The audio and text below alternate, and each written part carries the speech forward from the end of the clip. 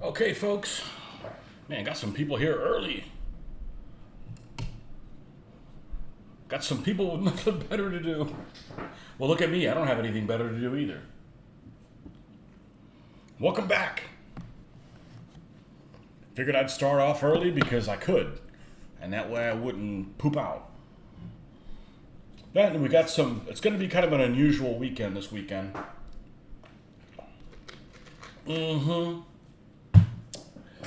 Caught myself not plugging in the computer. It's going to be unusual. We will not have a Saturday morning painting session. Probably have a Sunday morning one, but not a Saturday morning one. So, I don't know about tomorrow night. Tomorrow night's kind of up in the air. So we will see. I got to go out of town and I won't be here. I got to leave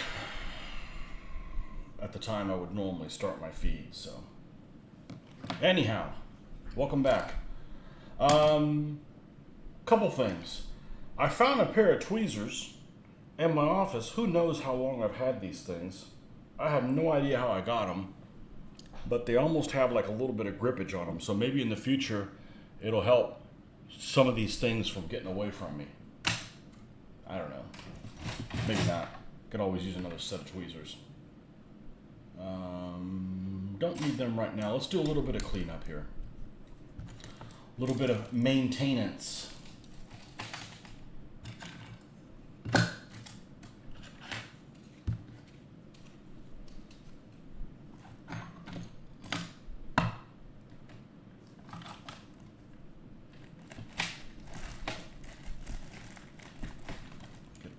Out of the way. It's all front and center, and it does not need to be front and center. Got little bits of things blown away. So the other day, and I don't remember what day it was, but I think it was in the morning. I think it was, we'll call it Tuesday morning. I was putting the finishing touches on this, and I lost a road wheel. I think I mentioned it yesterday. I felt it down here by my legs. I figured, okay, I'll get it in a second. And it's gone. I don't know where it is. It's not underneath the seat where everything seems to hide. But I have moved on. I gave it a good look today. I am not destroying the entire room for one set of road wheels. We'll just say the gremlins from the Kremlin took it. And there's going to be a bush here that we're going to put when we put this on the stand. So shit happens. And sometimes the shit happens to me. So like I said, I know all these kind of things have happened to lots of other people because I consider myself pretty anal retentive, and it still seems to continue happening. So, right, so yesterday we left off with the decals that we put on here, and we added one of the products I don't use very often. It's called Microsol, and it's supposed to de-thicken the decal, and I'm telling you what, it looks like it's a lot less thick. So I'm going to roll with it the way it is. So this is done. We got to weather this little joker. This guy will be weathered. We're going to weather everything, and then we will epoxy these things on because I don't want to put any extra pressure on these shirts. So, but it looks like it worked pretty well. It looks pretty thin. I could apply it again, but you know, I put 2 coats on it last night. I don't know how many you're supposed to use, but you know, there's a point of diminishing returns. So we're going to do 2 things that we need to do that we probably should have already done. We're going to go ahead and cut out a stand for this one and a stand for this one. This is a Panzer IV base vehicle, so we're going to put a Panzer IV base stand. We're going to make a stand just like this one. And this is based on a Panzer III, so we're going to grab one of my 3s and make sure it's on the same. Honestly, it could be on the same one. It probably wouldn't hurt anything. As a matter of fact, the Panzer III should be on the same size one. Let's check and see if that's the case. And the best one to try that on, well, we've got lots of Panzer IIIs. Let's see, I'm hoping it's the same size. That would be nice. It is the same size. Excellent. Excellent, excellent news. I had foresight to do that. And they don't have to be the same size, but why not have a pattern if you can have one? I hate chaos.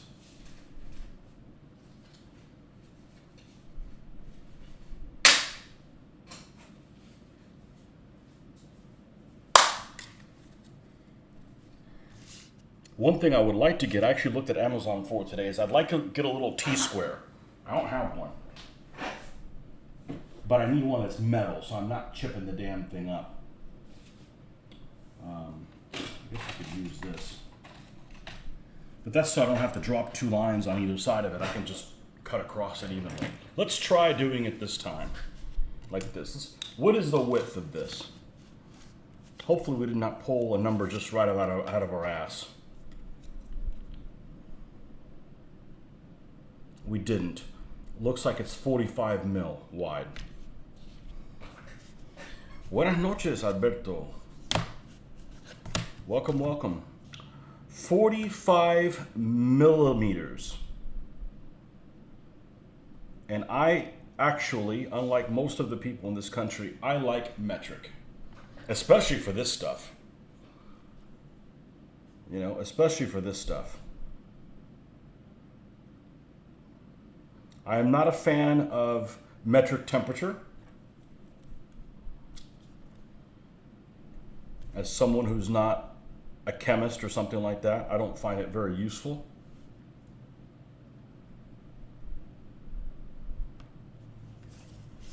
In other words, we're never, those of us that are not chemists, we don't sit there and talk about things that are more than 40 degrees centigrade usually. So, you know, the number line is only useful from like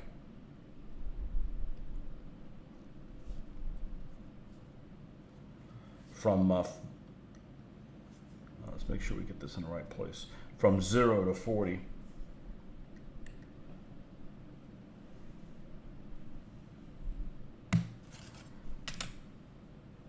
Good evening, Barnes.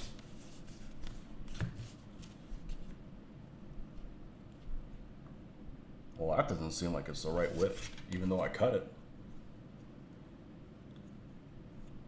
Well, it doesn't seem like it, but it's the right width. Okay, cool. Never mind.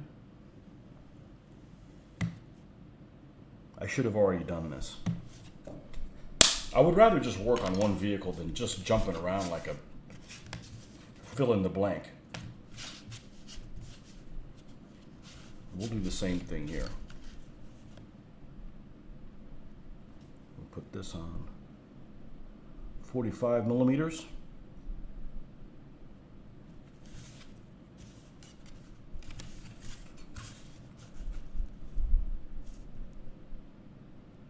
I don't mind inches, but I hate anything smaller than 1/2 inch. It's just dumb as hell. 3/8, you know, 5/16, that's just stupid. That is just dumb as hell. If they wanted inches to work, they should have come up with new inches, like new Coke, right? New inches, and you divide the inch, like engineering scale, by 10.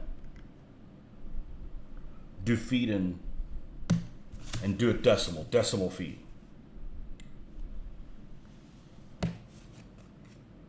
But decimal, I am 100% on, literally, on a decimal fan.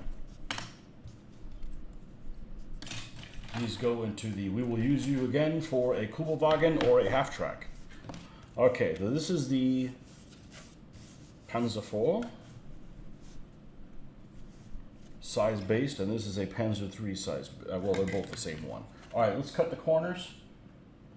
As soon as I put something away, I need to get it. And of course, I can't see more than 6 inches in front of my face, literally. 7 a.m. here, so good morning. Happy Friday to you.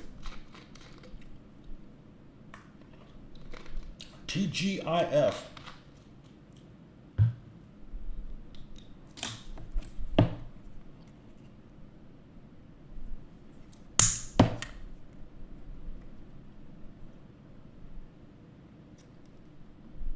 I do not celebrate Fridays until the end of the day.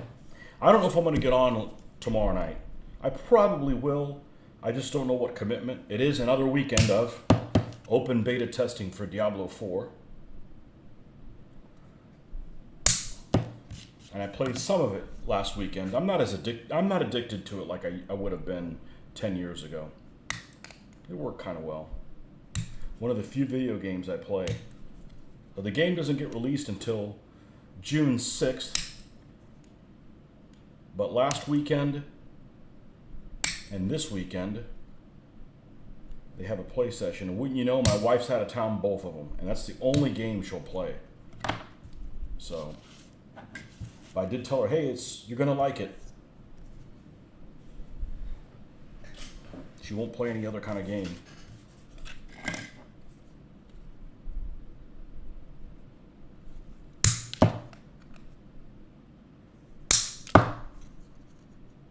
And it's something you can play at the same time. You know, it's not like, hey, when's it my turn? No, you play on the same console. I need to buy another one of these just in case this one doesn't poop out. I'll be at a standstill.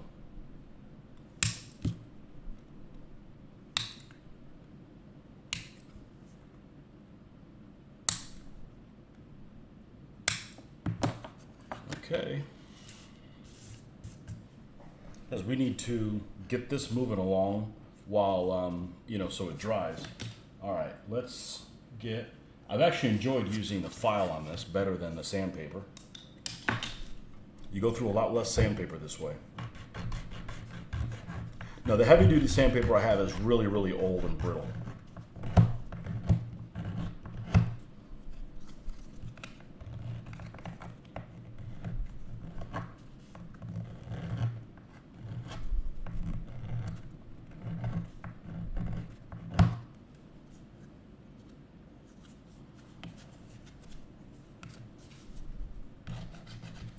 So anyways, Alberto and I were sharing videos throughout the day, and he sent me a clip of Waterloo, and it reminded me that I've only seen that movie one time. And I probably should watch it again. You know, with it being my birthday and all. On my birthday. Yeah, I've only seen it one time. Only seen it one time, and I didn't dislike it. It didn't get my juices flowing. But I'm not really a Napoleonics guy. Maybe if I would be, if I painted some of this stuff. But there's a period I have no business painting anything for. All the people in my local game group have so much Napoleonic stuff.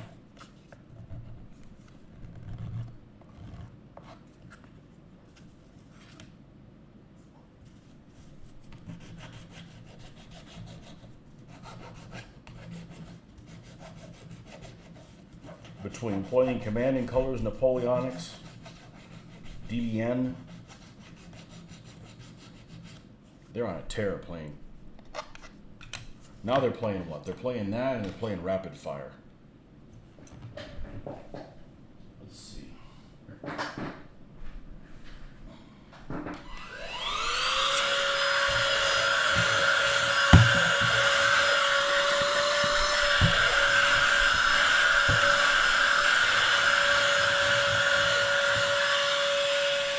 This isn't working worth a damn. Fine, I'll wear it. Patriot Wargame Solutions. There you are. How have you been, man?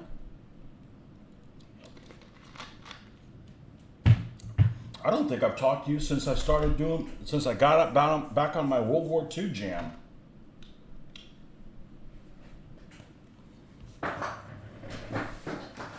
Hopefully you've had some free time. I don't like it when people have to work, and they don't have any time for themselves. Nonetheless, that's something you like. I'm not defined by what I do for a living, so I don't want to work all the time. Especially since it's rather frustrating most days.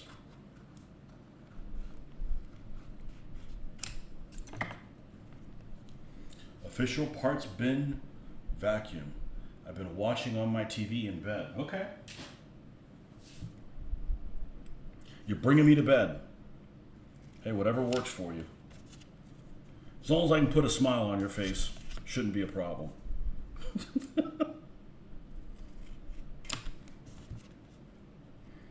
It was cool this week here, and now I got up to like 90 today.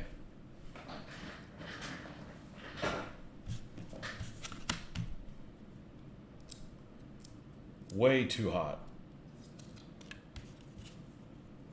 Actually, the first day of spring, the 21st. 21st was still cool. I was about to make a post on Facebook saying, man, it's pretty nice. It's the first day of spring and it's cool.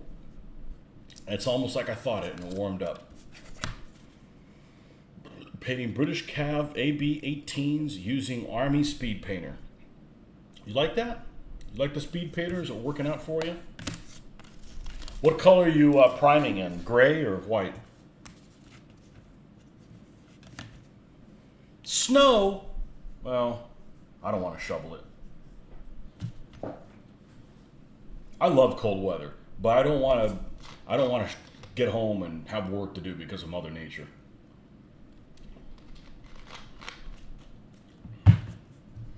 I have a firm policy of no problems at home.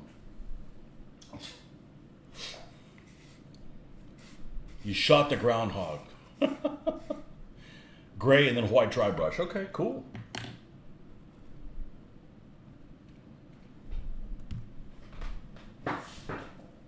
Yeah, lots of people are using that.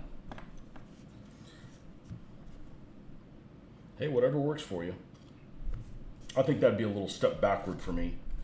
So maybe that would have been something cool that would have been available, 30 years ago, but trying to get the hang of this airbrush. I am not going complete airbrush. As a matter of fact, I'm not even going to go mostly airbrush. It's really only to speed the process or what have you. And the camouflage. So it looks airbrushed because the real vehicle could look airbrushed. Sometimes they hand painted these things.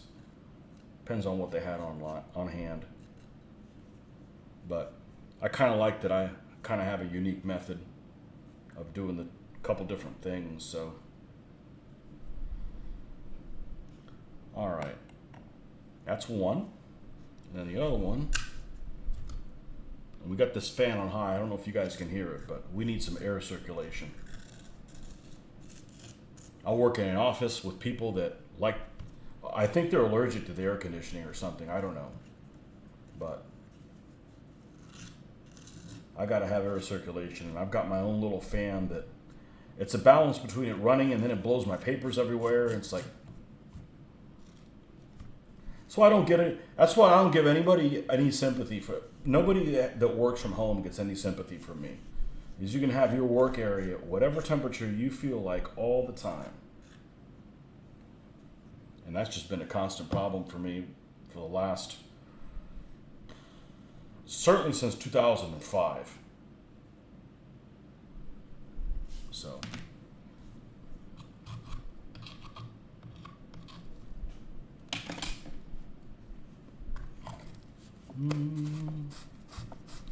Gives a shaded effect without having to do more highlights. Still using basic paints for detailed parts. Have the no base tank 15s attacked? Nah, I got a base. Well, the problem is there's some vehicles I have to base, right? And that's ones that are either too delicate or are too flimsy. So I don't want some of my vehicles based, and all the infantry is going to be based. So I actually like the vehicles based, and I try to go as thin as I can, I mean, hell, these are thinner than my 15 millimeter bases. 156 scale, not these. 1/72 all the way. 1/72 all the way. I got about 70 vehicles done since actually, I think it's 68, 69, 70, 71, 72, 73. Since October. I'm on a roll. I'm on a tear.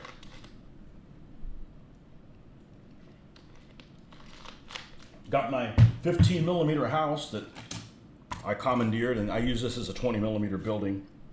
I'm going to shade it. It actually looks okay. It's painted, I guess, relatively recently. Since 2004, because I've got the little grass stuff on it. But we're going to improve this thing. Give it some weathering. But, you know, I'm going to leave the basic color the same. We still have the shading and stuff on the windows and stuff. On the window, on those things that you close the window. Good Lord. Imagine if I had ever done drugs. I'd been like, ugh.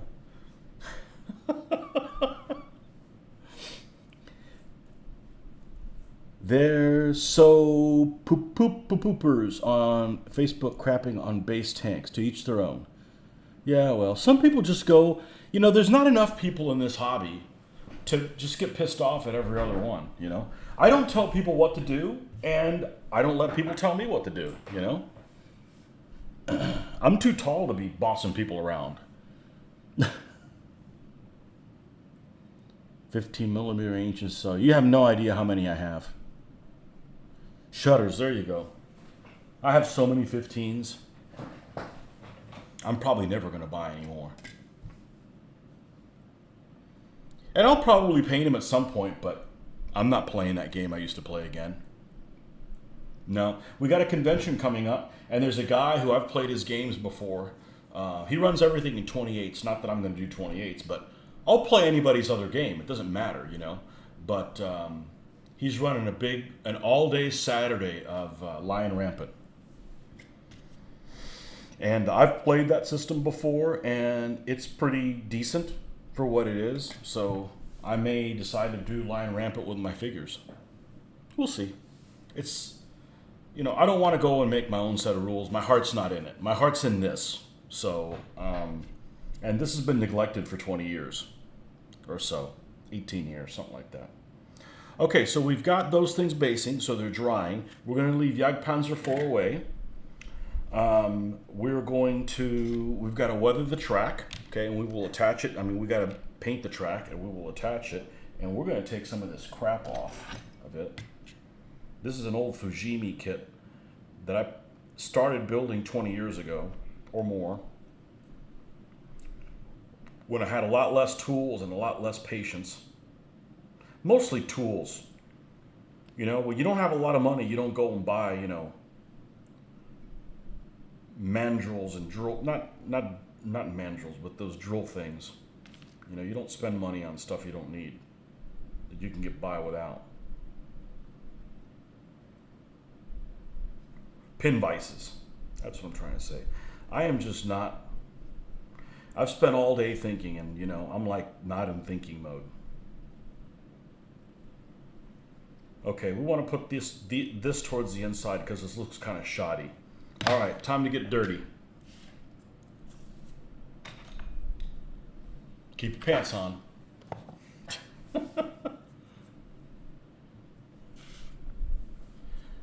Yeah. Well, you know, Facebook's actually not bad, Patriot. The one that was really bad was the miniatures page. The miniatures page is like, if you got something to bitch about, come here. And I haven't been on it in a long time. I don't go on it basically because it's not like picture friendly. It's like too difficult to like post things on there. That's what Facebook is actually really good at. It makes it easier to share things from your phone or your computer or something like that to keep the, you know, momentum going in the hobby, you know, so that we all can keep our interest up and keep creating other things. But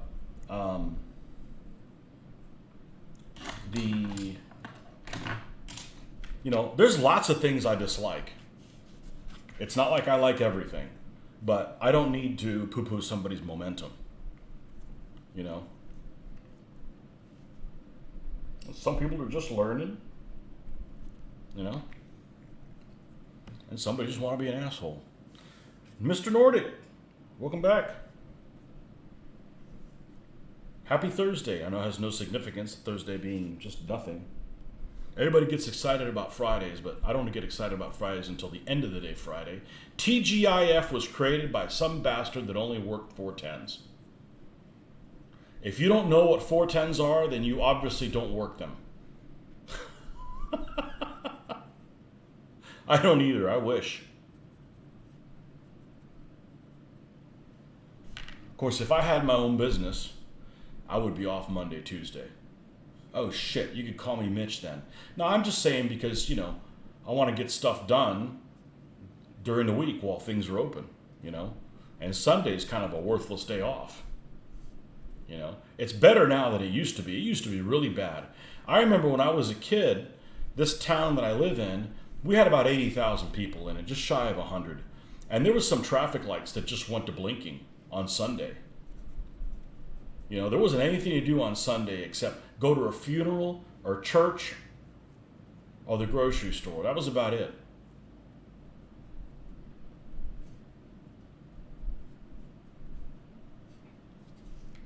And now, things are a lot better. Things were really good just before the pandemic. Lots of places were open 24 hours. Now everybody closes short. I think our mall here, not that that's a big loss. I don't really go to the mall, but I don't think they open until like on the weekends or even in the weekdays until like noon.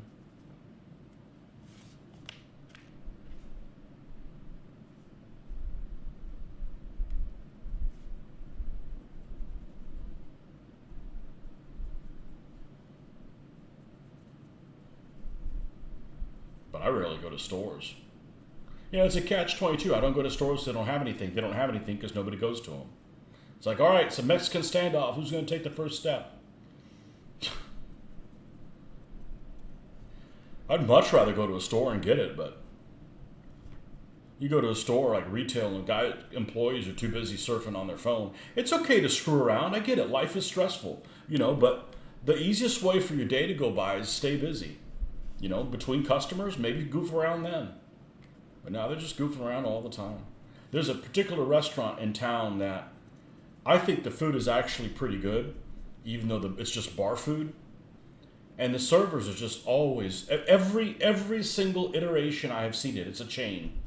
Every single iteration I've seen it, I've gone to it in like 3 different cities. The servers are just like hanging out there, hitting on each other, I guess. They're just kind of goofing off.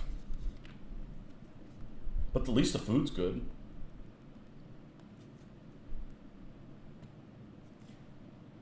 I went out to eat with a wife last night, and I kind of dread doing that now because the food quality is just poor everywhere you go. Forget cost. It's just poor food quality. And I figure, okay, well, if we're going to eat somewhere, let's try this place or we'll cross it off the list of not going there again. And it was actually okay. So they'll live a little longer. But I don't care. I used to love going out to eat. I don't go out to eat anymore. I don't want to.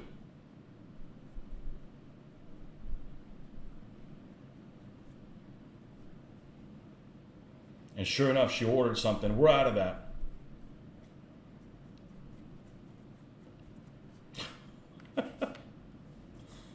I'll take it off your menu.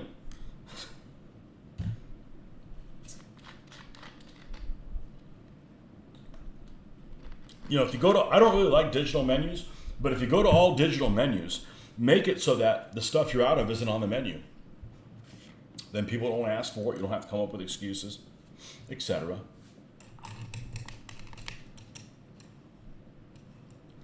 It's like, when you have cable, oh man, I want to watch that show.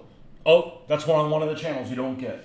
And some channels you're not even able to get because, they're not available in the area. Well, then don't show them on the TV guide. Service poor and food sucks. Yep. And it's more expensive. I get things go up, right? They wanted to pay people however much dollars an hour to work. I get it. Prices are going to go up. But, quality and service has gone out the window. So you're giving me worse service and I'm paying 50% more for it? Who the fuck let this happen? I stopped ordering in and going to fast food when I discovered I can cook all the stuff I would order better than those places in a fraction of the price and far healthier. Well, especially the far healthier part. Absolutely.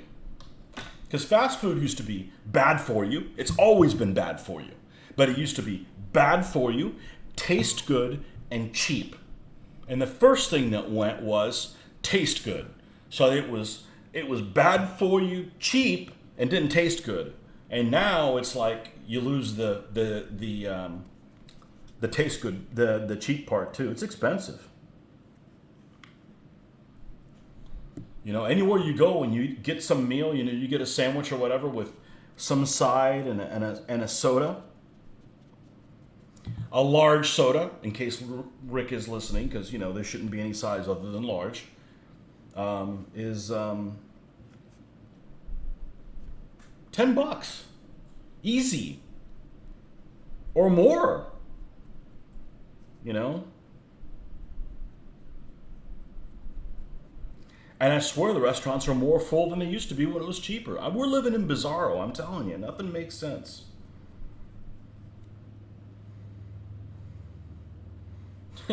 maybe everybody's so medicated on drugs they don't care. Except us sober people.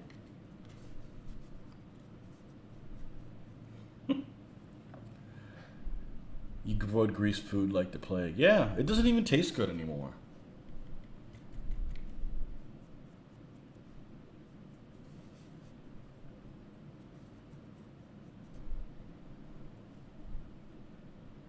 One thing I hate is you go through a drive-through window or something like that, right? And the person that's working there doesn't say hello or thank you or nothing. They just like don't talk to you at all. So I've just started like, well, fuck you. I'm not talking to you either. Actually, I don't really go to fast food restaurants, but it's like, you know, you're served. You're the one that's supposed to be there, you know? You don't have to kiss my ass, but you don't need to be nasty like, oh, why are you at the drive-through window? So you can pay your bills? A long time ago, I said, you know, you want to get America to eat healthier? Get rid of fast food windows. Get rid of drive-thrus. Because a lot of people, myself included, not much lately, but I have eaten fast food because I don't want to get out of my freaking car. You know? I'm at my lunch break or whatever, and I just don't want to deal with people and stand in line in my work get up. I don't necessarily have a bad work get up, but I'm just saying, you know, when I'm in my work clothes, I don't want to encounter anybody that I don't need to.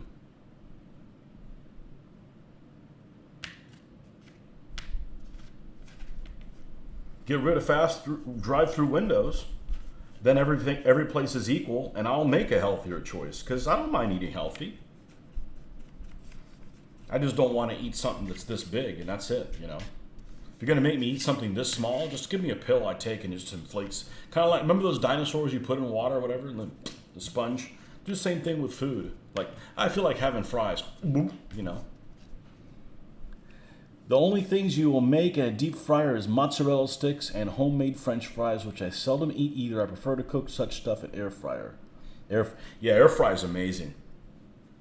Absolutely.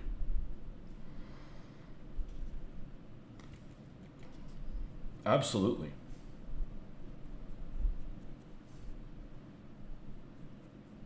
About 15 years ago, my wife got one of them little, it was like a convection oven type thing. Like it just looked like a grill, but it had like a clear cover, and we used that a lot. And then somebody gave her an air fryer, and then that's the other thing is just like, okay, we don't use that anymore because air fryer is even better. A chia pet? Grow your own chia, eat it. Chia seeds. I think the girls have that stuff. What's the thing that sounds like chia that I hate? Chai. Ugh.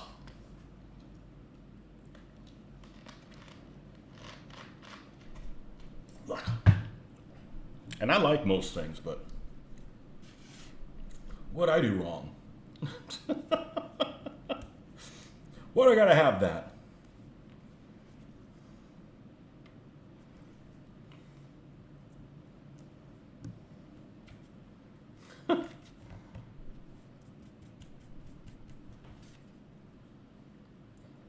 Chia pet. I don't think I had one of those when I was a kid. I think I had a pet rock once.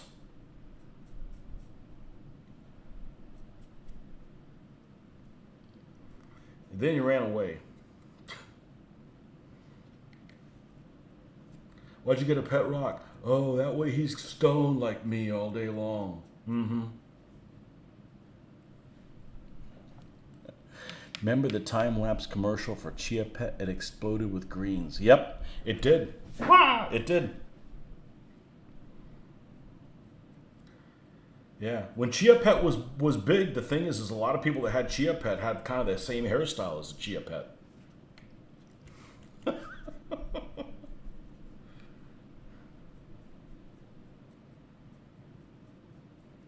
And I like the things that you don't remember. You haven't heard the things in 40 years. I was gonna say 50 years, but no, 40 years. I'm not there yet. In 10 years. Stuff you haven't listened in 40 years and you can still remember. All the commercials that would come on freaking Saturday mornings for cereals and shit like that. All that stuff that would get kids addicted to sugar and stuff. I mean, sure, I had a ton of sugar when I was a kid, but, I went to food boot camp, so my stepmom would make me eat all kinds of shit that, other kids didn't have to eat. And it was actually beneficial looking back on it now, because I'm not afraid of any vegetables, And same thing, none of this, you'll go to these.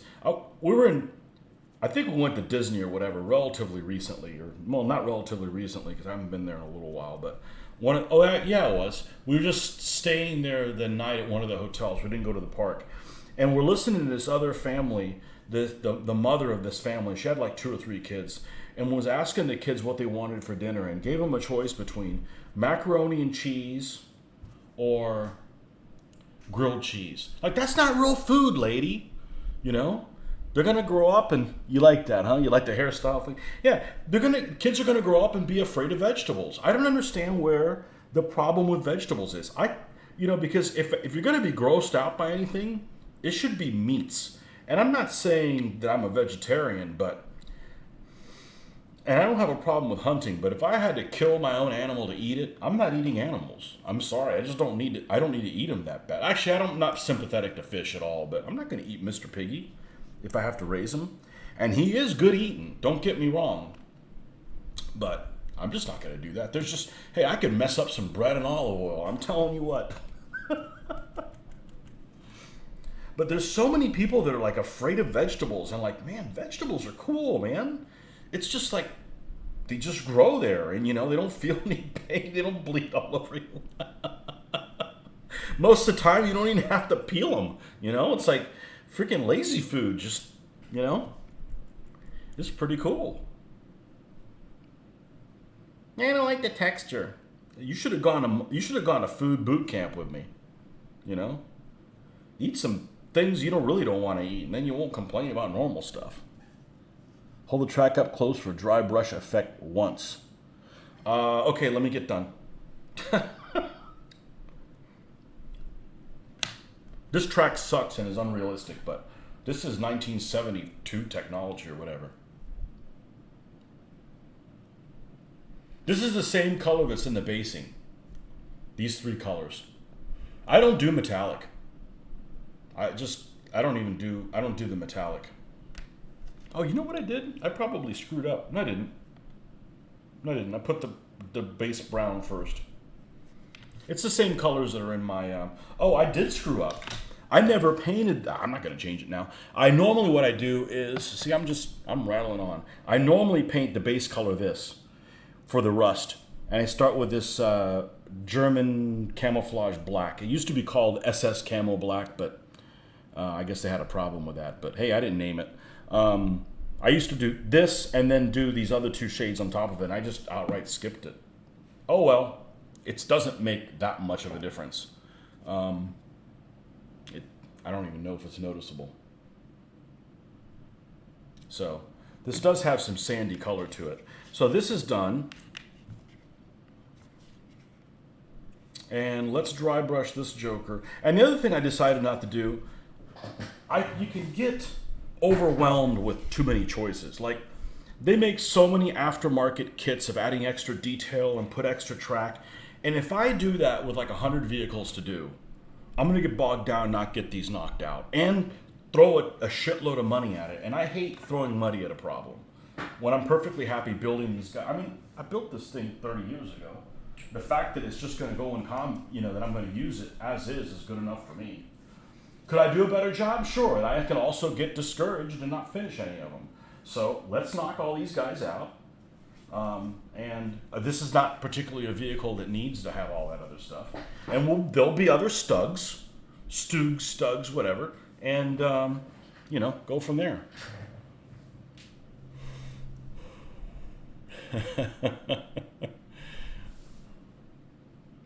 You get to play miniatures game tomorrow. Oh yeah, you're playing that the game that will not be mentioned.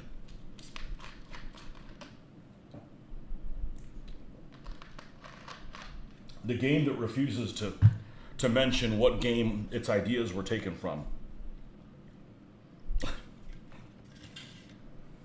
People can play whatever they want, but I'm going to give people a hard time about that. Because it's like, they're dancing around a crime scene. They call it the legacy game. Like, why don't you just say it's DBA, man?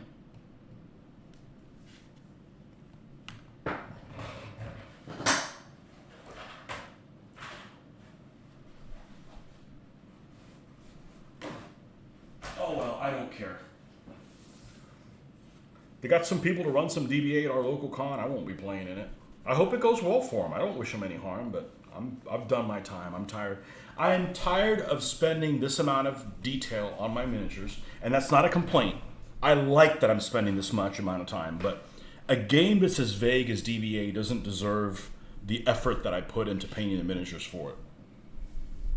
So, Triumph, but I doubt it will bring me out of my mood of wanting to ditch miniatures completely. Okay. Who are you playing with? I might know, if you're playing Triumph up there, I may know some of those people. But then they're in Pennsylvania. I don't think any of the people that I know are in Pennsylvania.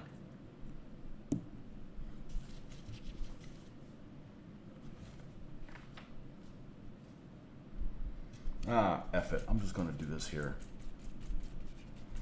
This is U.S. Field Drab.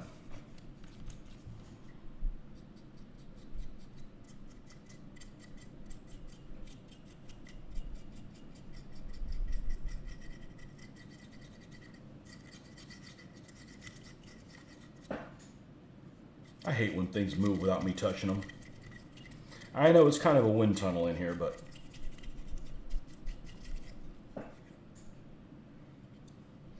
been suffering an extreme disinterest in painting miniatures and miniature wargaming over the last decade. I think it may be better to ditch miniatures completely. I am suffering an extreme disinterest in learning new rules. That's not therapeutic for me. And I've also found as I've gotten older, I don't want to do anything that involves the issues that I deal with on a daily basis at my place of employment for free. So anything that causes problems Monday through Friday that I get paid for, I don't want to do any of those type of things on my free time. I don't want to explain things to people that don't listen. Shit like that. I don't want to be interrupted.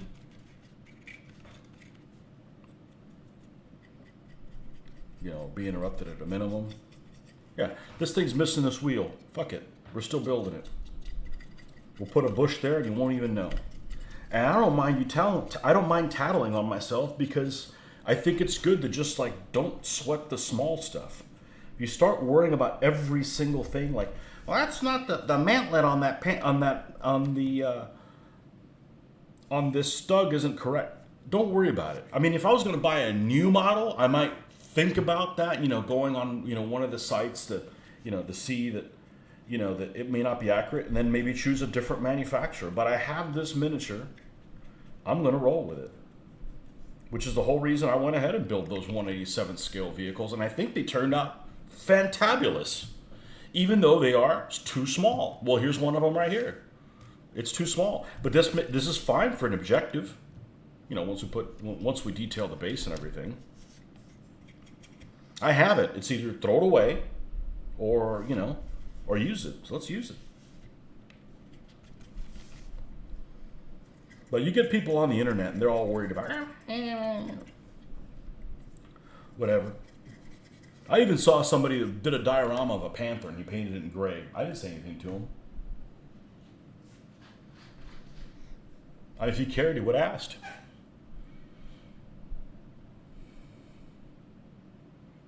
As Tony's fond of saying, I'm getting tired of throwing money at the problem. I am. Too many people do that.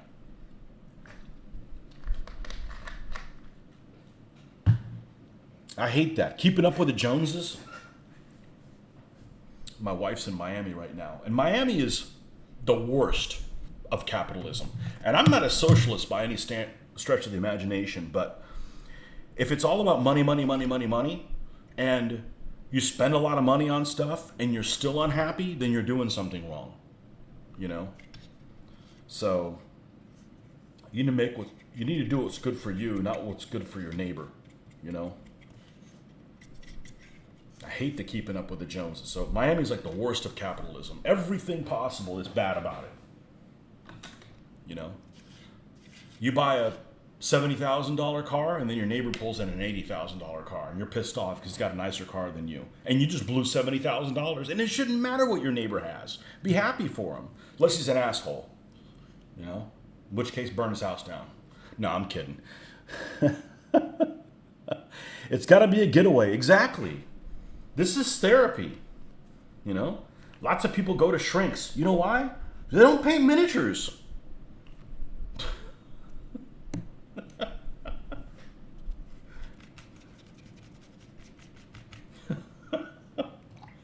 And I do mean that. This is great.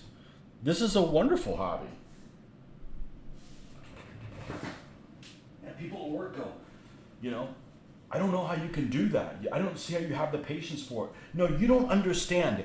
Everything that happens here always goes right. Everything that happens here always goes right. I lose a road wheel. Fuck it, we'll put a bush there. We move on, we finish a vehicle. You know, it gets to fight some communist. You know? Whatever, you know? Everything here is no problem. Even though that thing's still falling down every single time I put it up here. I got the fan on like 6. Well, you know, you can't turn the air down past a certain point, or, you know, you'll be broke, and you'll also freeze the unit. So it's like a double whammy.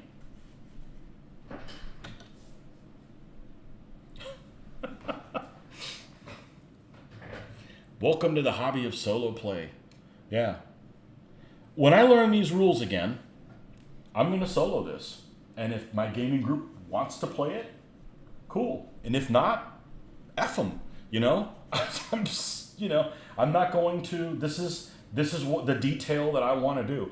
I played 2 games of rapid fire and I don't want to play a third. It's not my thing, you know? It's just not detailed enough. Oh, so anyhow. And of course I skipped the step because I'm having too much fun talking to you folks. Not a big deal. Just means I have to be inefficient. We want some of this on here. Just on the bottom portion. Well, we also want it to be visible, and that's not working out really well. There we go, just a little bit.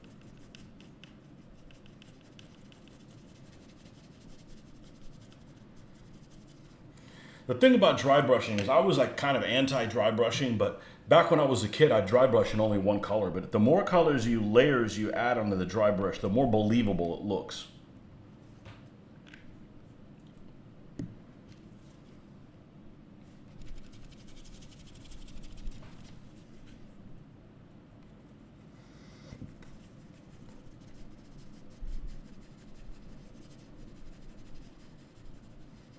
Now the other thing is you can't judge these decals until you put the flat coat on it, because that really just makes them disappear.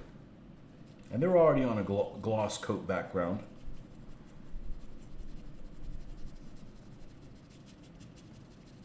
And sometimes the stuff that you do isn't that really that noticeable, except you know you did the step. It makes you feel a little bit better about it, that you didn't cut a corner or something like that.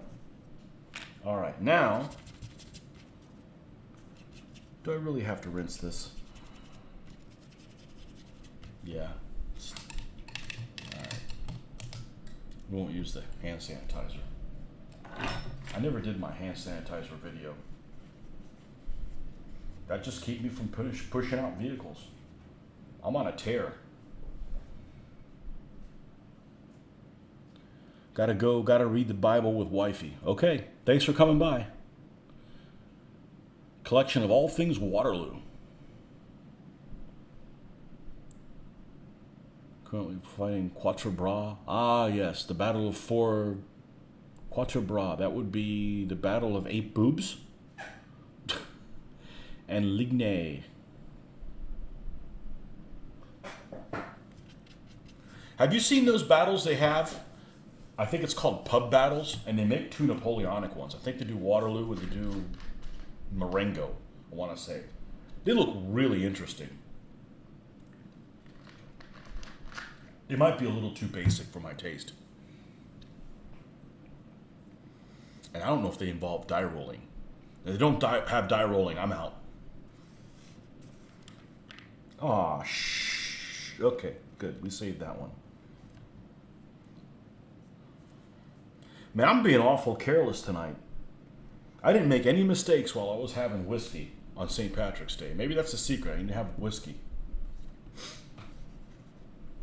Actually, the way I drink it, I should be able to have it every night. It's not like it's, I drink very much.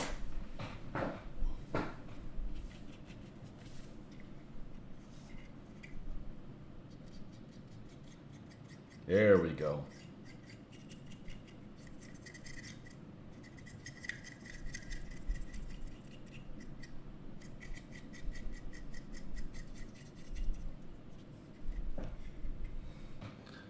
I've seen the pub battles. They do look interesting, but I imagine you get the same effect with a few wooden blocks. Well, they are expensive.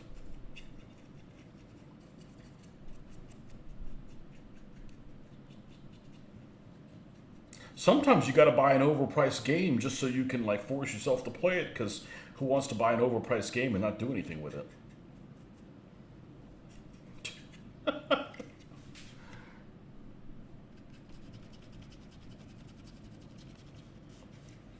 I remember I got this wild hair up my ass that I was going to, many years ago, that I was going to build this Spanish galleon, right?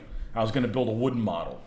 Figured I've got the patience for a wooden model, right? It's got all kinds of pre-cut pieces and everything. And it was big. It was almost 15 millimeter. I figured that would look good in the house somewhere, right? Spanish galleon, my people. Anyhow,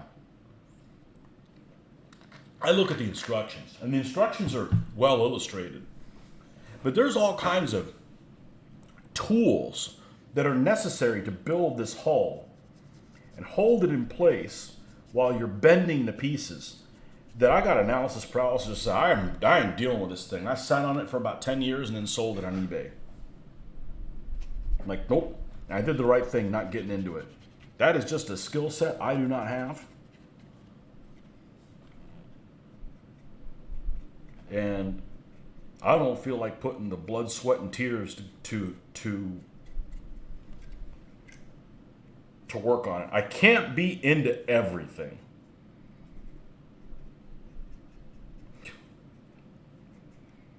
I can't. There's just not enough of me.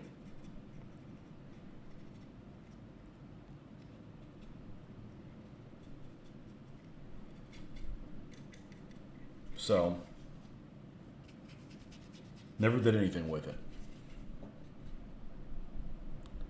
Doug, was I at Cold Wars at Valley Forge? I have never been to I've never been to a Cold Wars. It's in the wrong month. The only month that would be worse would be Fall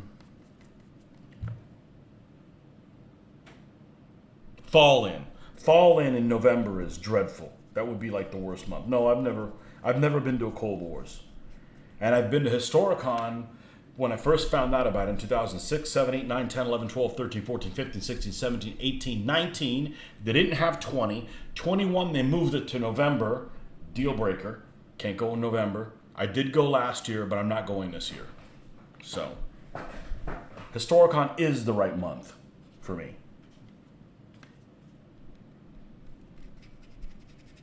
But no, Cold Wars, never been to one. Probably will never go to one.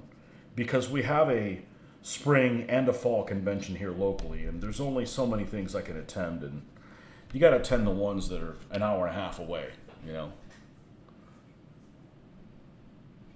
You can't. That'll be our saying, Nordic. That'll be our saying. You can't be into everything, and you can't throw money at the problem. That's true. So many people throw money at the problem, though. It's like, and then they end up being unhappy. And I hate to sound like a freaking socialist, which I'm not, but you know, if money doesn't make you happy, then why are we all chasing it so much? Wow, I didn't know I was going to preach today.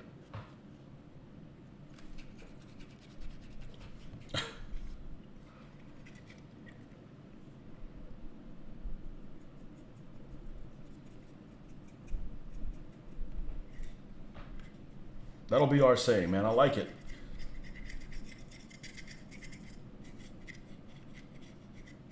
And too many people are into too many things. Money doesn't buy happiness. Yeah, but I like my version better because it's like even more specific. You know?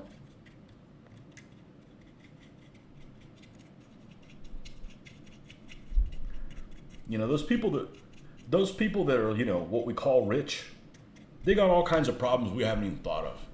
You know?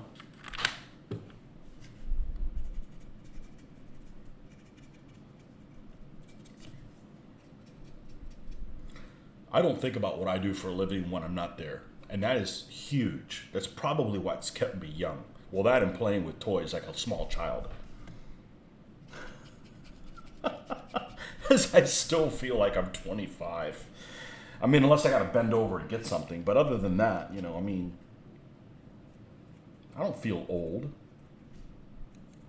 I'm still young as far as gamers. Most gamers are a decade older than me. Most historical gamers are a decade older than me.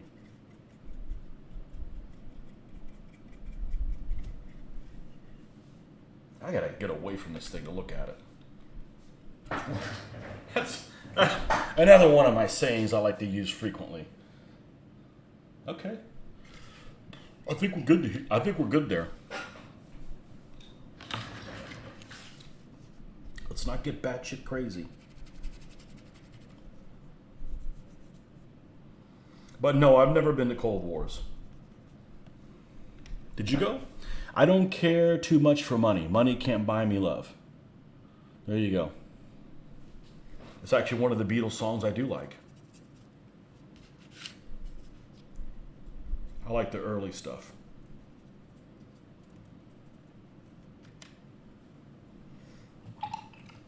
That's why I don't like a lot of music.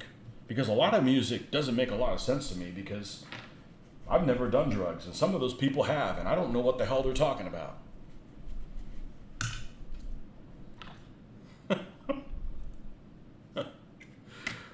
All right, next step is we got to put these things on. Then we will epoxy the sides, and then she will be ready to go get, oh no, that's not true. We got to add details. Well, anyhow, I got most of the process right. It's multifaceted. I did a super shoddy job of tying these together 30 years ago. F it. I probably wouldn't do that now, but that's what we're stuck with. And we might as well hide that little boogered up thing underneath where the shirtson will be.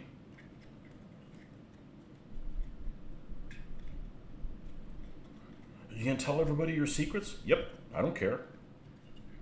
I think it's a lot less frustrating knowing that, you know, people that maybe you really like their stuff are human too. We're all human. There's too many people make video. So interesting story. I tell long-winded stories, but this is a story you might find interesting.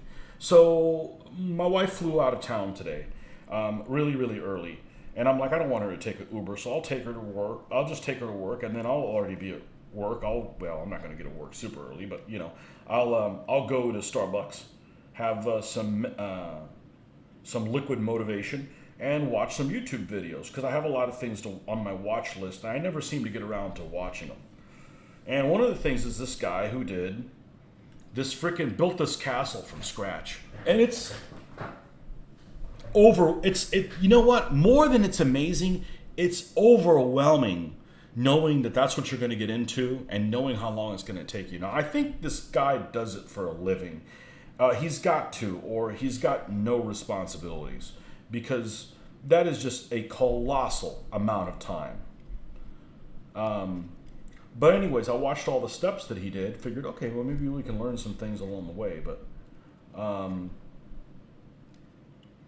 yeah, he said he was doing it as a commission or whatever. And I'm like, I can't imagine working on something that long and then it's not mine to look at later. But I guess, he's probably making money on the views of his video, because his video is really well done. I don't have the time to be creative and edit a video to that degree. It takes a long time to edit videos and not show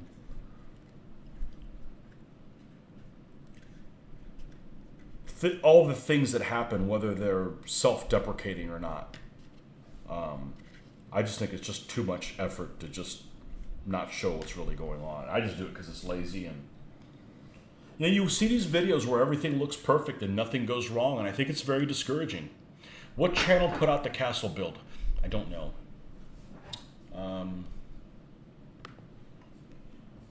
Let me see if I can do this without screwing everything up. Let me go on watch later. Come on. Hold on 1 second.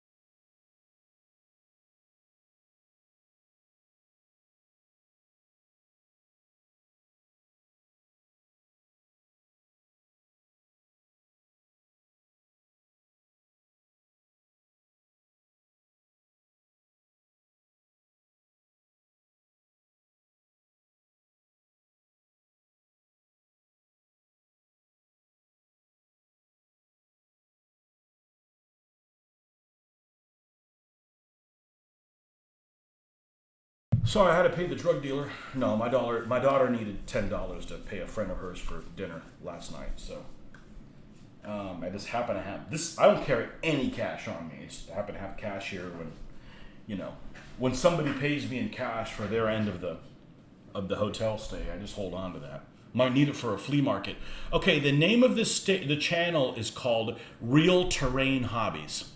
He's some guy in Canada, and watch it. I mean, he's only got, I think, like 1 million views or something like that. Well, good for him. He did a lot of work. He deserves it. I don't get jealous for other people. I know what work goes into doing stuff like that. How y'all doing? Hoffman Samatobin. Cold War's venue looked good to me, but people were saying it was too spread out. So I went to that location when, I'm not putting it on mute now. Yes. I realized I left my wallet in the car. I'm going to go grab it. No problem. Yeah, don't leave it out there. If you hear me leave, that's all. No worries. I went to Historicon in 2010 and 11 when it was there, and I didn't have a problem with it because the vendor hall was relatively easy to get to. It was right there. It was better than like go outside the freaking building, walk down a parking lot. And even in 2018, the last time they had it at the Hellhole, also known as the Host, they had the door all the way on the back side. It's not like I have a problem walking. I'm fairly mobile. I'm used to carrying this weight, the ballast that I bring with me. But it just takes time. It just takes a lot of time on that. So I never carry any cash with me. Ever. And I use cash. Yeah, I use electronic cash. You got a headache and you're tired, contemplating finally ditching ministry because I'm sick of fighting myself and getting nowhere. You take bribes in $10 and 20s. No, I carry no cash with me. What was the channel name? Jesus Christ, you had only one job to do.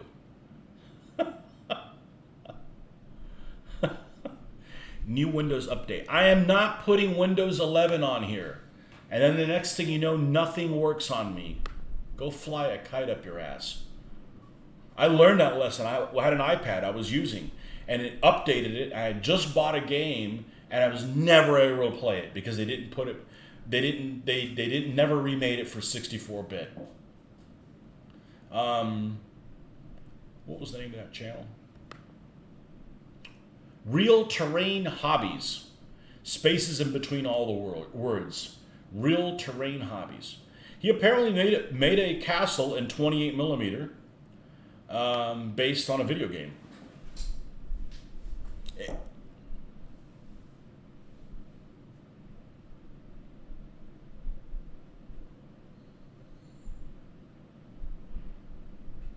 Yeah, stuff is good.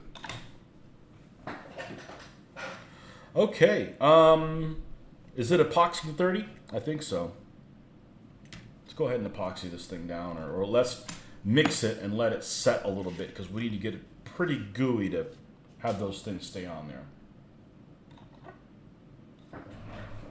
No, this is not the best. I would never buy this model now. There's all kinds of stuff available now that's a lot less flim.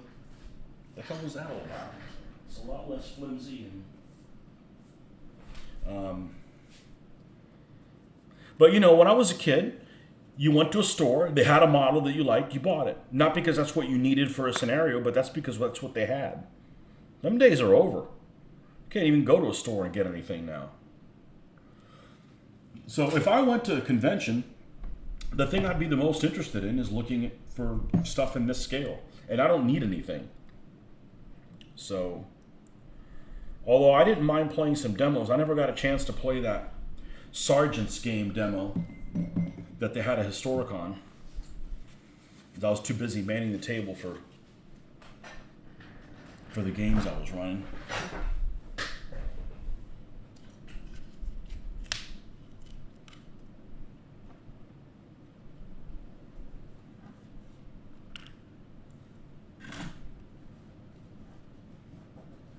Well, I hope that's not epoxy. I bet I could take it off. So the problem is the epoxy. I need to just buy new ones.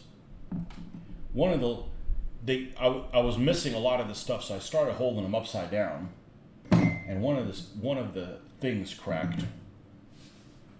So it got on the inside of the cup. I got like a big mug that it's in. It wasn't epoxy because that's coming right off.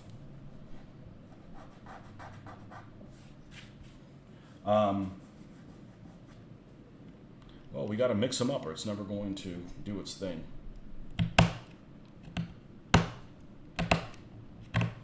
Well, I'm all over the place, but you know what? It's better than falling asleep like last night. I was really tired and I knew I needed to get up at 4 to take the wife to the airport.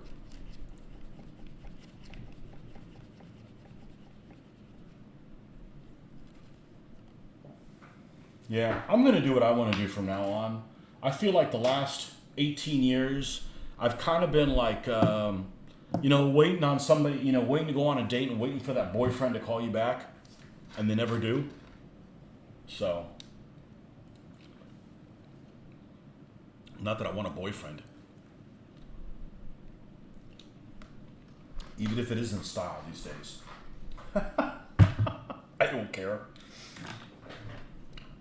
Just the easiest analogy I could think of, And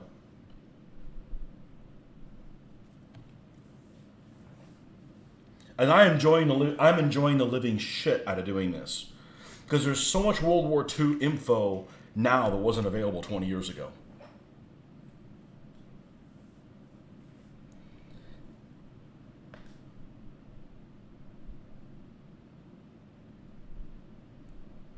Learning the rule. Only have to worry about learning the rules. Yeah. Well, gaming, see, for me, this is creative.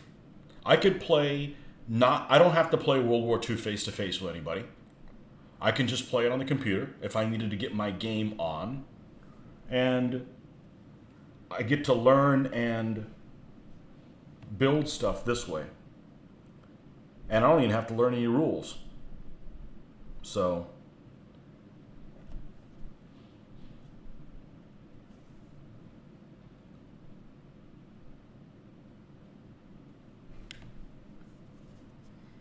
Not that I'm opposed to learning rules. It's just really frustrating to get shit wrong. I mean, I know there's people out in this world that try doing stuff wrong on purpose to get an advantage because their life sucks, you know? And the only win they can get is on the tabletop. There are people like that. I hope it's not a lot of them. Oh, we need to wait till you're less gooey gooey. And it's just not very therapeutic learning rules, you know. The only way I'm going to learn this game is I'm going to have to do a live session with y'all. I'll set up a table, I'll set up a scenario, we'll do something simple, we'll go through the rules, just so, because what you guys help with, and just a video helps with, is it keeps me on track. I can't just be like 15 minutes in and just say, I don't want to do this anymore, and leave you guys hanging, you know? The Cold Wars also happened the same weekend as Adepticon, whatever that is. Yeah, that's like a big thing in like Chicago or something like that.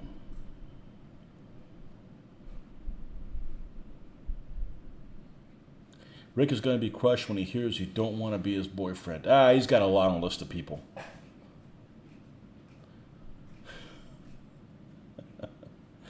The great thing about solo hex and counter wargaming is I will win and lose the game and have a great time doing it.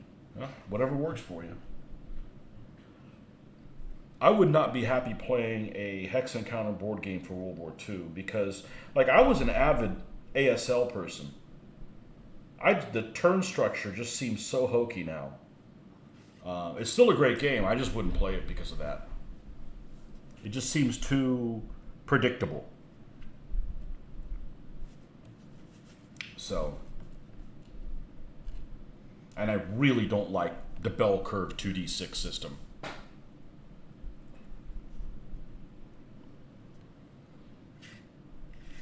If you played a game like ASL and it was random activation per, say, hex, that would be awesome. Well, that would be better. And as soon as you were able to exploit it, I'd be like, okay, we got to change this. Because I'm not really a fan of like, well, this is exploitable. Like, no, it's, you know, don't you realize it's broken and you need to fix it?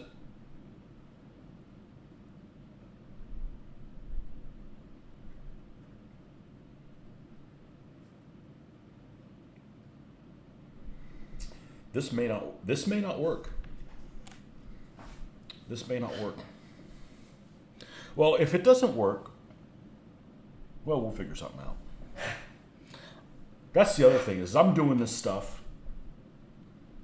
I'm back doing World War II stuff and building models after I have been in the workplace for an extra 20 years.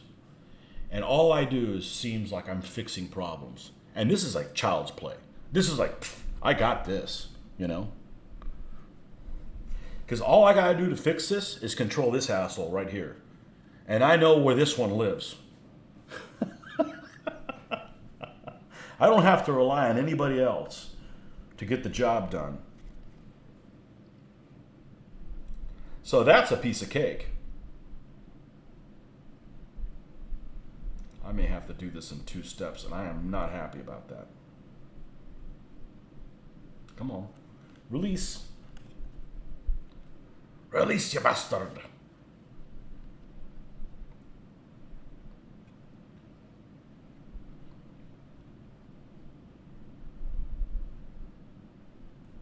You know, I'm a big fan of just about everything Japanese, but some of these Japanese kits ain't worth a shit.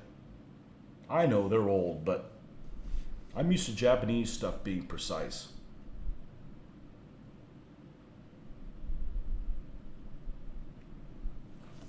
Because otherwise they bring dishonor.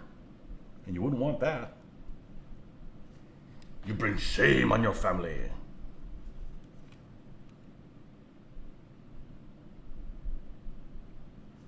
Alright. I know what we're going to do. I don't know if I have time to do it. See? Stuff doesn't work right here. It's okay. This is short notice. So let's see what we can commandeer with short notice. Uno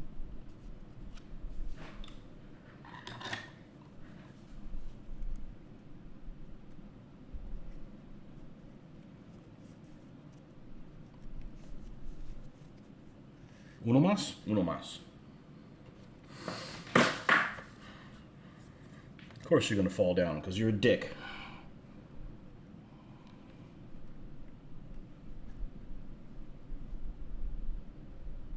Ha! How many was that? 1, 2, 3, 4, 5, 6, 7. 7 of them. All right. Get another 7 set of coasters. Yes, I collect coasters. I'm like, I don't know when I'm going to use them. I know now. Look, even one from the Star Wars bar.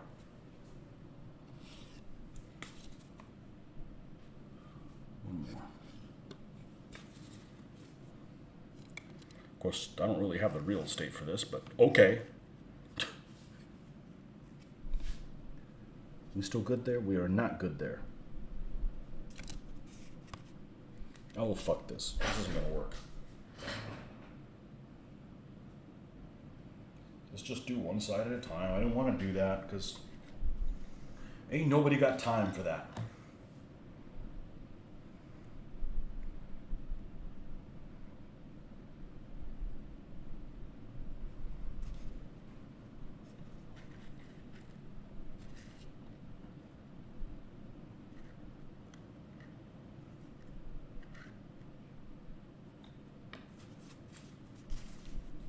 Now try to find a use for the coasters I didn't have a use for. What? I know something. I know what fell. I just don't know what the hell that was for. It was a base that we had pre-made for. I got like a floor that consumes everything. And I don't have a messy place, so those of you that have messy places, you probably lose your soul in your room.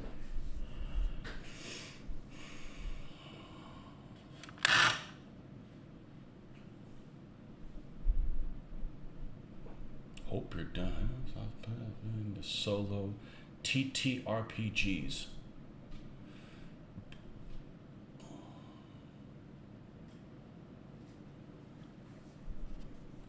It's all water-based.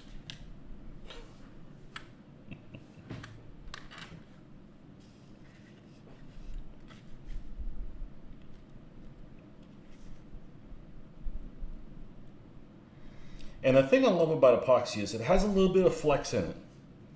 You can adjust things. Now, speaking of adjusting things, let's just let this harden a little more.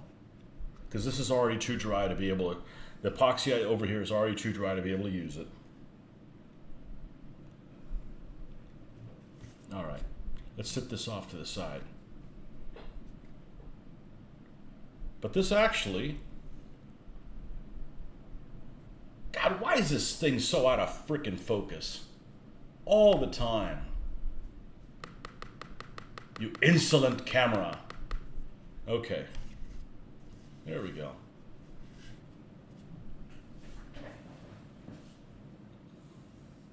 You know, for my first camouflage scheme, second, I don't know. I think it turned out how I wanted it to look. Let's put it that way.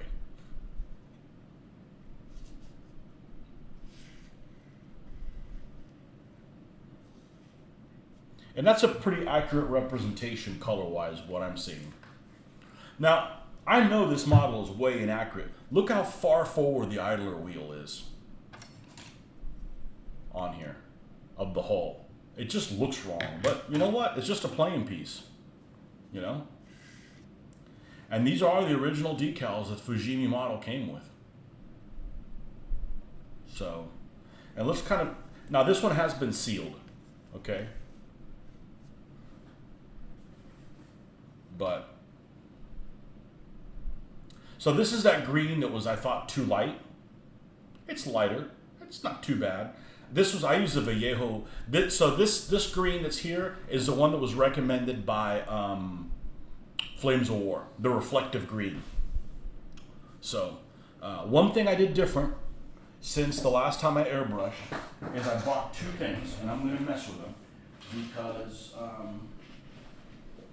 I feel like I've progressed a lot in the last. Yeah, you gotta make mistakes to learn shit sometimes.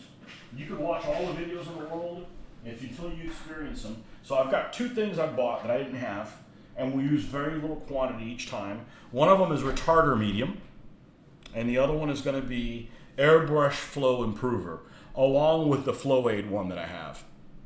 Because the problem I'm having is the paint is drying too fast on the end of the airbrush, and I'm constantly having to clean it. So I watched a couple videos. We're going to give each one of those a try, and and I bet it will get it resolved. Look, people can airbrush that have a lot less experience painting than I do. I'm new to airbrushing, but one of the things immediately that I found that you got to do is I don't like how hard the edges are on a lot of people's airbrush jobs. So this has dry brush and it's done on top of this pattern. This one does not. I don't know if you can see it, but this one's a lot softer than this one. Now there's times to do it hard. Actually, it doesn't look that hard, but we're gonna, they obviously experimented with different patterns at different times based on, what you mix the colors with, because they came in these pails, if you applied it by brush. But we've all seen camouflage vehicles that are that looks like shit. And that may have been what the real vehicle looked like, but it doesn't look very believable. So, yeah, I'm really enjoying how these things are turning out. So, it's all good. This is nothing but motivating to do more of them. Pull up a chair and join the revival. Yeah. Yeah, I didn't know we were going to preach.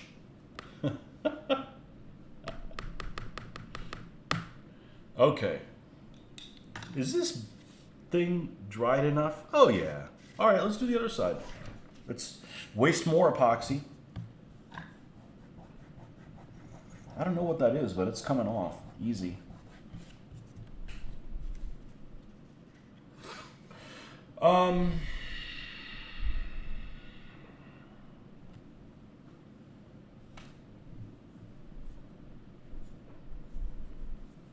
Yeah, I don't like to preach.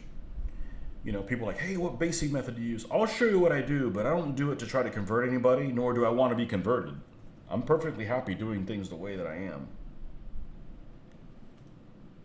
So, if you have some good ideas, make your own freaking video.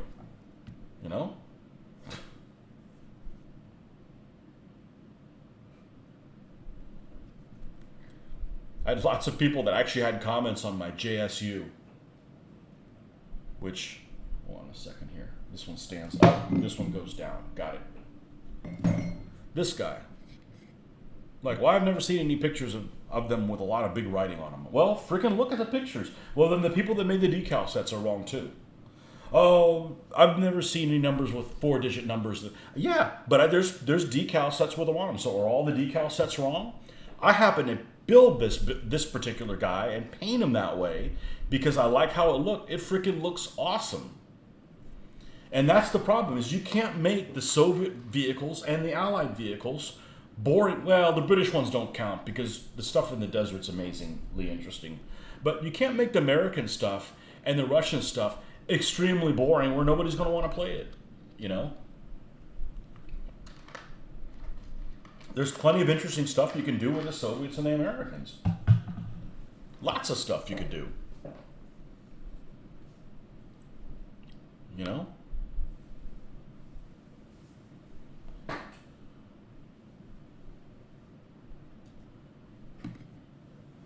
All right. This will never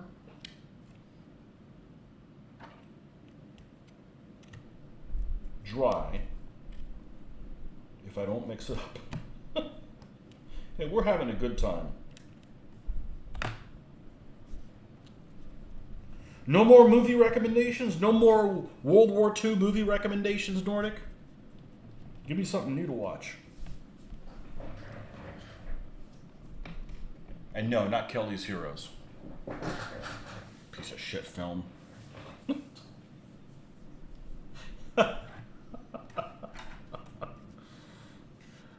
Funny, Mitch hates that movie too.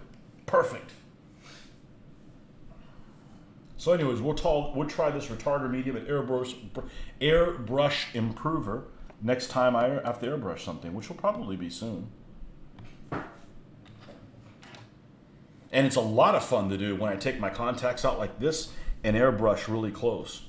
So, I am enjoying it. Oh, you haven't gotten back to that Das Boot show. Is that worth watching? I gotta remember to watch that.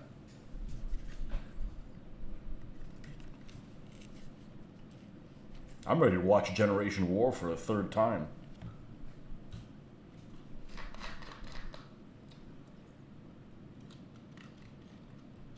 I really enjoyed that.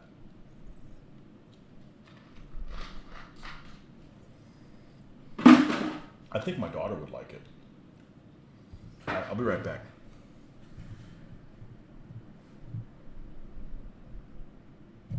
There's a World War II part in Godzilla movie where U.S. soldiers fight a Godzilla dinosaur.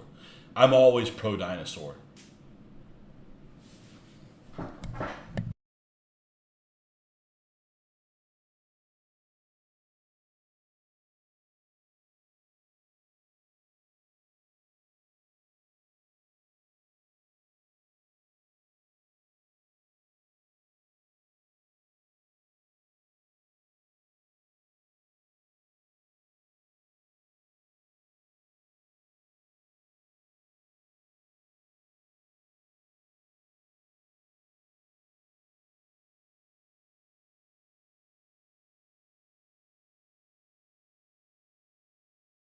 All right, I gotta ask this. Hoffman Samatobin. What the hell does that name mean?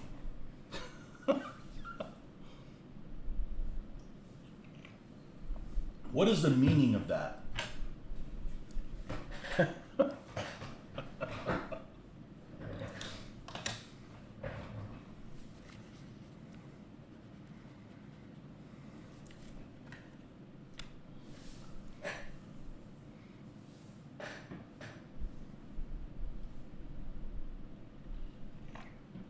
Yeah, I gotta watch something soon. I'm on the last season of Community.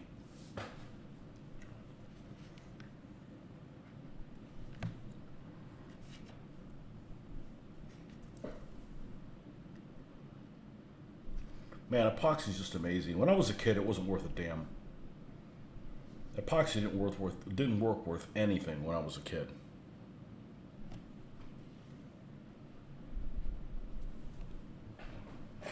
And it might have just been that the one that I got a hold of has been sitting in the store shelf for a long time. It's really Tobin Hoffman Sama. Sama is like Lord in Japanese. Okay, so is that your name? Is your first name Tobin Hoffman? Yeah.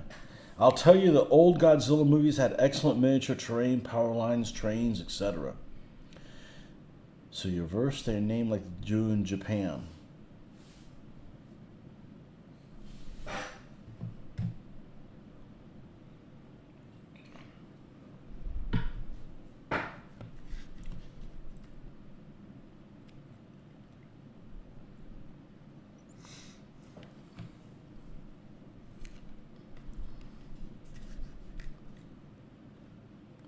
I came across something the other day and I was surprised it was made in Japan because nothing's made in Japan anymore. Well, you know, nothing that you see. It may be. It's just not very, up in front, My car was all made in Japan, including the tires. Probably the parts from somewhere else, but it was manufactured in Japan. Tony, I recommend a World War II movie for you. You gotta look it up to read it. What? The miniatures? Well, there definitely is, those old movies, I mean, Tora was great. Because everything is like, we need to make a set on a battleship. So they built a friggin' battleship, I mean, as modelers, we appreciate that kind of stuff, Those old monster movies. Somebody out there's got, well, assuming they didn't destroy them, I hope they didn't, freaking skeletons that are like real props that came to life. That's cool stuff. You know.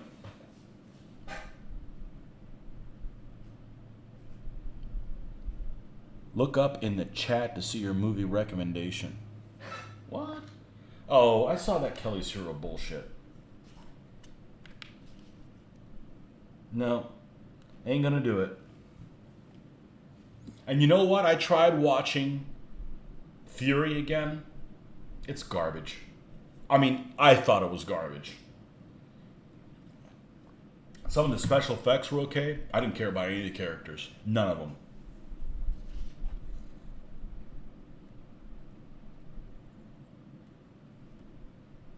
Best part of the movie I made it to was the very beginning when they had all the wrecks. At the very beginning when he's walking through there on a horse, and I'm like, man, they made that look like a panther. They made that look like a Yag Panther. They made that look like a Sherman. They made that look like a, like, that's something they could have just glossed over.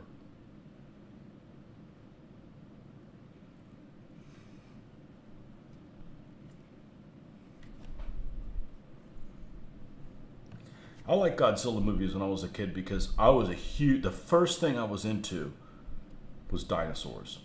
And the only thing we had as a kid in the freaking 70s was Godzilla movies, that shit ass Land of the Lost, which I think it didn't even come on in the city that we lived in at the time. It didn't have that. It was a way to see freaking dinosaurs.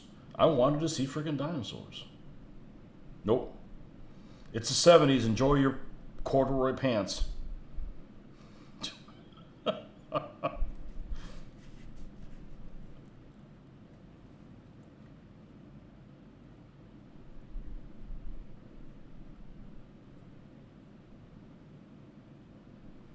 Did you guys like the Pacific Rim movie? They should have had Godzilla Attacks Miami.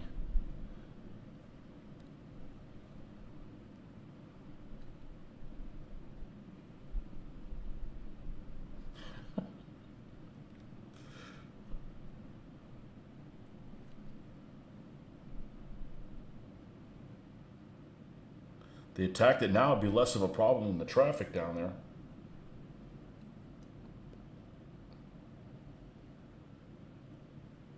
Godzilla will be stuck on the Palmetto Expressway.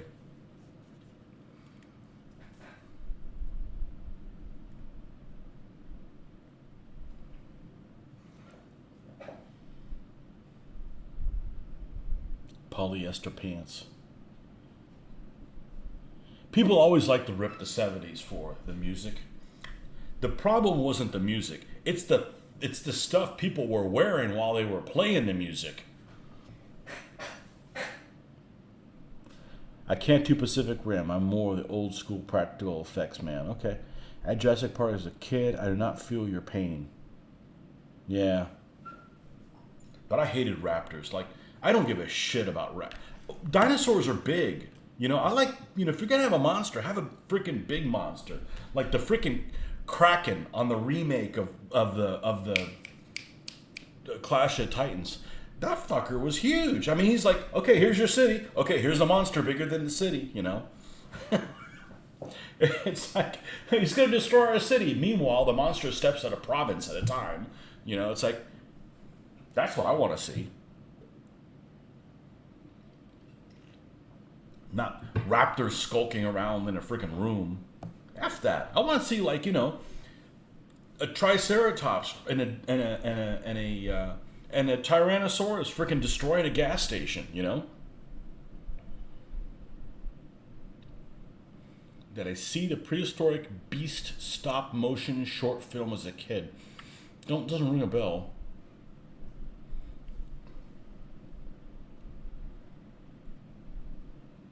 But I was into dinosaurs until I got into World War II about 1981.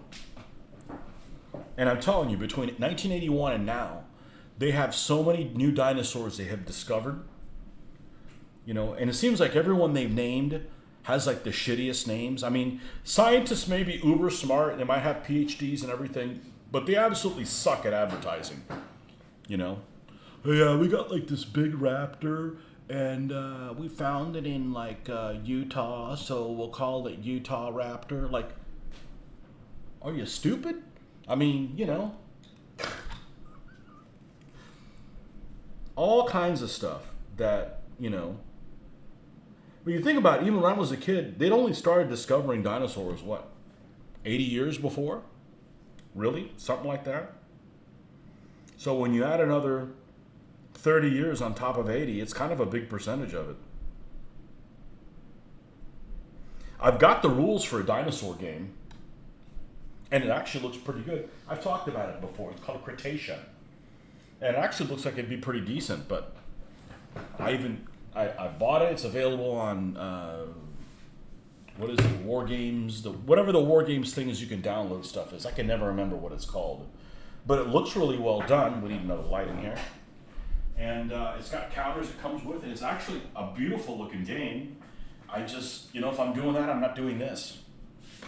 But it's like a dinosaur battle game. But not a dinosaur battle game like, they're in the ring or anything, but, you've got like objectives and stuff like that. You might be, the Triceratops family trying to get over to a feeding ground or something like that.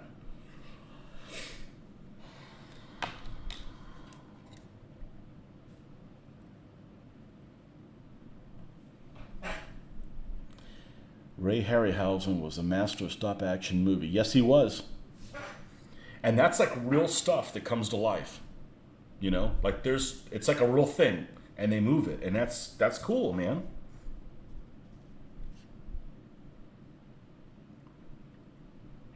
I never did see Jason and the Argonauts. I didn't avoid seeing it. It wasn't, when I was a kid, what did you watch on TV? Whatever the hell they were playing.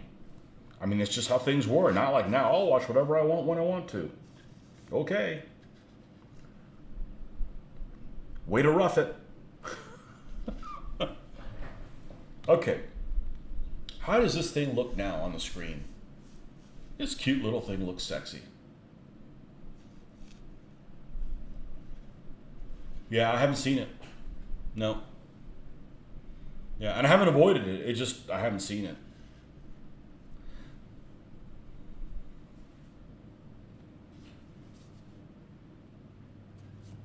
Okay, so the base for her is drying. We got some stuff to paint on there, mainly wood-colored things. Let's go ahead and do that because we need to seal her before we put it on here. So I'm about to go down a slippery slope. This is the first vehicle that I have a unit marking on, and this is this assault gun symbol that's right here. And I just figured it needed something there, so next thing you know, I'll be building units for Panzer Lehr and shit like that.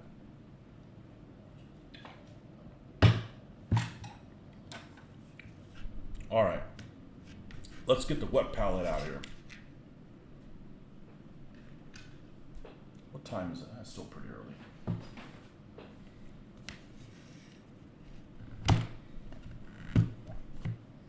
Yeah, I've never seen that Argonauts movie, and I'm not opposed to old movies. As long as they're in color.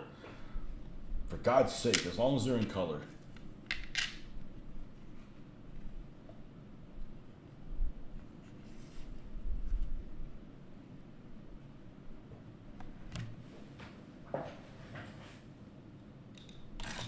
I want to find that movie that old Kevin recommended that freaked him out as a kid.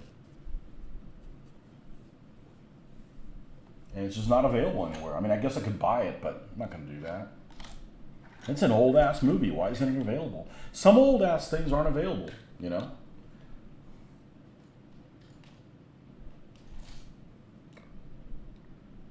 Oh, and Kevin shows up. See, this is why you don't talk about people. They show up. Kevin, I can't find that movie that I'm actually fascinated to watch it that freaked you out as a kid.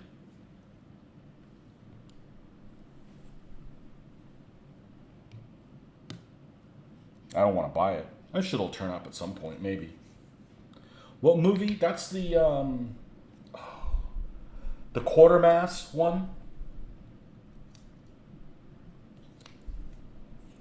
They have other ones, but I think they're like prequels, whatever. But the particular one that you were talking about isn't available It's not a. You'd think it'd be like somebody had like commandeered it and put it on YouTube or something like that, but nope.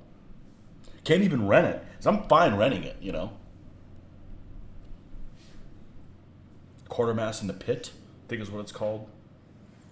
I read the plot and I'm like, okay, that plot interests me and would have freaked me out as a kid. Because I don't like devil shit. When you're a kid, you don't want to hear about devil shit. Because, you know, that's messed up when you're trying to go to bed as a kid, you know. So I get it. Just like that radio show you were telling me about, Hoffman, that would have freaked me out as a kid too. So you're telling me the one guy we can trust can't be trusted now.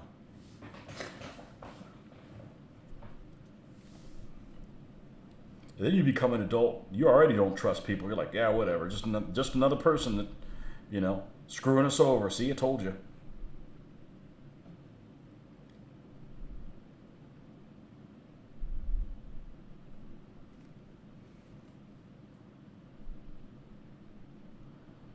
I remember there's all kinds of stuff of that theme when I was growing up.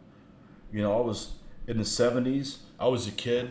And there'd always be like episodes of stuff like Fantasy Island. And every third episode, there was something that would involve some character that was the devil. And I'm like, they had this like fetish for bringing the devil into shit in the 70s, you know? Go back and look. Every third episode of Fantasy Island had some, you know, sell your soul for this and then somebody doesn't make it back. And, you know, this kind of, you know, morbid kind of stuff that, you know, shouldn't be on a happy show.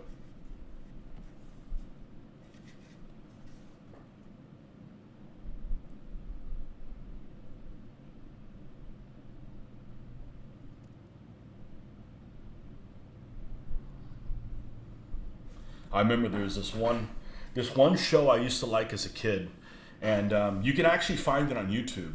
And it was basically done off of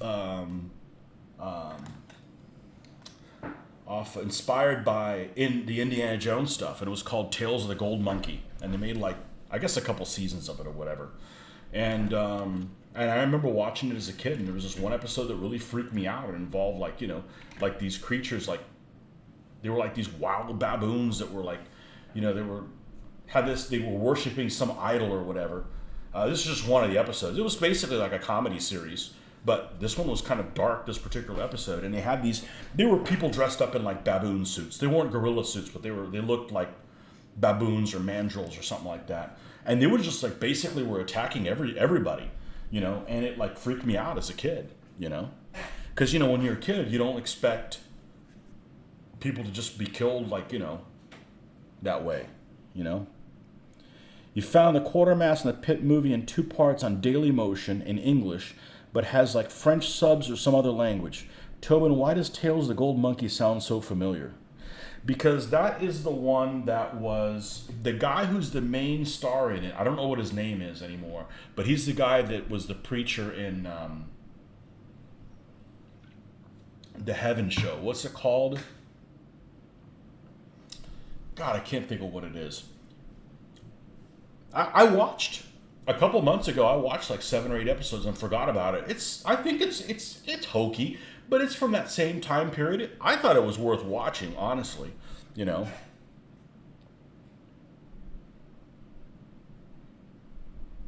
Yeah, but I don't want to buy the discs. I'll never watch it again. I don't buy movies because I never watch them again. It'll come on. All right, we got to paint a couple things out of wood. So let's get our wood color that we like to do. What's that guy's name? He got in trouble for propositioning a young girl or something like that.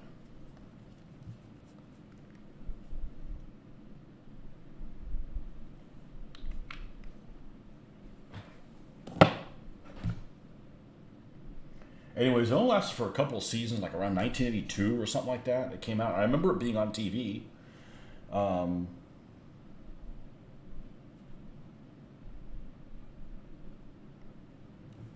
Anyhow, it's in the South Pacific, like just before World War II, and there's, you know, Nazi spies and Japanese guys. You know, there's like World War II stuff in it, and it's not World War II yet, that kind of thing. The Ninth Gate. When you are looking for the movie, Tony, type Quartermass and the Pit Achieve org. All right. Homework assignment. No, I want to see it. I did read the plot. I couldn't stand not knowing what it was about. Quartermass and... Oh, hold on. And the Pit... Here's this. Achieve org. Okay. Ninth Gate. You love that movie. You own hundreds of DVDs. I own like 4. I don't watch things again. Oh, archive. Archive is what you meant to say. Okay. Archive.org. Okay. I'll find it with that. I'm surprised I didn't find it because I'm really good at finding stuff on the internet. It's also called Film 5 Million Years. I think it's a cool plot, and like I said, I think it would have messed me up too as a kid. So, Ninth Gate. That sounds something demonic. I won't watch demonic shit. I'm telling you. I don't believe in none of that shit, but you start watching their shows, and next thing you know, you can't walk through the room in the dark. I'm just telling you, it just puts ideas in your head that I don't go there.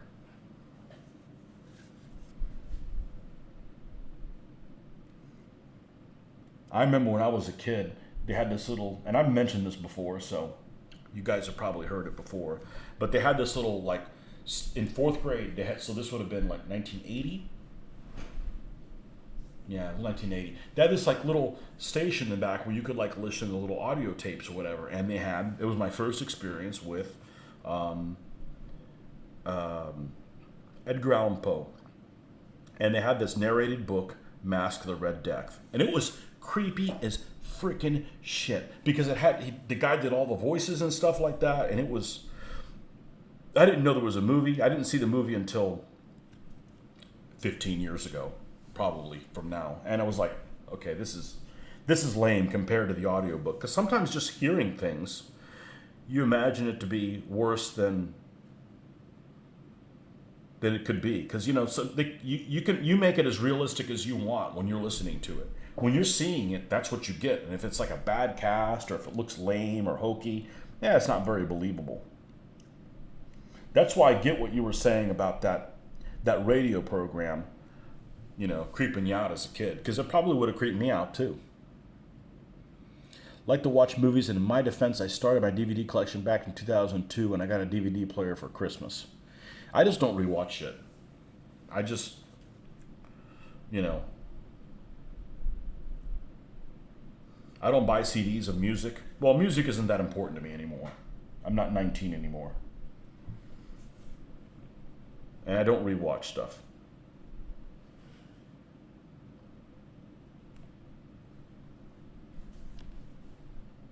So I've got like Band of Brothers, this series. I've got Rome. Which if none of you have seen Rome, you need to see. Rome is one of the best things out there. Don't watch with the children. What else? Saving Private Ryan. Got anything else? Enemy at the Gates. Somebody gave me Monty Python and the Holy Grail, of course. Gladiator, Wild Geese, and somebody gave me The Boy in the Striped Pajamas, which is an incredible movie if you haven't seen it. It's a Holocaust movie, so that may not be your thing. That's it. That's the DVDs I own. Rome is one of the best things out there indeed. Yep. It's incredible. And that's how they should do historical stuff. Like, we know this, and we know this, so let's make up some BS characters that interact with real ones, with dialogue, and connect all the dots. I thought it was brilliant. The casting on it was pretty good. I didn't care for the guy they cast as Julius Caesar. Sorry, I'm not a fan of that actor. And I didn't think he was charismatic enough. Julius Caesar was very charismatic. And I wouldn't follow that guy to, to an olive oil tasting festival, you know? But that's just me.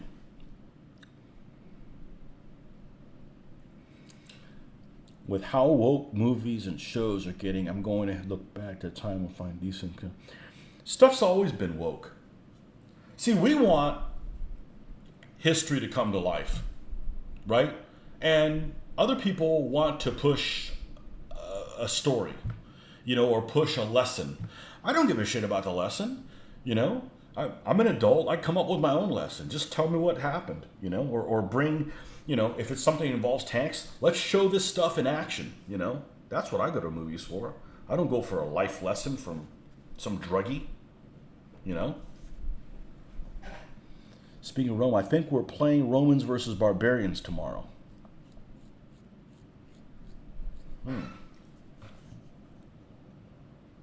Bet the Romans will win.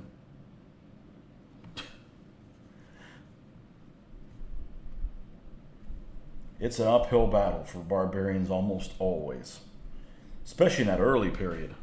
Well, that's what I'm thinking. I hear barbarians. I'm thinking early. I don't think of, you know, Fall of Rome stuff. You know, Fall of Rome. The Romans are barbarians too. Everybody in the army is. Oh, you want to fight for the Romans? And it's the fifth century? You must not be a Roman. A basement. Is Rome the one with Lucy Lawless in it? I don't think she's in it. I don't think she's in Rome.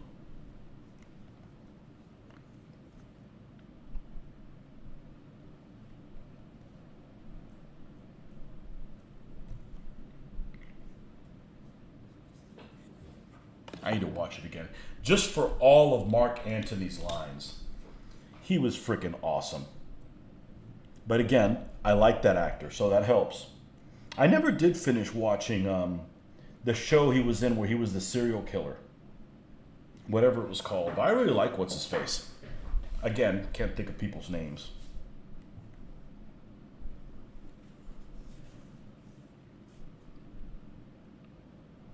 Man, I hated first season Octavian though.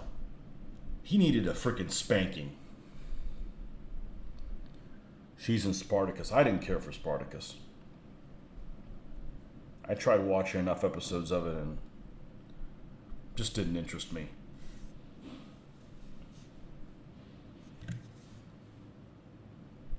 Okay, now we've got some epoxy there. So somehow we're going to have to try to hide that, it being all shiny and shit. So, not a problem. So how do we do that? Well, I'll tell you how we're going to do that. We're going to take this little thing, we're going to flip it over, and we're going to mix the base color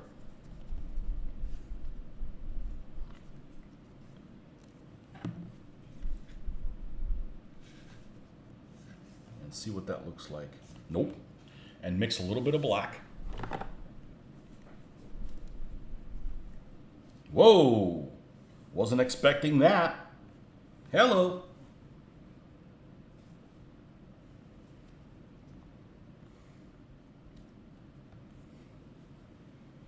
Good thing there wasn't a full bottle. That could have been a mess. Flow-Aid, my new friend. I didn't need 2 drops. And if you read the instructions, yeah, mix 1 part. Just use it straight, man. Life's too short.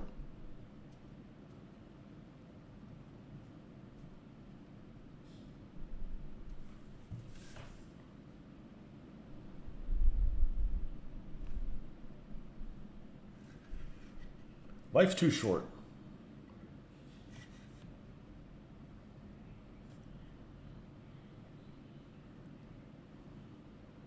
You know, when something costs $10, you use it a lot, and you still have only used up a sixth of it, you're doing just fine.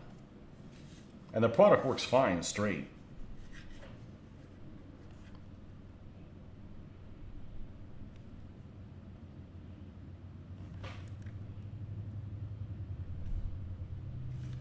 All right, now we're going to take the base color, start bringing it up. We're just only doing this tiny little spots here, just so it doesn't become as noticeable. 300 sucked. I didn't hate it as much as I thought I was going to. But then I watched it with the idea that I've only seen it once, and I went with the idea that that was the story that the survivor told back home, and that's what people pictured. That's the only way I could justify it. James Purefoy, yeah, I like him. Life's too short, and that's why I have to give up painting miniatures. Okay, give it up.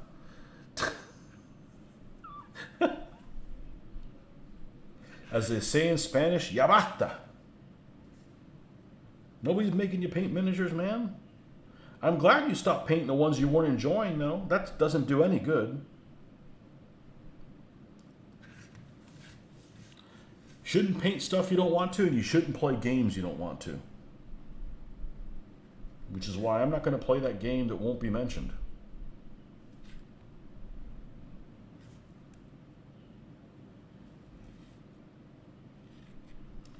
I have no interest in playing vague games anymore. 300 Spartans with John Saxon was good. I never saw it. I know which one you're talking about, but I never saw it. I know Nordic loved Alexander.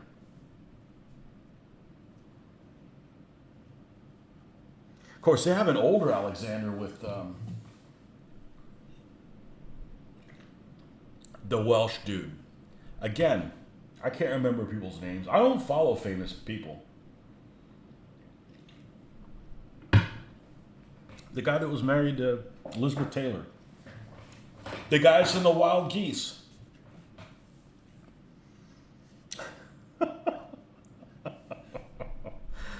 Oh, shit. Anyhow, I think he was in an Alexander movie from like 1955 or something like that. I haven't seen it.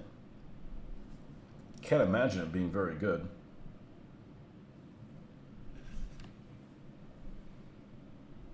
Of course you didn't like Colin Farrell. Nobody liked Colin Farrell as Alexander.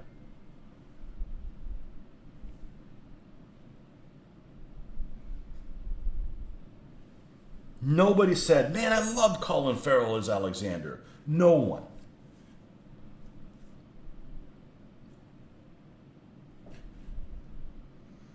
I don't necessarily think he ruined the movie. It's just not who I would have cast. Who would you have cast as Alexander?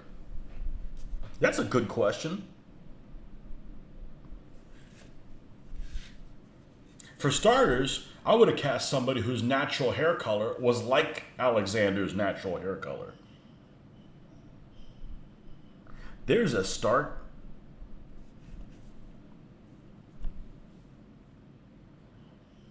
All right, let's get a little bit of this lightning color.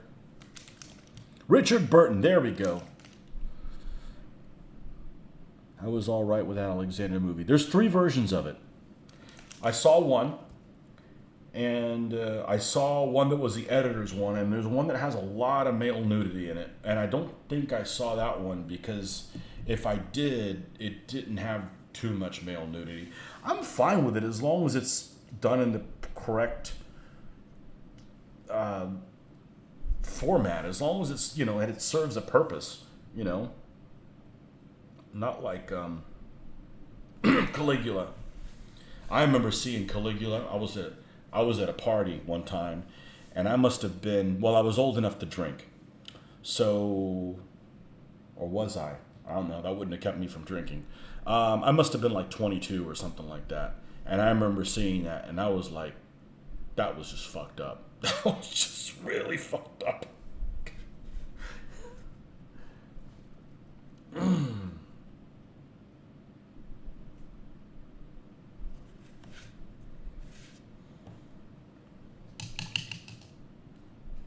I remember thinking, this is the most uncircumcised penises I've ever seen in my entire fucking life. Yeah, there's 3 versions. Yeah, 3 versions. Keanu Reeves? Oh, no. I think Keanu... So the word on the street is Keanu Reeves excellent human being, and he may be. I think he's a terrible actor, or he has no charisma for me. And I love the premise of the John Wick type of movie. That's the kind of movie, and he's a badass. He did all the gunplay stuff. I love gunplay movies. That's actually my favorite kind of movie. Poor guy just has no charisma for me, you know. And I hear he's a really decent fellow in real life. You know, it's just a shame that he just doesn't do anything for me. You know, yeah. There's 3 versions. Yep. So the one in the movie theater is apparently the one that has a lot of the nudity in it. You know, and then there's the one I rented, and then they came up with the director's one a lot, which adds like a lot of other stuff to it, which it adds a lot of stuff that probably should have been in it, like, you know, between scenes and stuff like that. Nick Cage as Alexander. Yeah, that would be a terrible cast. I don't know what to make of him. He's just, I don't dislike him. I just think he's just an over actor. I don't know who would be a good fit.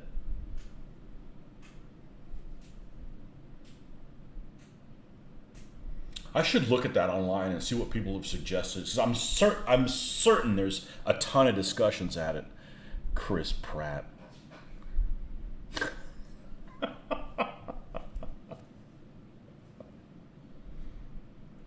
Chris Pratt's too big. Alexander's not supposed to be that big a guy, I don't think. And Chris Pratt's like 6'2" or something like that.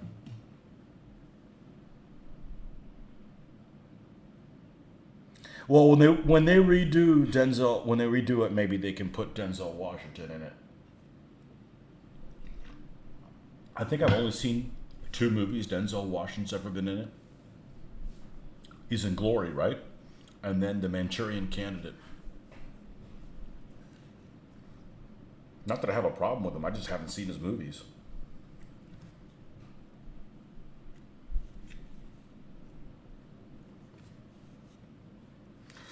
Okay, we're going to call this little bastard.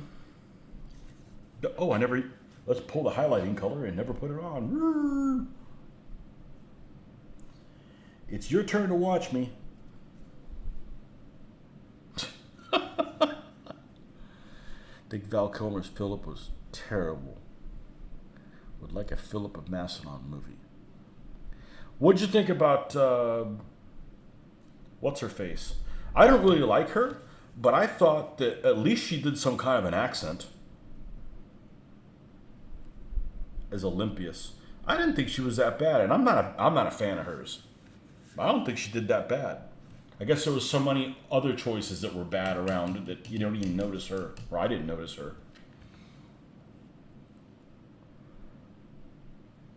Yeah, I think I've only seen 2. Well, I have to look at his. Yeah, I've that's the only 2 movies that I've seen. But I'm not interested in most movies. You know, remember when I'm watching a movie, I can't do anything else.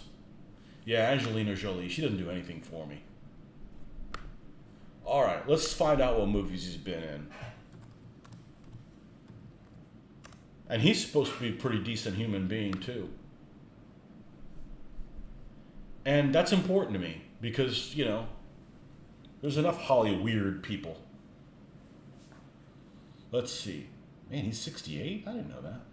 Let's see what movies has he been in.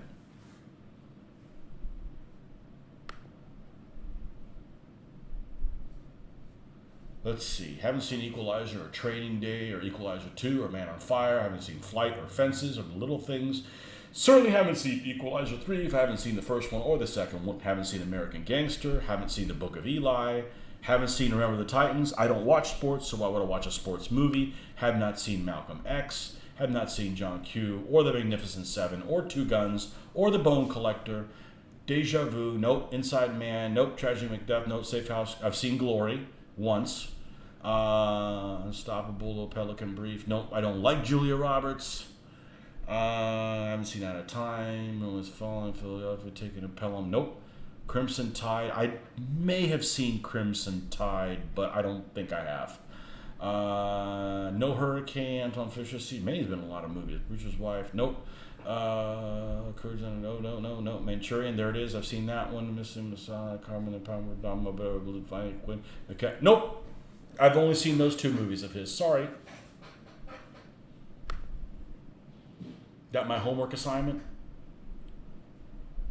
I can't watch everything. She scares me.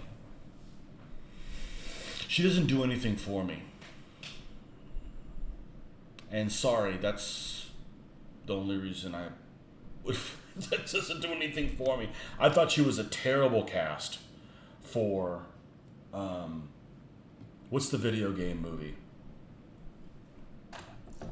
Actually, both actresses they cast as them were terrible casts for the video game movie. The Lara Croft.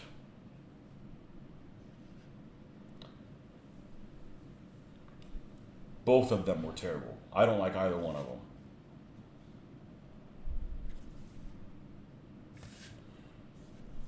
They should have cast the girl who did the live action sequences for the game in Tomb Raider. She's like this little British redhead and she's super cute. I can't remember what her name is, but Nordic's going to look her up, so I'm going to tell you who it is. She is super cute. And she did the voice stuff for the video game, which the video game is actually pretty decent. The one that came out, I don't know, 8 years ago, whatever. I played all the way through it. The one that takes place on an island in Japan, that one's pretty cool. Lara Croft video game voice. She's got this Camilla Luddington. She's cute. And looks like she could be her. Like, why didn't you just get her? I mean, oh, you'd have to pay her too little. Come on, man. Save some bucks and it's a better character.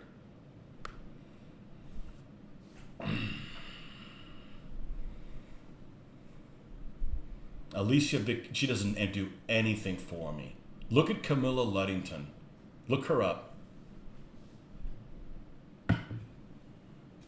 I'm glad my taste have moved on from my 4th grade obsession with Lara Croft. I was never obsessed with it. Even back when she had like the pointy boobs. Back when, what was that game I disliked and everybody liked? Quake. When Quake was big. Never liked Quake. The Alamo movie was pretty good. Mexicans still win?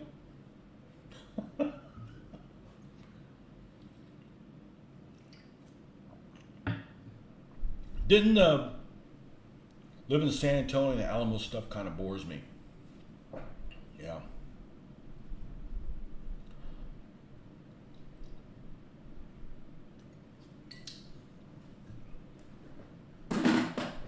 A city, it's named after me.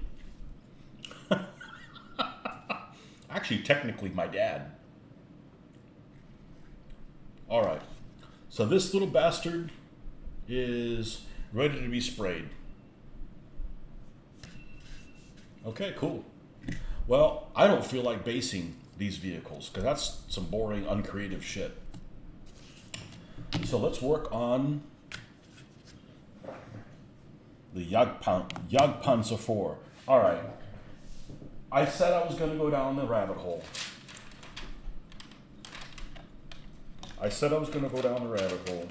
Let me see where the decals are for this vehicle.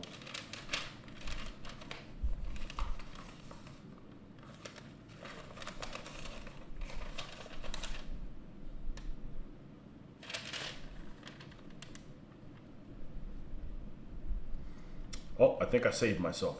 I was going to put the Windhund symbol of the 116th Panzer Division because I remember seeing a model a long time ago, and it might have been a Tamiya kit or something like that, but it had that symbol on it, you know, with this type of camouflage. Okay, and if it was one and it was available on this set, it's just disappeared. You can't even read it anymore. So, save from going down that rabbit hole and putting unit Panzer Division markings on tanks. And the only reason I don't want to do it is because then you're like, well, what's this thing doing on the Eastern Front kind of thing, 116th was never out there, so. It's such a British name. I know. Well, the character's supposed to be British. It makes sense. Camilla's okay. I know, she's not Asian enough for you. Texas history is mandatory in Texas, so we do learn about it. It's more of the overzealous parents that take the John Wayne movie too serious. So I think Texas is a really interesting place. Now, the only problem I have with Texas is I don't want to wear boots to the pool. And those jokers wear boots to everything. Uh-oh. I gotta go pee-pee. I'll be right back.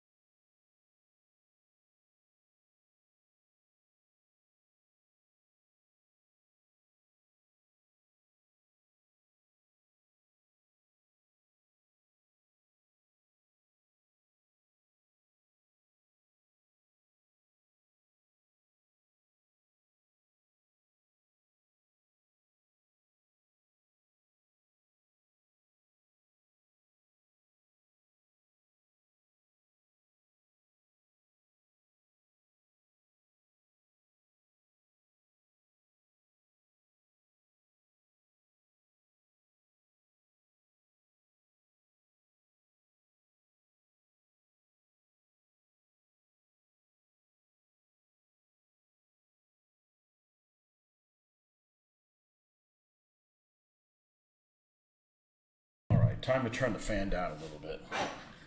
Blowing shit everywhere. Alamo just played one-to-one skill Little Wars group. Yeah, just getting ready to mention that. Don't forget your boots. There were a lot of miniatures on that table. But were they painted well? I'm not saying that they weren't, but if I'm not going to put on the game with a shitload of miniatures if you just throw them together. That's what gets my juices going is I see somebody that puts a lot of detail into the miniatures. And I know that it takes a ton of time. And, oh boy, I'm going to wish I didn't have to put this all together. All right, well, first thing we're going to do is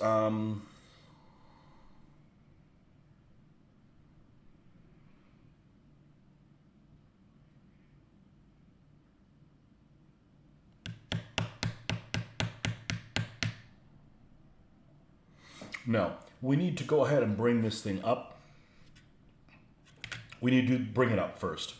Then we will, I was going to say, I need to look at pictures and see where I'm going to put the markings on it so we can go ahead and gloss coat those. And these vehicles will look better, and this light is so blaring. So anything that has like a light color on it, it reflects back and ends up looking a lot brighter on the screen than it is. But I also don't care much the Little Wars crowd, to be honest. They seem so fake to me. They didn't like being filmed. Oh, I'm just saying, it just seemed like they were awkward. I mean, I don't know. They might have thought that I might have, because I caught them when I did my walk around at Historicon. I caught one of them, and they were like, "Oh, we're being filmed." Like, look, I'm not gonna make you look bad. That's not what my purpose. I don't live my life that way, That's uncool, But they did not enjoy being filmed. But who knows? I get a kick out of when I meet somebody. Well, it's only happened a couple times.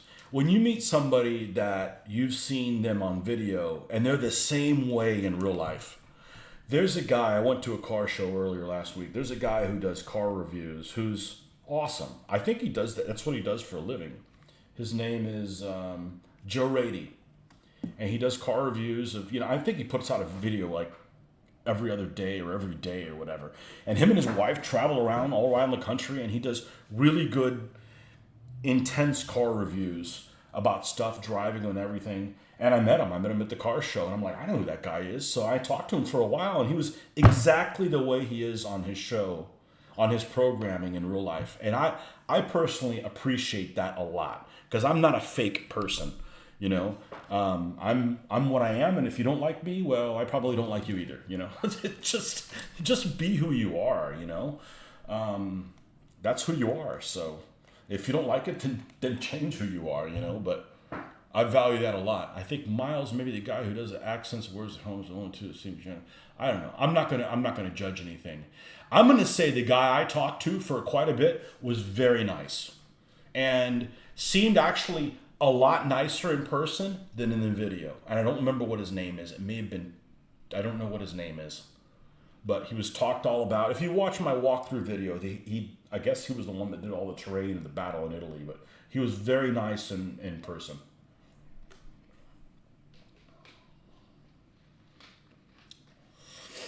I see it just as poor acting, but I get what you mean. Not a big fan of their channel. They do a lot of work. I am a fan of their channel. I just didn't like the Paris thing they did. It was very underwhelming.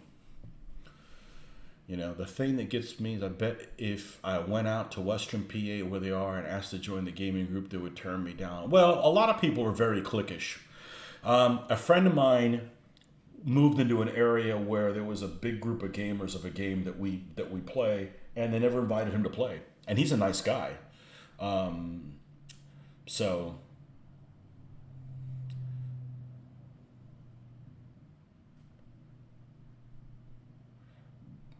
but I don't want to join because they wear some really ugly masks. Oh my God, I'm going to have to watch that now. Well, I'm not going to judge them. I think they do the hobby a great service.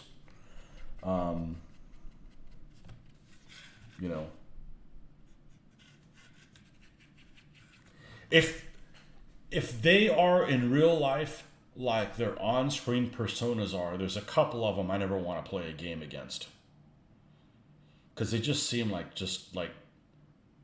everything's a problem for you.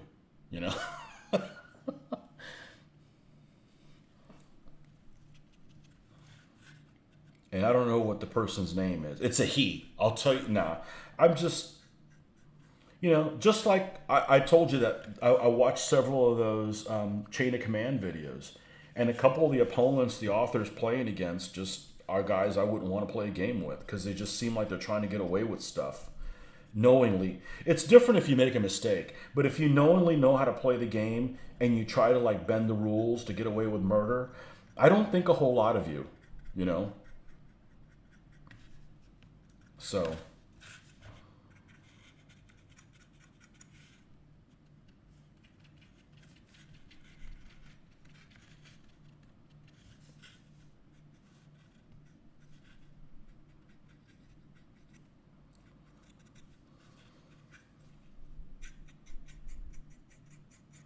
we're just lightly going over these places that we have airbrushed over with the same base color, and I like to be really careful with how much I put on there, because I don't want what I did disappear. But I do like it looking a little bit more, how would you say, faded, and it's just subtle. And then we'll add a little bit of the lightning color and do the same thing over it. Just add some depth.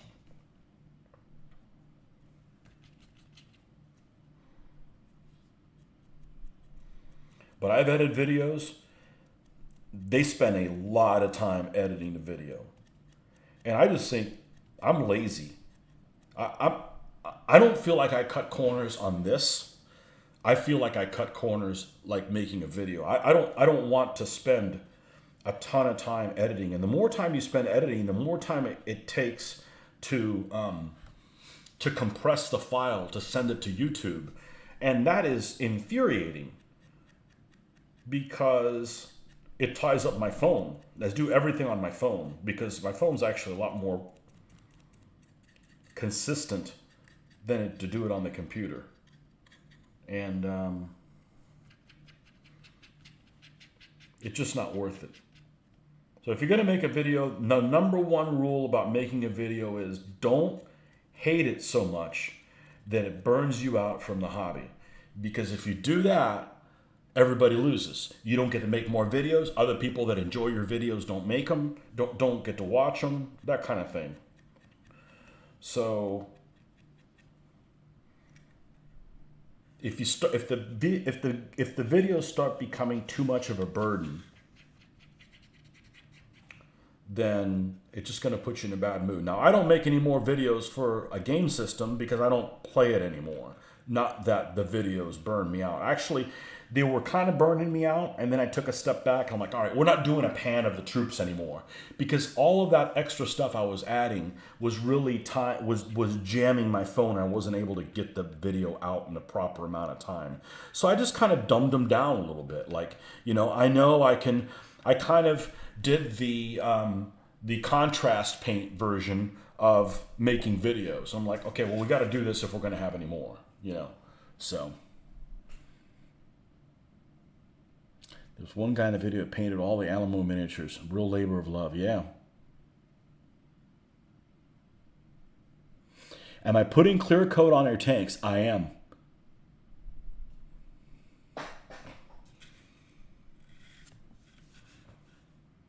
I am. Because it helps flatten them, mainly.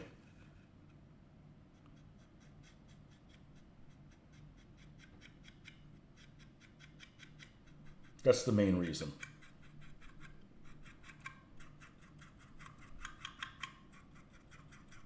That's kind of a nails on a chalkboard kind of sound.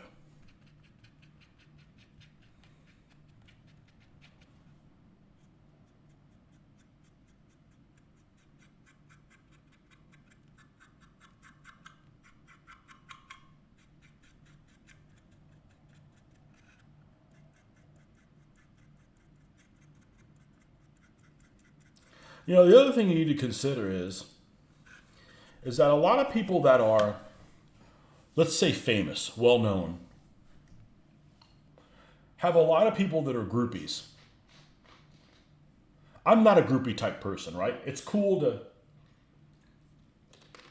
maybe have your picture taken with somebody famous, and that's it. They're a real person. They got real problems, and they probably have some stuff that if you knew about them, you wouldn't like them as much. So I don't tend to hero these people. But that there's folks out there that do, and they probably bother the living shit out of them because they won't leave them alone. So, these people that do videos, and I'd call those guys famous within the hobby community, are probably tired of being accosted by them, and they go to the show to do A, and they end up doing everything but that because they're constantly dealing with the crowds. Well, that's the problem with being, famous or whatever. You can't go to, the grocery store and do your own shopping because you'll be accosted by people that, that fawn over you, Used to go to Alamo. There used to be a miniature of the Alamo with painted miniature soldiers is no longer there. What happened to it?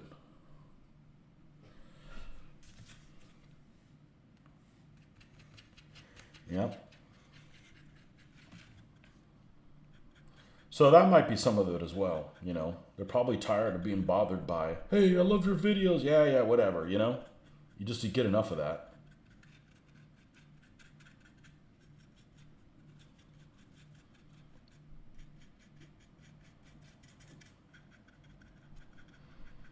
Because there are people out there that are groupies. I know some people that are groupie.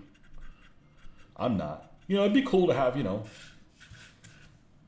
went to go see a couple of weeks ago. We got to go see Carlos Mencia stand up. I would have liked to get a picture with him, but I wasn't going to wait in a big line or whatever. He doesn't give a shit who I am. And, I'm not going to worship him or whatever. It'd just be cool to have just like a little memento. But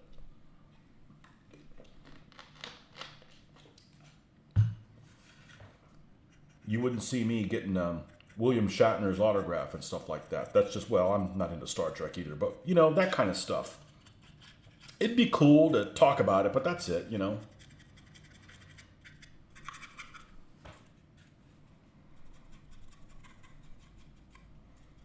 But then there's people that you guys might know some of them that are just like, and it's like, man, leave them alone, man. They've had that their whole freaking life, man.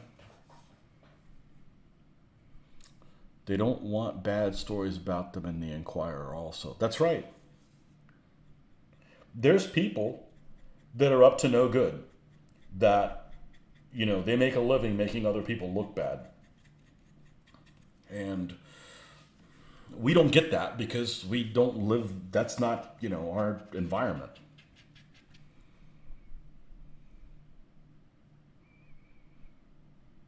Do people on the Alamo get to see where Ozzy peed? Who the hell is Ozzy? Ozzy Osbourne? Ozzy and Harriet?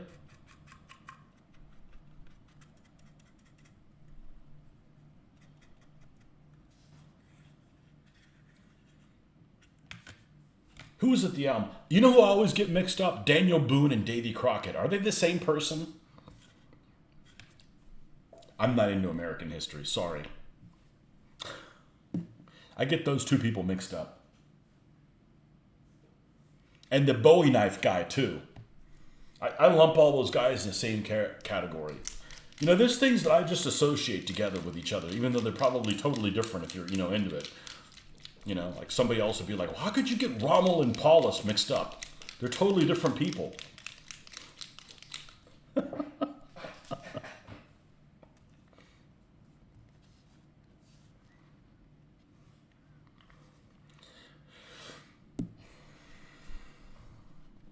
Reading this book now on the Eastern Front between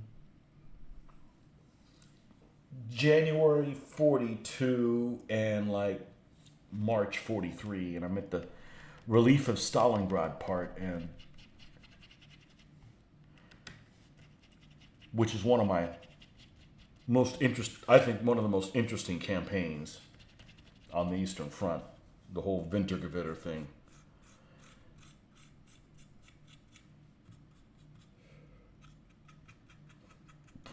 And I remember I used to play this game where you could assign different commanders, different things, and have a different leadership rating based on who they were. Man, Paulus was just a moron. I'm not saying that Stalingrad may have been able to be relieved, but man, he put zero effort into it. I mean, talk about a yes man commander. But you know what I like to say? It's a good thing the Germans didn't win the war. Also followed by, if the Germans are going to win a war, let them win the first one, not the second one. The second one is a bad thing. I never see anyone looking at it now. Most people, you don't know who he is. In the 90s, I remember some people used to talk about it, but most bothers the patriotic types. The line in the sand draws a bigger crowd. So is it Ozzy? Is he the Ozzy Osbourne? Yeah, nobody cares about him. And you listen to it, like, good Lord, man. You and Keith Richards need to go get a room.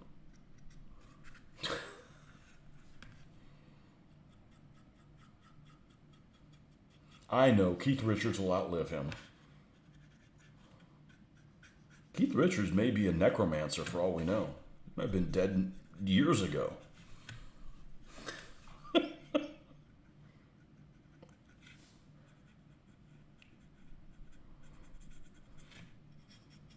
And when we do this, we got to make sure that we leave ourselves some room, because we are going to highlight this with the Iraqi sand over this. So We don't want to go the full hog and then end up putting the Iraqi sand on top of it, and then it ends up looking like a winter paint scheme or something like that. No, I could have done better, but, you know, nobody got better because they did a lot of drugs, you know?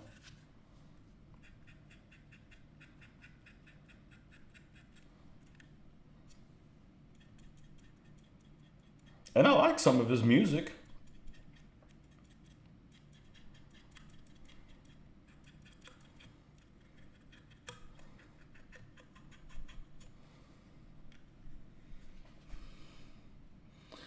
A conversation between I haven't heard Keith talk in a long time, so I don't really know what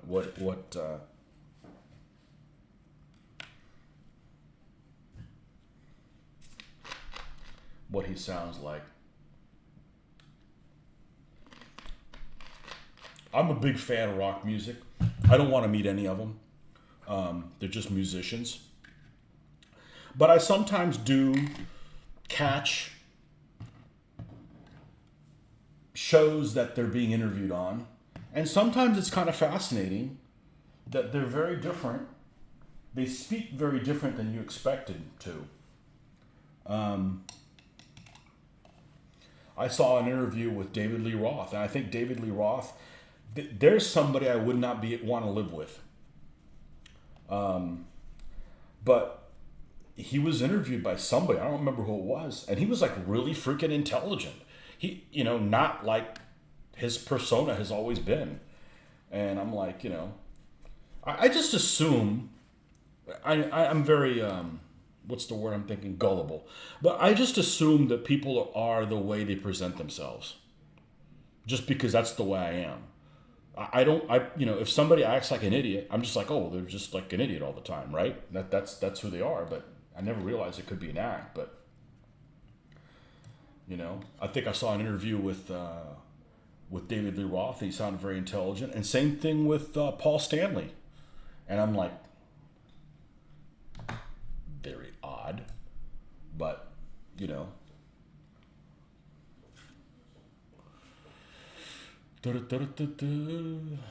That's what I think of Angelina Jolie. Funny enough, I saw a video of Keith and the lads at LA airport giving a short interview. Yeah. So, hold on a second.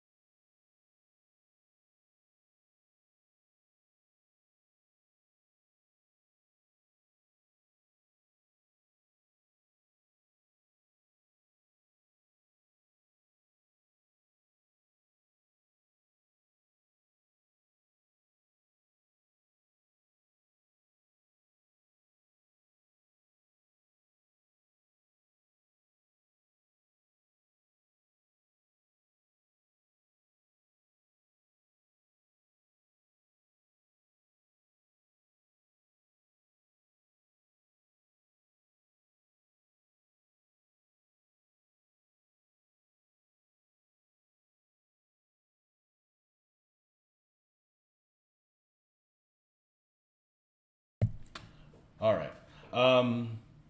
So, what I was saying, Doug, we're talking about music. I mentioned a comment about music earlier. Two things I actually want to say about music. I'm not musical at all. Well, that's the third thing. I'm not musical at all. There's, I had this epiphany while I was listening to music on the way to work or something like that, that it's very rare that I find that even bands that I like every song on an album. And then I realized, you know what? They do, or they wouldn't have played those songs. And I find that really strange, that because it's, strange to find an album that you like every single song on it. But they probably like every single one of them. That's how weird. There's a guy I subscribe to on YouTube, and I'm not a musical person at all, but he's extremely interesting to listen to, and he's a very talented musician in and of himself. He's a guy who does. He's always doing his spiel about how he's pushing, because he's like a music teacher kind of guy or whatever. But he does some really interesting programs, and his name is Rick Beato. Bea, I think it's double T-O. He lives in Atlanta, and he has very polished videos, and he does stuff like, top 10 drum intros, top 10 bass. And then he breaks down songs and it's very fascinating to see kind of the inner workings of music, that songs that really well, and you're like, oh, I never thought about it that way, and check him out if you're into music. I think it's fascinating. Does really good. He's a very positive person. He doesn't really have bad things to say about anybody, and I think that's pretty cool. So. A couple weeks. Ozzy won an award for Best Rock Album last year. Really? A Grammy? Is rock music still a thing? I thought it had passed us by. I like it.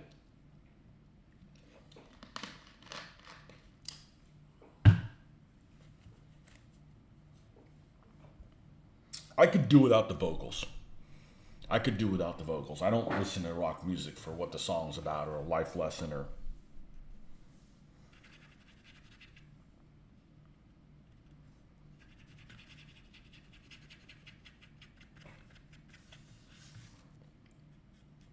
And it might be because I don't hear well to begin with, so, sometimes I can't make out what the hell the song's about, and sometimes I think the song's about A and it's B.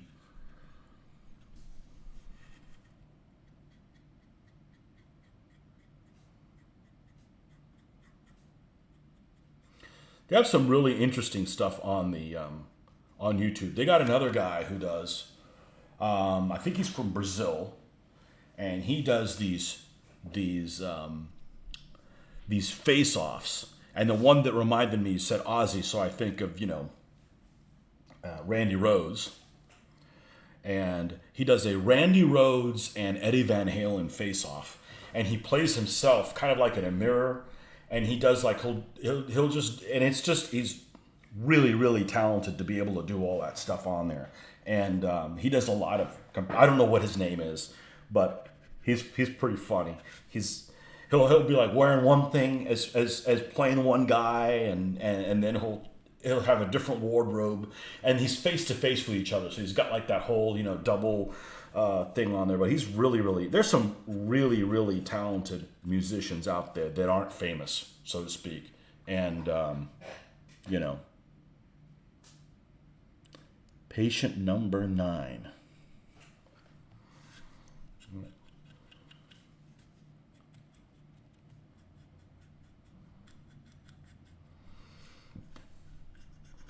He's not the number 1 patient.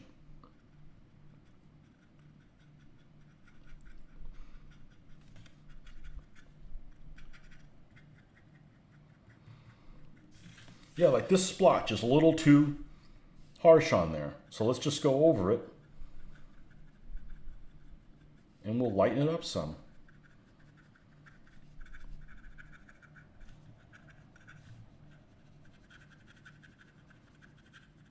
I didn't know that. I don't know if other people do that, but it just seemed like a natural thing to me to do. I'm new to airbrushing, but I'm not new to painting, so...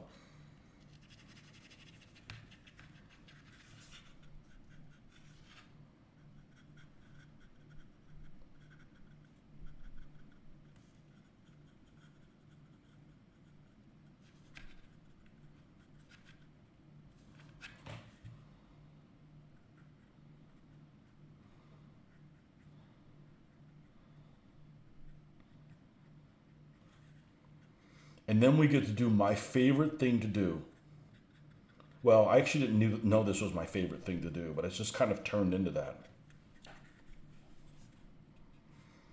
And that is, let's do,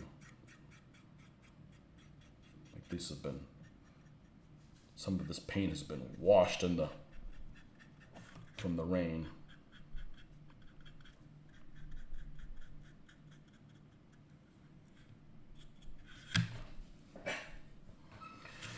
And that is what I like to call putting on the scratches. I don't do chipping, but I do like the little scratches because they add some lack of uniformity to it. And we're going to need some flow aid for this. Flow aid is like a freaking miracle drug. I didn't really know about it until a few years ago. It makes so many things so much easier.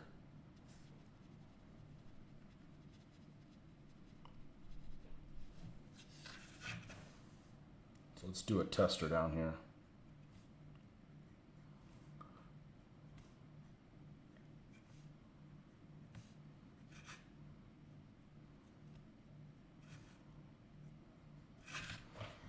Just some random markings. Might have happened if it got too close to something else. I don't like the chipping because sometimes it just looks wrong. I don't know how to describe it, but you know, I didn't grow up doing when models, the chipping wasn't a thing. And I looked at, I mentioned this, I think last week, I was looking at some figures from Verlinden. If you're a 1/35th scale model, you know who Verlinden is.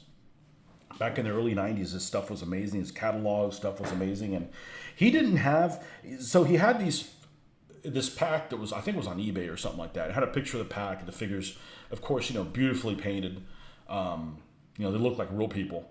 And in the background, they were, I think it was like a German tank crew, and they were sitting on a Panther or something like that. And the Panther had been painted by Verlinden as well. And the Panther had no chipping on it. You know, it just had washes, it had, you know, little scratches and stuff like that. I'm like, that's why I don't do the chipping, because it's just my general. That's kind of the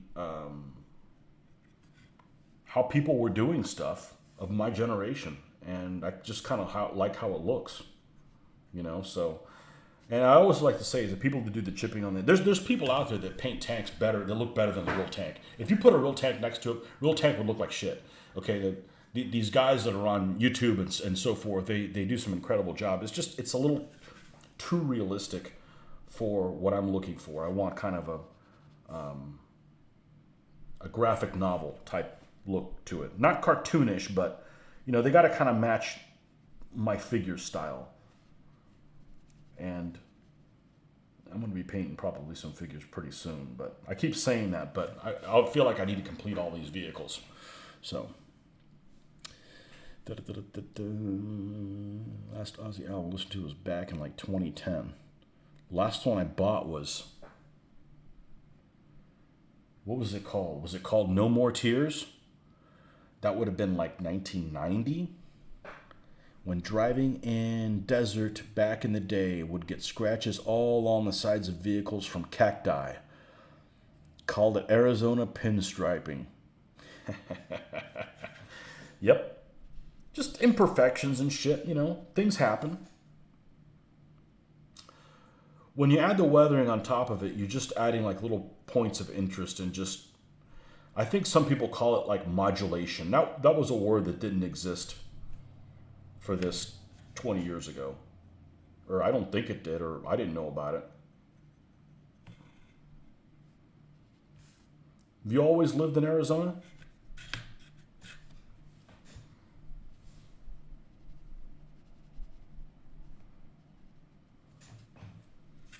And is it true, can I walk down the road with an AK slung on my back in Arizona?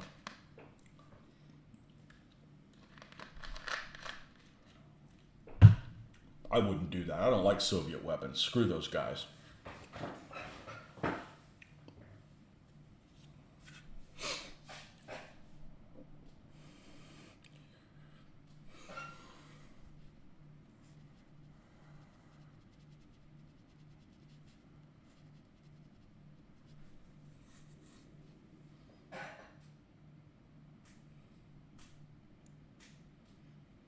You see that a lot in aircraft modeling.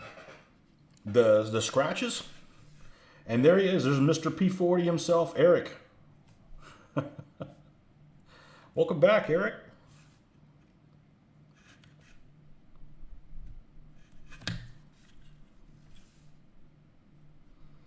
I don't know where I saw a picture of this bastard in this type of paint scheme, but I really liked it. And it had the Vinhund symbol on it, 116th Panzer Division. Probably up here, or maybe over here on the fender. Probably a bad idea to put it on the fender. That thing can just flop off and, you know, anything. This thing actually has pretty damn good armor. Well, it's got about the same armor as a Panther.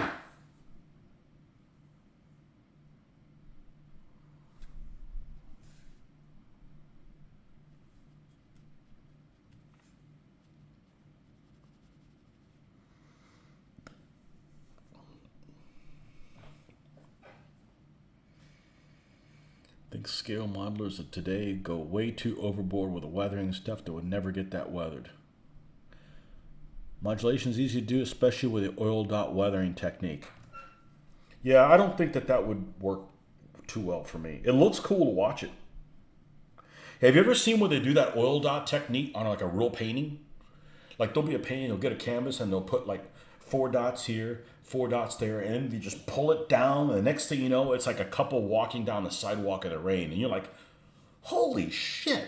I mean, I'm just like, F it, I'm no good at this. It's just amazing, you know, but they don't show any of the errors they do. But it's pretty amazing. We just use some big ass brush, and the next thing you know, you got that was one of them. Like a couple walking down a sidewalk with a freaking umbrella on or something like that. Just incredible. Just incredible. There's some super talented people out there that don't get enough recognition and aren't really famous, you know. And that's the problem I have with art, is because, you know, I am artistic to a degree, so I know that what it takes to create certain things takes a lot of effort. It's not like there's some quick way around it.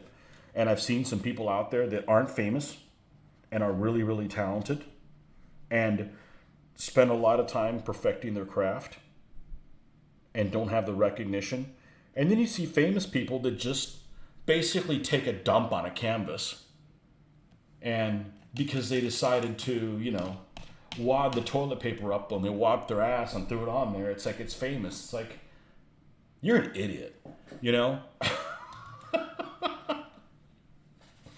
I remember I was in a humanities class, like art appreciation class, and a teacher said, this is a long time ago, so I was a lot less opinionated then, but even then, the teacher says, well, you can't say that it's good, because she probably had some sissy-ass voice like that. You can't say that it's good art or bad art. And I'm like, I can tell you that the person didn't have any talent. She didn't like that. Well, I mean, some things take effort to do, even if you don't appreciate the style that they're done in. You know? Things don't have to be ultra realistic for me to appreciate what they look like. You know? I'd like to try the Bob Ross style of painting and see if I can achieve similar results. You know, just don't go to him for fashion advice. Other than that, I thought the guy was brilliant. Absolutely freaking brilliant. In Texas, we could never get all the dirt off our vehicle except when it snowed.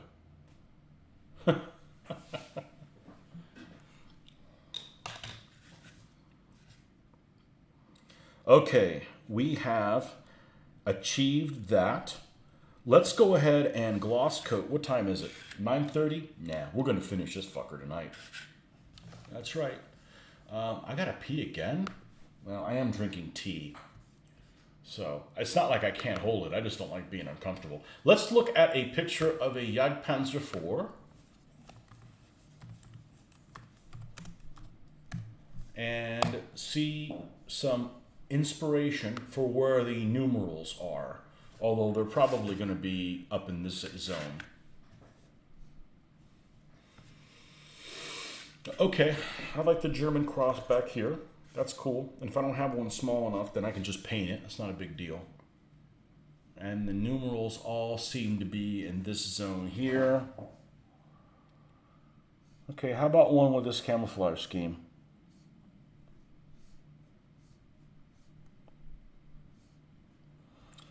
The vehicle actually comes with red and white ones. Oh, I see a 112 there that's in black and white. That's not bad. We'll write that down.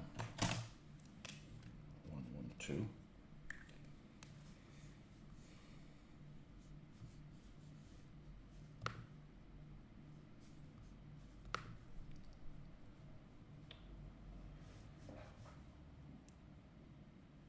No numbers. The one in Normandy off this has no numbers on it. Well, Tough Titty, I'm putting numbers on it.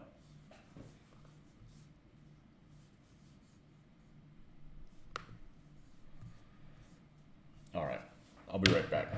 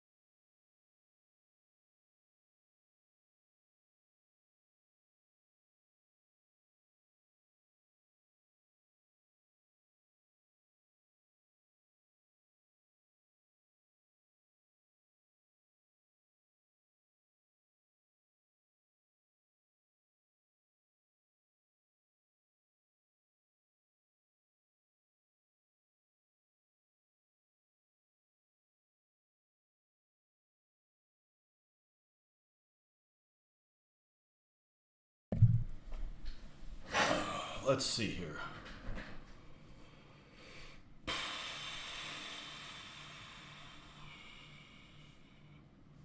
All right, the decal set that came with this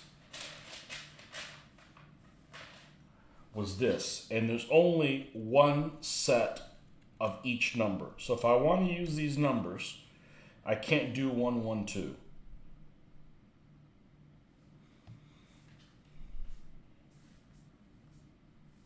Doesn't make a huge difference. What about, do we have some German crosses? We do, but they're kind of narrow. Let's see what we got here.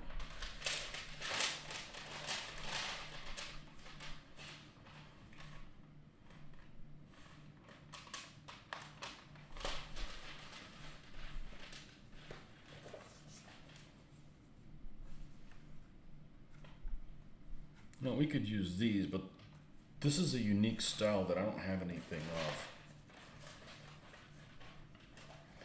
All right, well, we don't want the last number to be higher than a 4, or preferably even smaller than that. So let's do,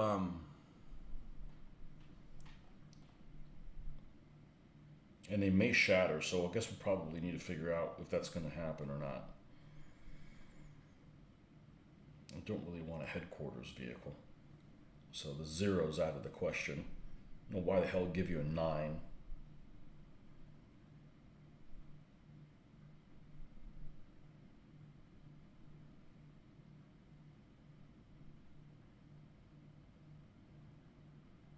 Let's do 124. Let's do 124.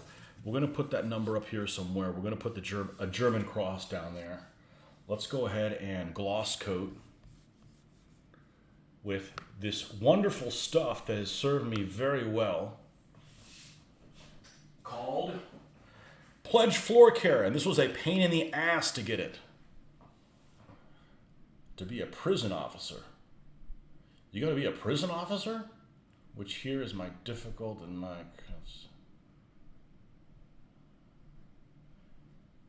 Figure allies knew a number they made to command tanks, so Germans put numbers that didn't mean anything. Sometimes they did it.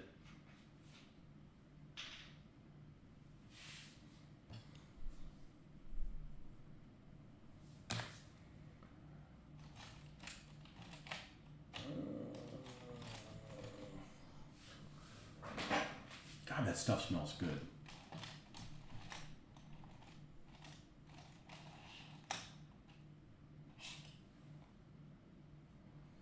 We'll use this one.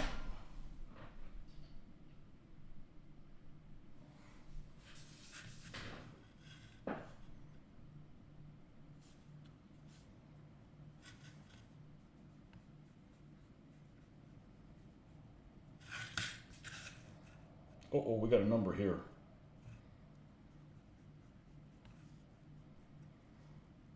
And we got a damn tow cable. So the number's going to go there, and the number's going to go even on the other side, because I can't deal with that chaos. Or maybe I'll put it up here and then move it down, back here. I don't know. That may be a problem. Okay. All right. That needs to dry for a little bit. Meanwhile, we can go ahead and do road wheels. And for road wheels, we need the old wet palette, which, by the way, looks really messy because it took a fall on the floor.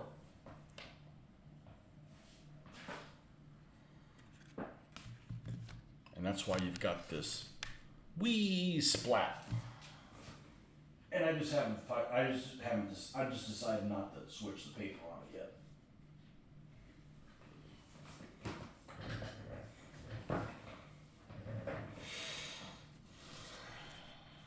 All right. Let's bring this again. Oh, we have one. Perfect.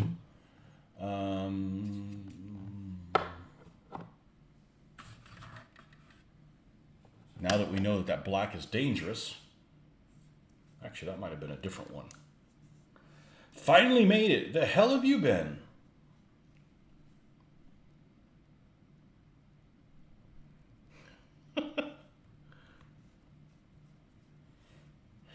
I've been on the Eastern Front. I got sent to the Eastern Front. Join the revival and testify. What's the saying go? You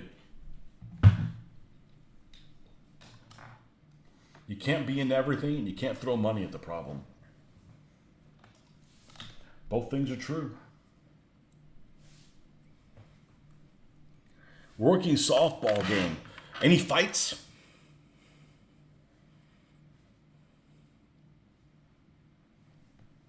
Any fights at the softball game?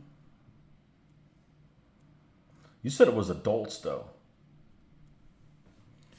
I bet if you filmed a view of girls fighting at a girls' softball game, you'd get a lot of views on YouTube. I'm just guessing.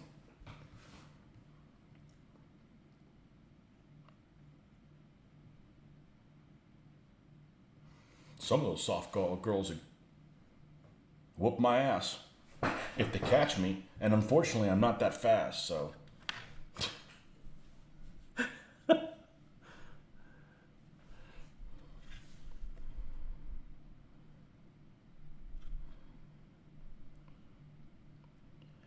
My daughter tried to play softball for a year at school, but the problem is some of those girls are like, man, they're like coached by their dads that didn't get a son, if you know what I'm saying. You know, not tonight, it was high school. You took German in high school, parents thought Spanish would be more useful. In Arizona, why would they think that? Went to Germany in the service. Should have learned both.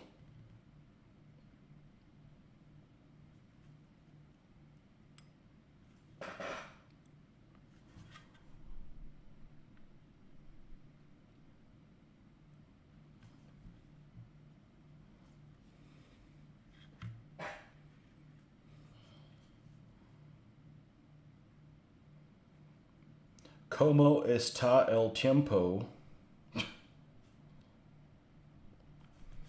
Have flashbacks of helping a friend of mine conjugate verbs. That's the problem with Spanish. They teach it the wrong way. They should teach Spanish like you get dropped into a freaking rainforest in Panama and you have to talk your way out. That's what it is. Not like, I'm going to write a poem in a language I'm not fluent in,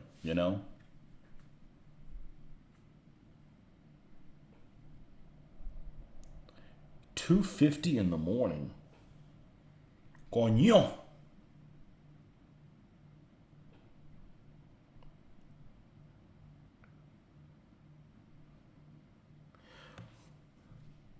What I don't understand is in Spain, dinner time is like 10 p.m. or something like that. And like, I wouldn't deal with that very well. I'm a 5 a.m. for breakfast, 11 for lunch, and 5 p.m. for, or whenever I get home, for dinner.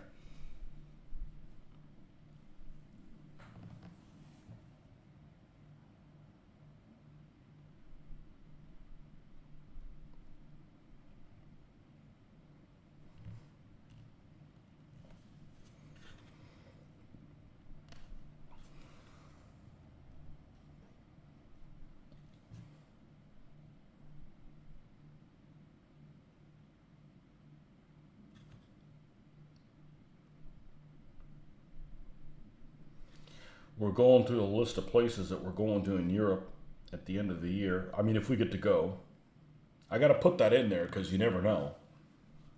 And it's going to be really weird for me to go to another country that I don't speak the language. Because I've been to other countries, but I've never been to a country where I didn't speak the language.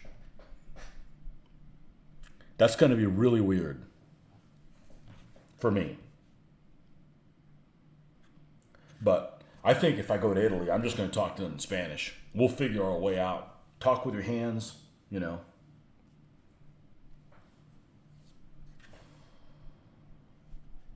In Spain, I'll talk to them in my Spanish. They'll respond in their Spanish and we won't understand each other.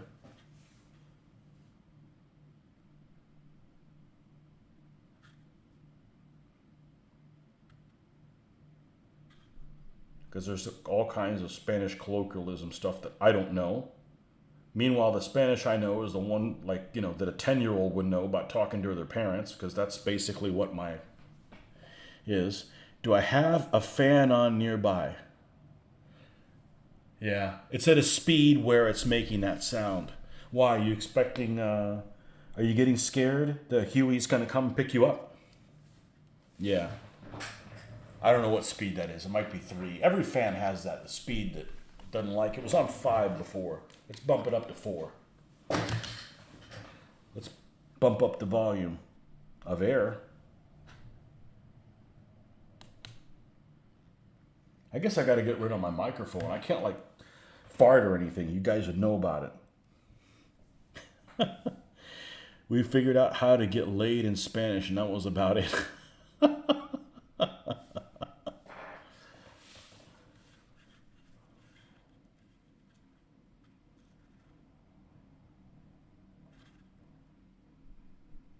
It's worse now. God bless it. All right, back up to 5. Pa'l carajo. Nordic, me cago en tu madre.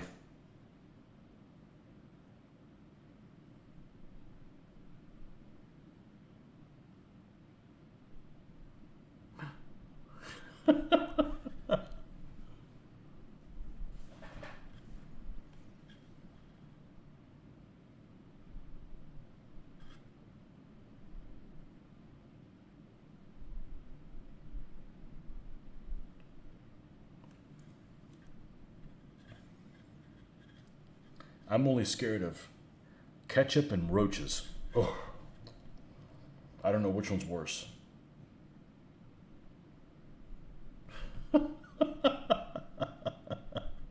What about your mother? No, yours. The phrase that we use for damn you literally means I poop on your mother. But it's, you know, it's not you, it's used as, you know, like damn you, you know, that's the equivalent of it.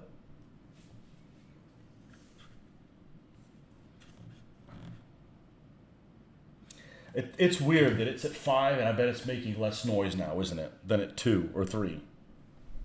That's crazy.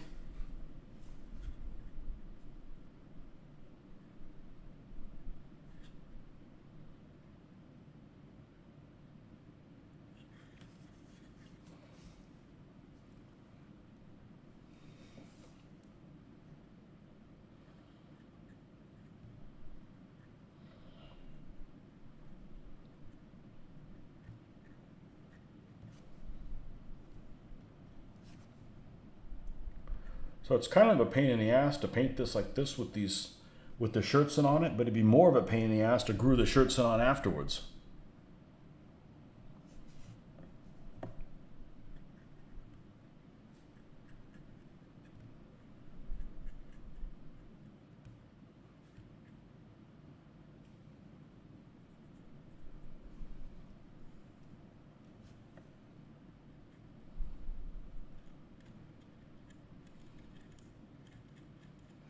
And meanwhile, that one's loose. How weird. How strange that that road wheel back there is loose. Presto El Strango.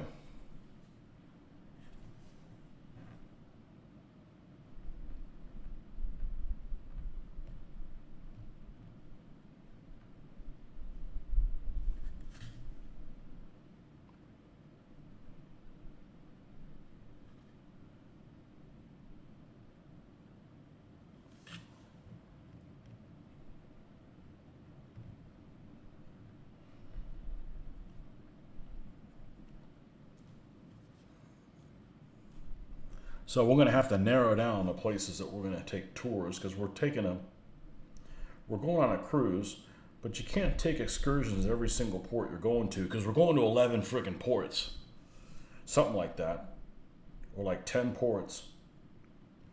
You know, you need another mortgage for that, so we're going to have to pick and choose where to go and what places. You know, just going to kind of wing it.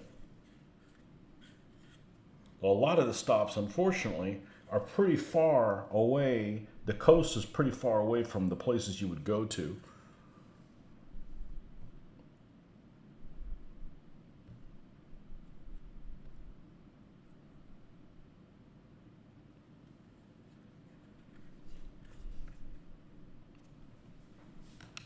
We're just looking at that yesterday.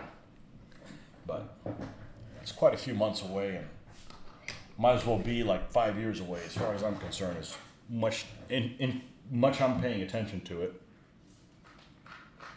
But it's going to be a nightmare. It's going to be a nightmare to take off work from the 20th of December until like January 9th or something like that.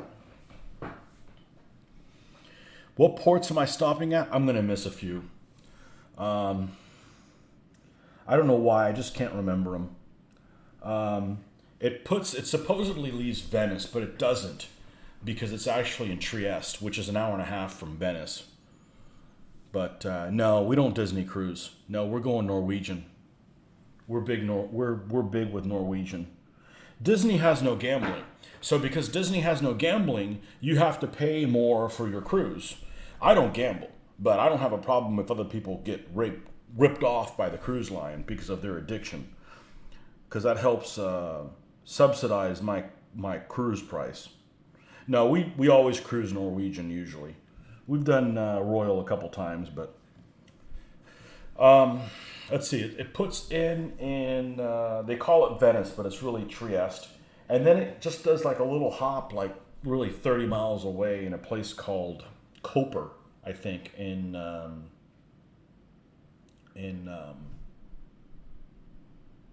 Croatia, and then it goes to Dubrovnik. And these are all like literally one day away from each other. So it goes Dubrovnik and then Malta. I don't know how you leave Dubrovnik and get to Malta in one day.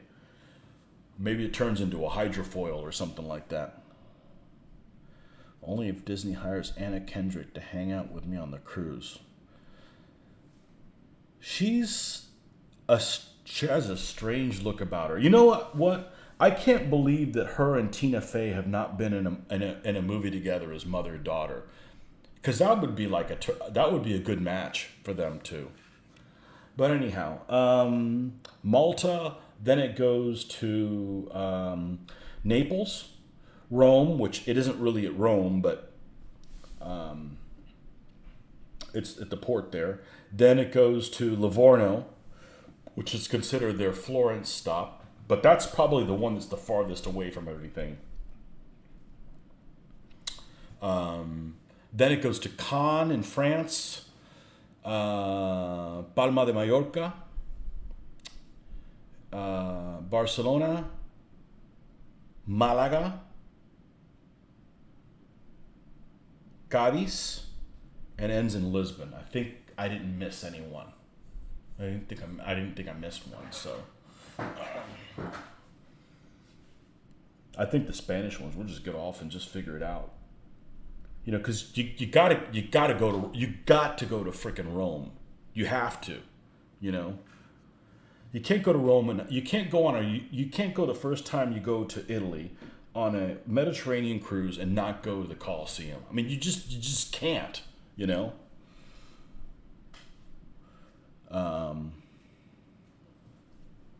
There's some things you just have to do. So the Naples stop, I got to go to Pompeii. How can you not go to freaking Pompeii? You know? Mallorca. Yeah, Mallorca, I don't think we'll need a tour. I mean,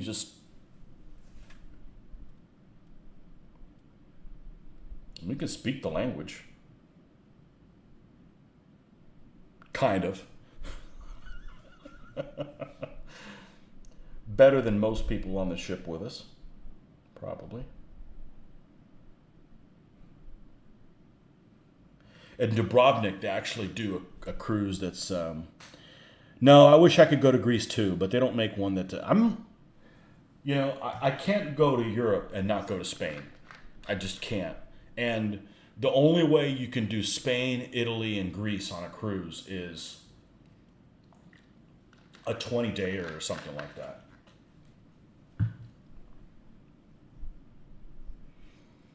Yeah.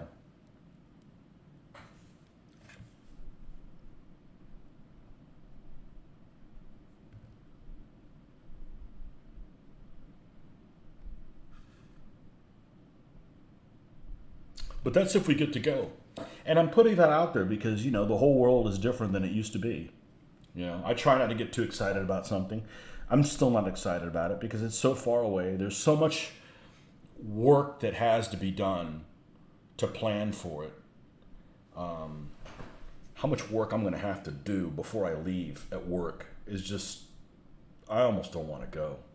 It's just like, I'm going to hate life.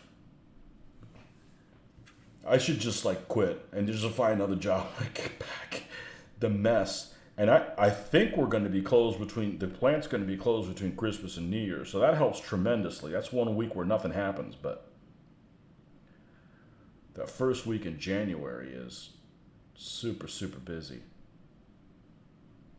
Everybody that hasn't done jack diddly shit in the second half of December is going to have a Woody for something.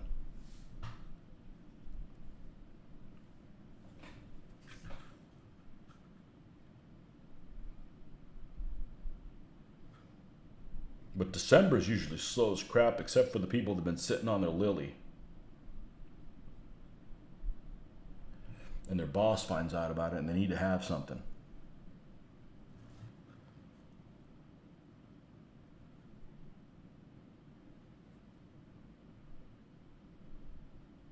But you got to make compromises. Like I always wanted to go to Spain. I always wanted to go to El Escorial, which is the big, the big museum where all the Spanish kings are buried, and it's a big, it's got all the paintings and all that kind of stuff. Well, you can't do it all. So that would be just like, you go to a trip and you go to Spain, and that's the only place you go to. So I don't know, might go there, might not like Spain at all. Who knows? Keep your hands on your wallet. Yeah, you won't need a wallet. Yeah. You know what worries me about Italy?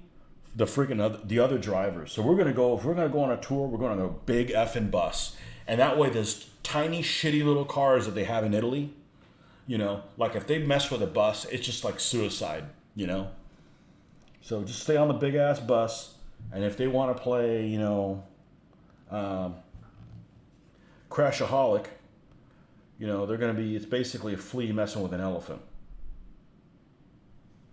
Because I would love to just independently drive, but I'm honestly scared of freaking Italian drivers. I don't know. Maybe it's not as bad as Miami.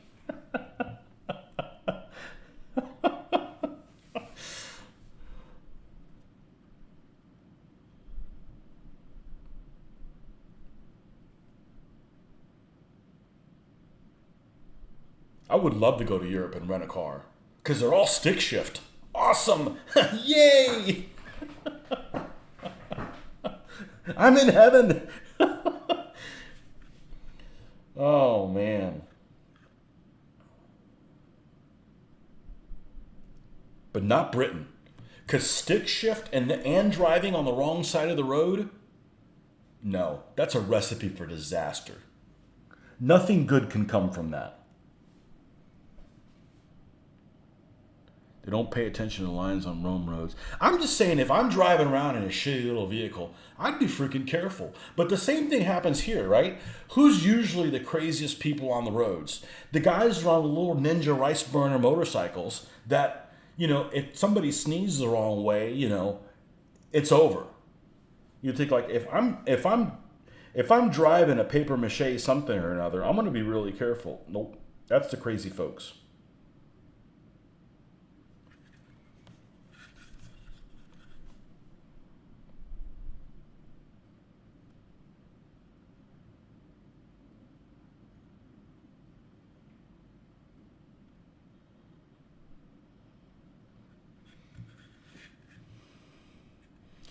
If I was to move anywhere, it would be England.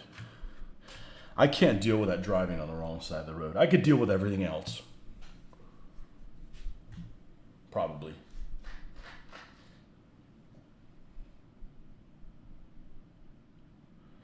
I'm not driving on two wheels.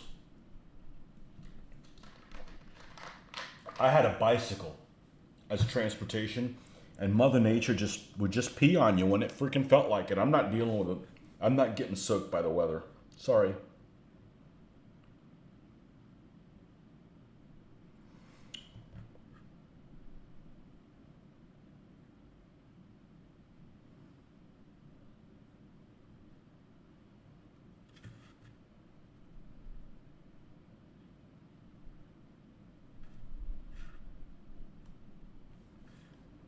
All right. Well, the nice thing is when I'm done with this, you know damn well we'll be able to put the decals on here. Or as they say in the UK, decals.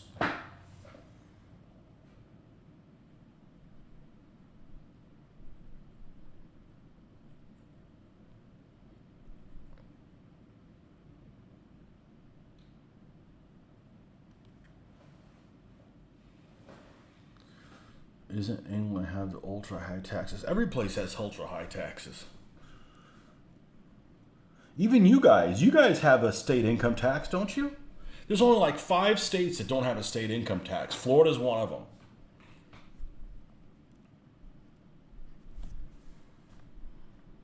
What do you get from that? More shit they can misspend.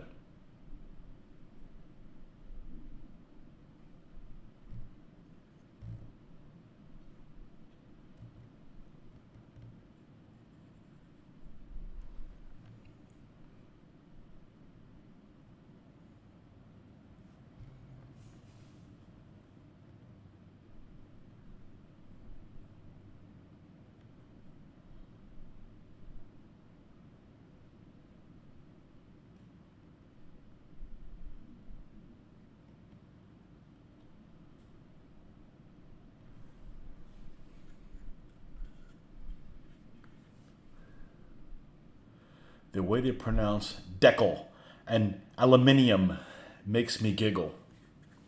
Like a little schoolgirl. I prefer English spelling, but American pronunciation. I like armor with a U in it, and color with a U in it.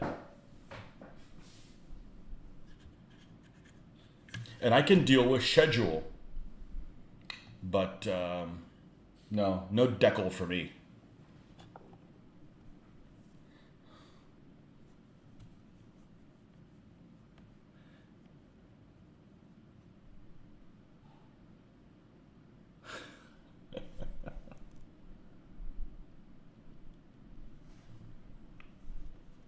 I don't want to live anywhere else. I'm a spoiled ass American. Doesn't mean I don't want to visit somewhere else.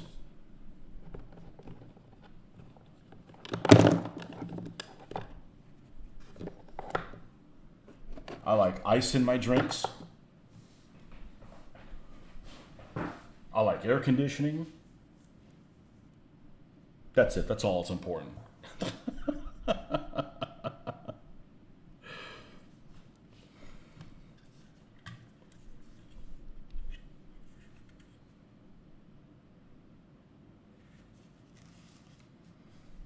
I think what's really interesting about England is, as a kid, I just assumed that people in England all spoke like David Niven, right?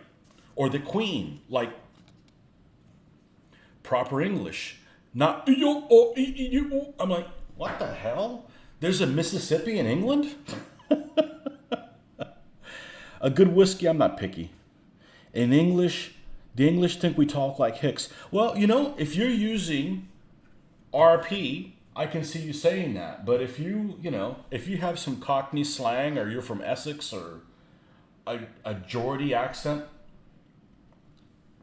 that's the same crap that we have here. There's some terrible accents in this country.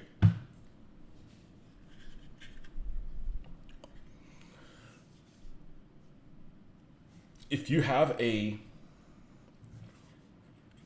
correct pronunciation of the English language, yeah, okay, I'll take your word for it. Yeah, we are Hicks.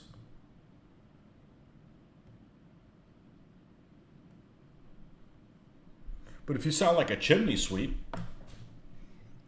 you know, you don't have a leg to stand on.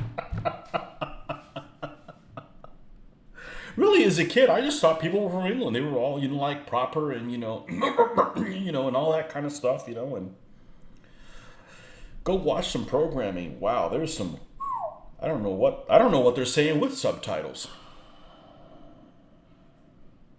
Go to England and order Jenna Coleman. Who the hell is Jenna Coleman?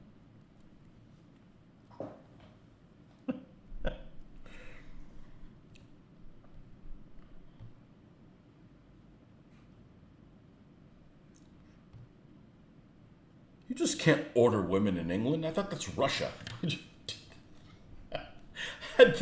I had this customer of ours that hold on a second.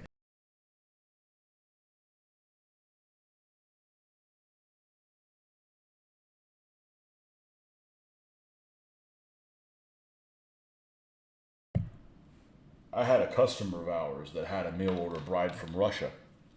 This is many years ago. Probably 15 years ago. Maybe even longer. And he said, "Do we know what the secret is?" And I'm like, "No, what's the secret? Please tell me." You got to make sure there's a picture of her smiling.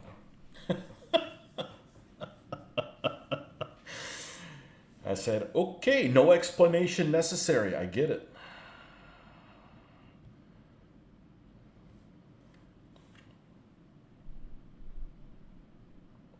In Soviet Russia, teeth brush you.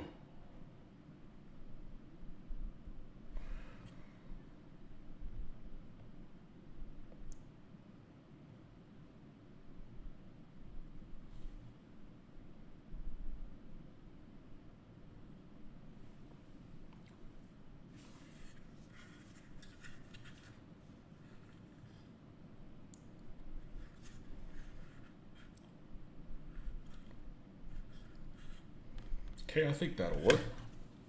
Now, let's see if we can do the track thing properly. Not like an idiot I did it the other day. We're going to get our SS Camo Black Brown.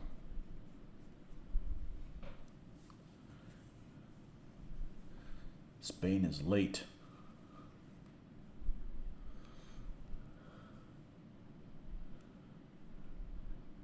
Wonder why they hire English actors for movie. They work cheaper and have them speak with American accents.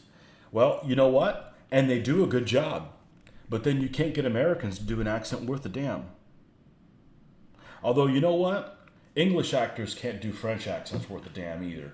So, English actors can do American accents. But that's it. That's where it stops. And Americans can't do anything, you know?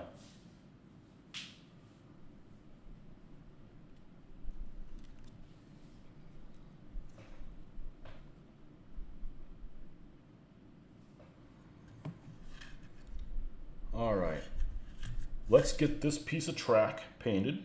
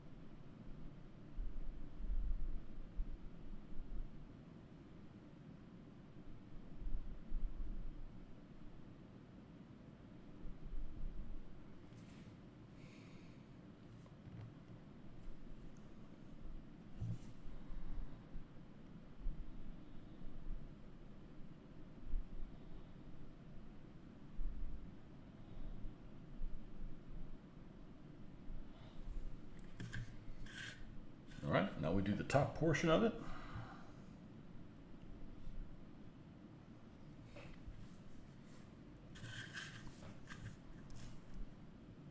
And I've been up since 4 a.m.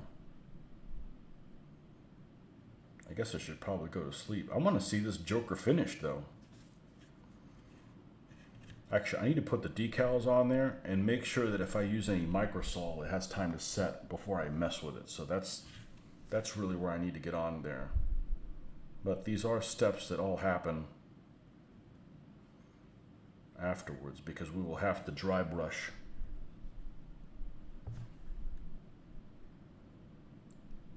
You know, a lot of this stuff, you just can't speed it up. It's going to take a certain amount of time. You know, and this is with paint that basically you can keep painting. It's not like you got to wait for it to dry or anything.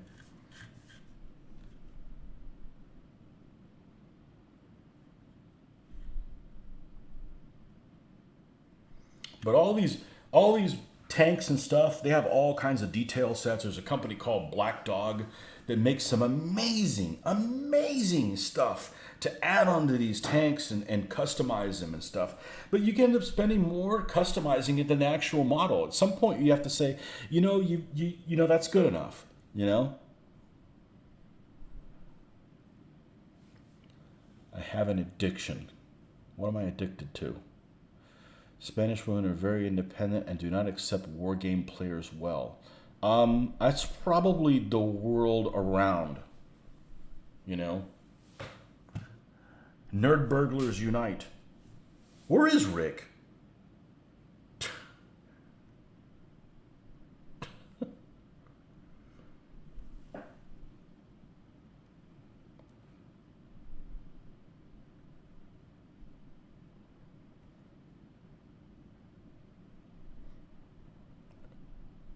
Is he listening and grinding to Skyrim?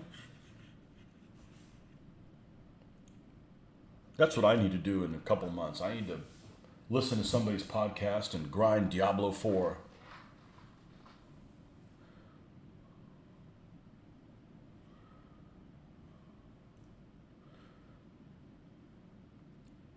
They usually have weird hobbies.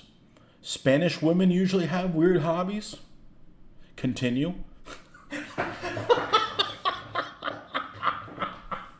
Oh man, that's what Nordic would say. Continue, yeah.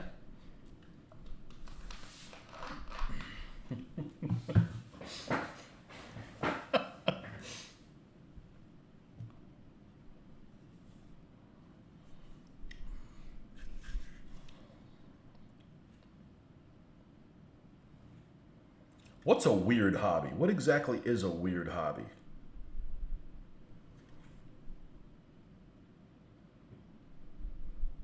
You collect pelts of rodents.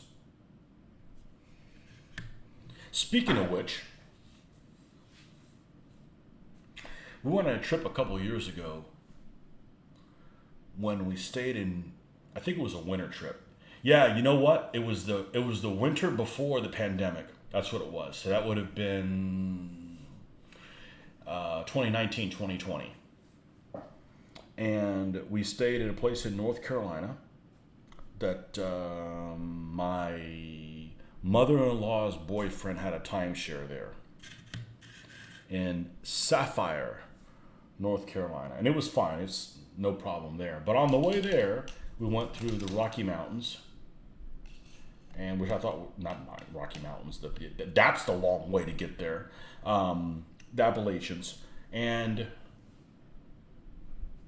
there was a store that actually looks fine on the inside, but that had so much taxidermy stuff on there that it freaked my daughter out. And, you know, it wasn't normal. It was like things that they had been in grueling pain when they got stuffed. It was just really weird. Damn it, Tony, you swiped my line. Actually, we've been watching Night Court as a family, and that's totally something Dan would have said. There's everything. Good occupation history and archaeology, my favorite hobbies. Romancing is...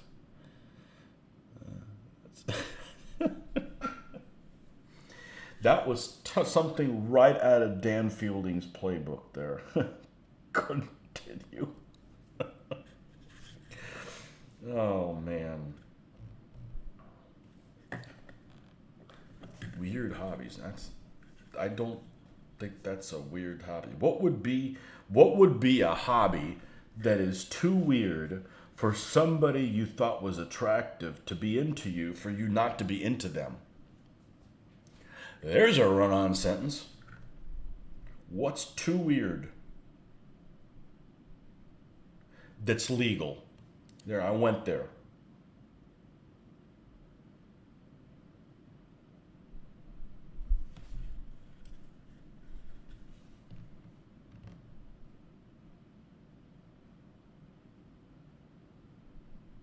I can't think of anything, of any hobby that any girl has been into that I've dated. I don't, hobbies really aren't for girls. I don't know. I mean, it just, yeah, that's John Larroquette's character. Yeah.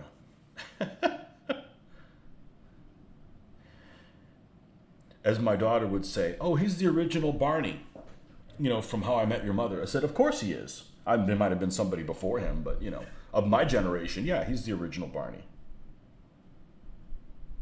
And it's really interesting watching it, how his character changed from the first season well, I think we're on I think we just started season 4. Or maybe we just started season 3. I don't know, but it's interesting how his character has developed. It's gotten better. He used to be just kind of a prude, and now he's just turned into what you're used to. Cosplay. Cosplay is weird. Cosplay is weird. Now, I'm not going to lie to you. There's some girls that can pull it off because they look like the character they're cosplaying, but it's still weird because even though they might look the part and they look good in the role they're doing, everybody else at that convention is a freak show. So they're Hispanic women. Oh, I don't like that word. I don't like the H word. That are there and they look alike. Why did he travel so far? He was great in Stripes. I don't remember that. I don't like the H word. I do not use the H word to describe myself. I like Latin. I like the word Latin. I do not like the H word.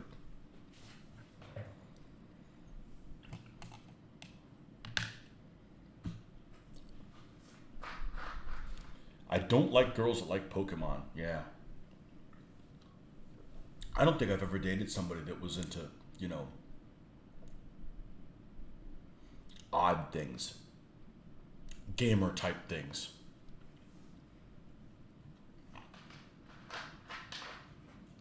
Latino. I don't mind that word.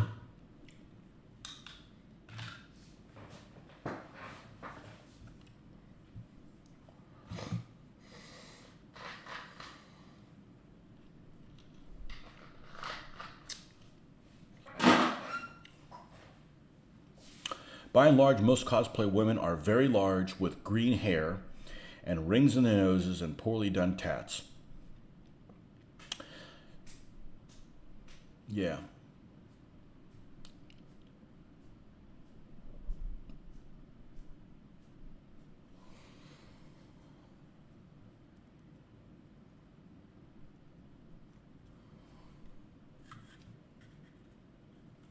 There's some cosplay stuff out there that looks really good, but it's definitely the exception. And it's still kind of weird. Now, I think, what I think is actually a really cool hobby? And one of my brother's friends does this as a hobby. Being in plays. I think that's really cool. You know, um,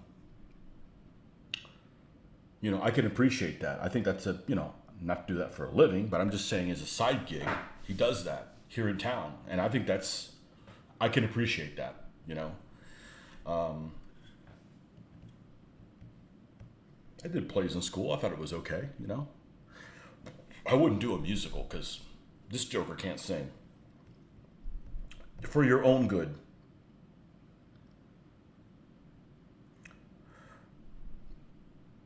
Well, there's things that you may not be good at.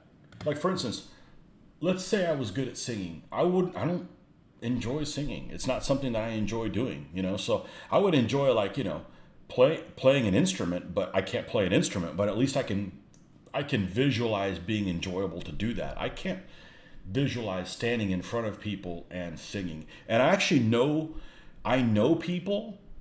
I've known people, because I can't think who this person is right now, but I've known people who have no problem singing in front of people in an audience, but they can't sit in front and, like, you know, put a presentation on. I'm like, what?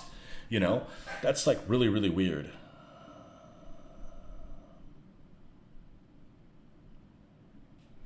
Our Latins don't like Hispanic because it refers to Spain. And see, when I see Hispanic, I don't think of Spain. If it reminded me of Spain, I'd be okay with it. I just I don't like the H there. I don't know. There are women attracted more problems. No pet names.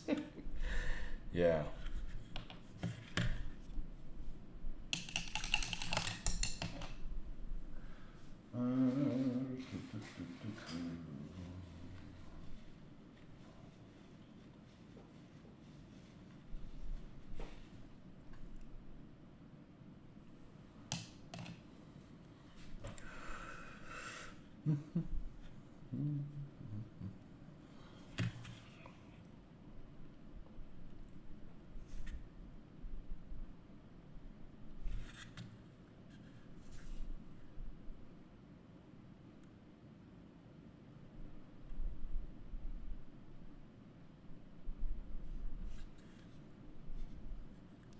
We went on a trip a couple years ago with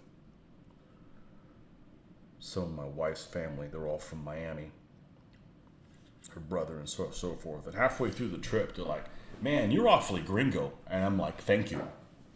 I am. I think like one." You know, I never spoke English to my parents. I didn't speak English at home, but I think like I'm from here because I am from here, you know?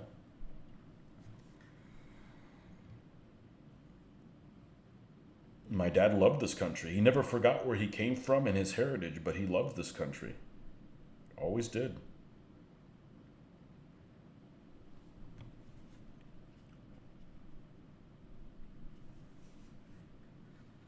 Chicano. Well, not my demographic, sorry. Chicano honestly sounds like something from Chicago. Although I call Chicago Shitcago. My wife is exactly like I am. She's my sister. She's my sister. No, she's born in Miami. That's the only difference. So, my parents both came over in 1960. Her dad came over before Castro, and he actually did 3 tours in Vietnam. He came over in 58. And her mom came after Castro, and her mom's father was, he had a little farm and everything. He kind of lived out in the country, and he was put in prison because he was accused of feeding people that were, rebels to the communists. And they took everything from him, and they eventually worked their way into getting here in the U.S., but they experienced... We don't have anything nice to say about communists, let's put it that way. So... being in North Carolina, I find myself uncomfortably close to Chicago. Oh, man.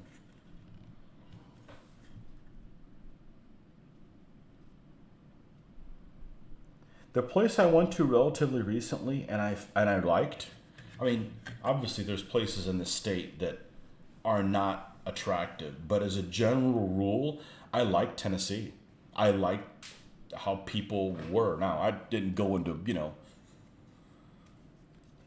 in a really run down uber rednecky area, but I'm from the South, so I'm used to that. I just, it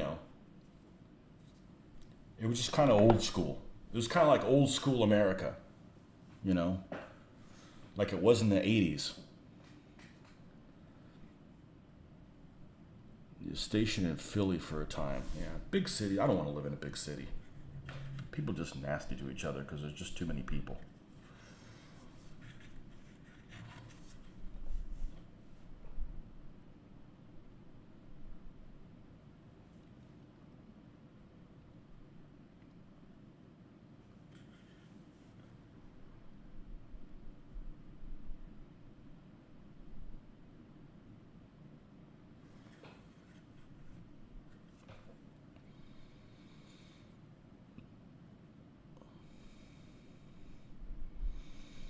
read stories about Spanish Civil War, nasty stuff. I got a couple of books. Well, I got a book that's on my read list on it, but I'm probably not going to get to it because I'm not going to war game it. So that's kind of my tie-in to whether I'm interested in something.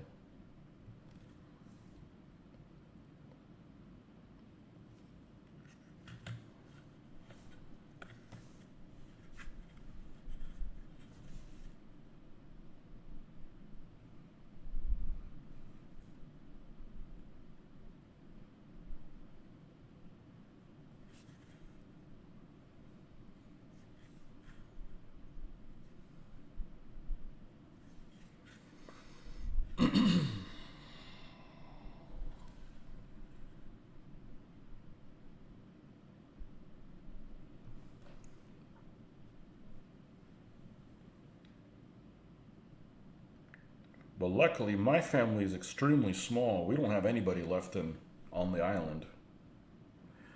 And even if we did, I don't plan on ever going there.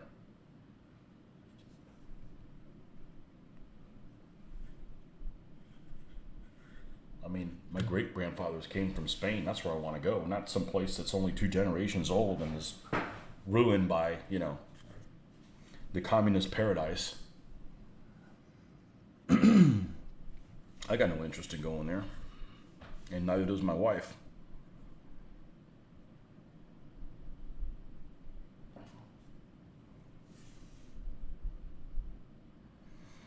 How is this thing attached on there?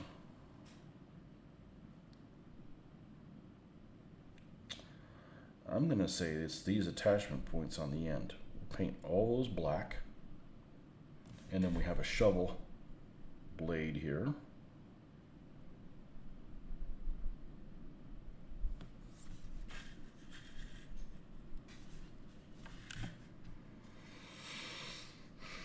This thing, this little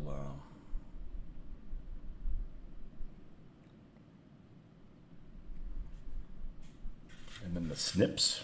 Gotta have the snips.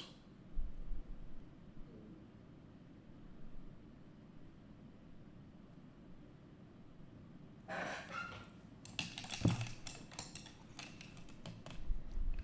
family all came over the pond after the U.S. Civil War, so no slave owners here. Yep.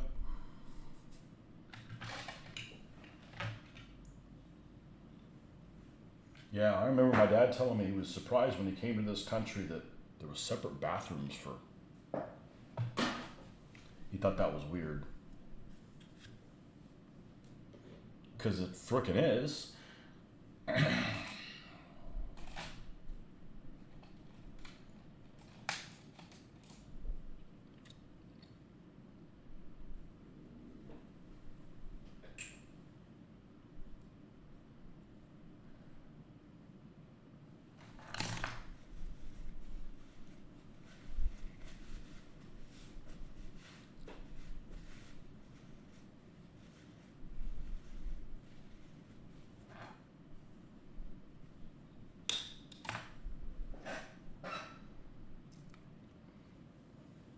The thing that doesn't, there's lots of things that don't make sense about slavery, but the thing that doesn't make them, there's a couple things that just, I just can't wrap my head around it at all. 2 things. If you have a slave, obviously you don't think that they're, as good as a human being for whatever reason, at whatever level. But so why would you give them your last name? I mean, it just makes no sense. That makes no sense from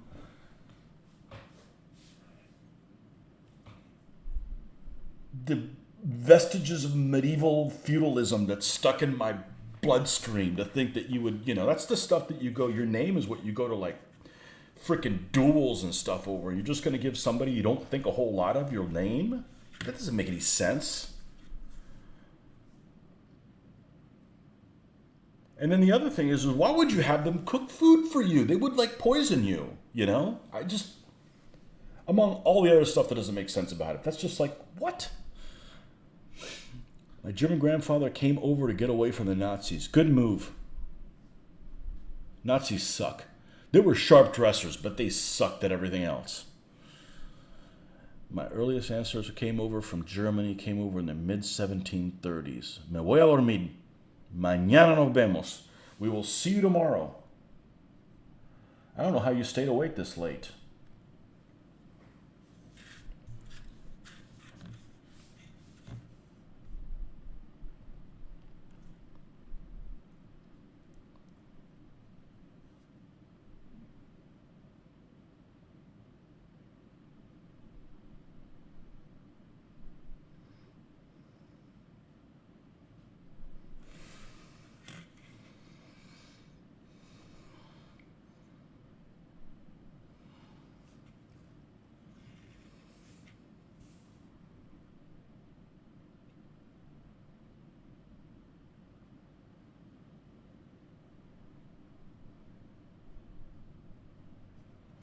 One thing that they do that's annoying in here is that anything that has to do with Spain here that they put in the US, they always dumb it down and make it Mexicanish. For instance, if you notice, any cartoon like Puss in Boots or something like that, it's supposed to be in Spain, but they add so many little Mexicanisms in it that it's like, it's almost like a funny Taco Bell commercial or something like that. It's like, really?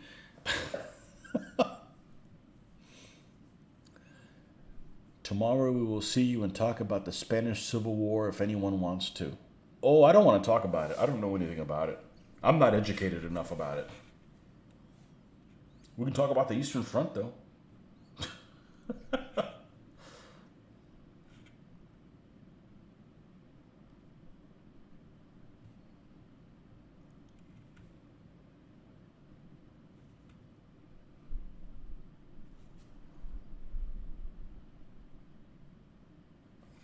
I tried watching that stupid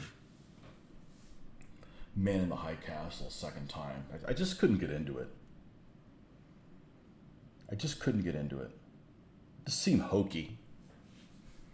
It supposedly is well received, but who knows if my people, meaning, war gamers, actually like that series. I've tried watching it a couple times. I'm not going to watch it a third time. It's not for me.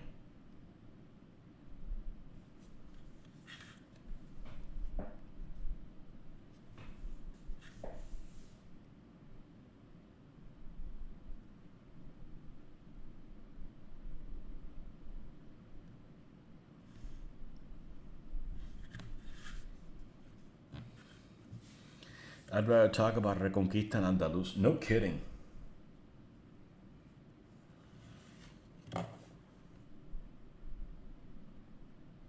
Now you're talking.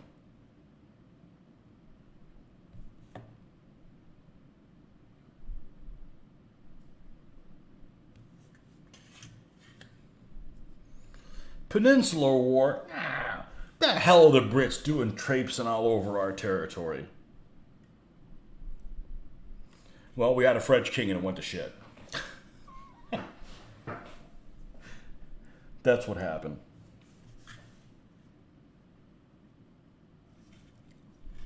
And as much as I would like to do Renaissance Spanish stuff, I just don't have the interest in doing that and doing World War II. I'm not going to get the chance to do World War II, so we're just going to stick to this.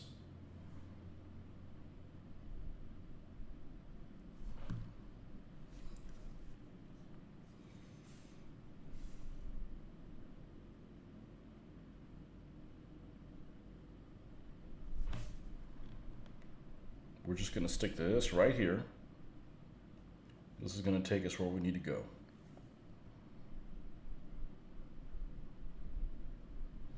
I had this epiphany about how to handle trees. I'm not going to tell you guys what it is because I think it could still work. And if I pull it off, I think it'll be brilliant. But I promise you, when we have terrain, it's not going to look like this. It's going to look better than this. This is too hokey. Because now I have the inspiration of all the wonderful people that do these fantabulous jobs on the internet that are gracious enough to show us what they're doing. I don't know what this stuff is up here. I'm not going to paint it black if I don't know what it is. Odds are something like the jack or whatever could have been painted dunkelgelb anyways. I just like painting it a different color so you have some contrast in there instead of just like, you know, somebody just took the easy way out and just paint everything yellow. You don't have to paint it. Cop out.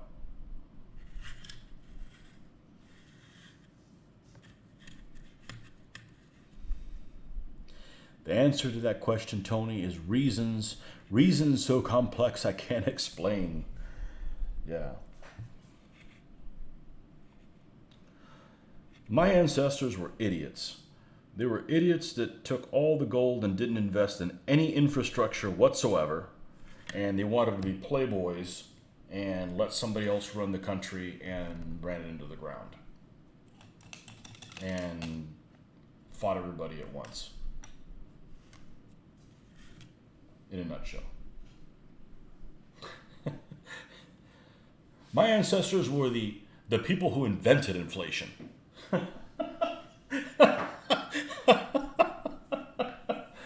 Oh, man.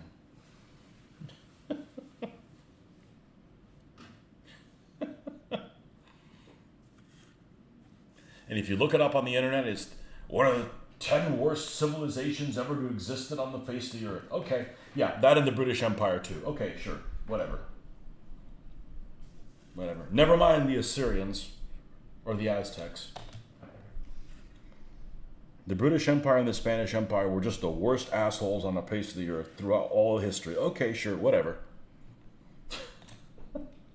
I didn't say they were nice folks. I'm just saying that wouldn't even come close to the top 10.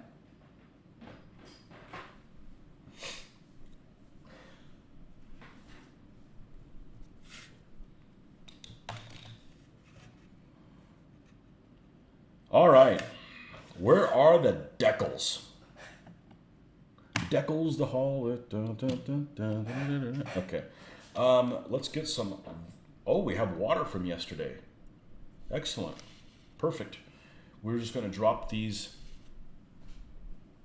things in here. What did we say we were going to call this thing?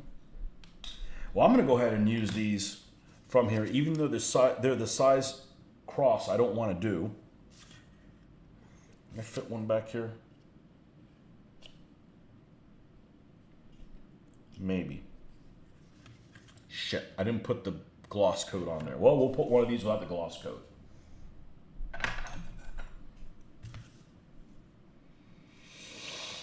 You like your German tanks and dunkelgelb. You heathen, that's right. You know the reason why they painted them in gray Nordic? Supposedly? Yeah, if it wasn't for Panzers and Panzer Gray, what the hell would you call the color? It looks like a dark gray. No, it's Panzer Gray!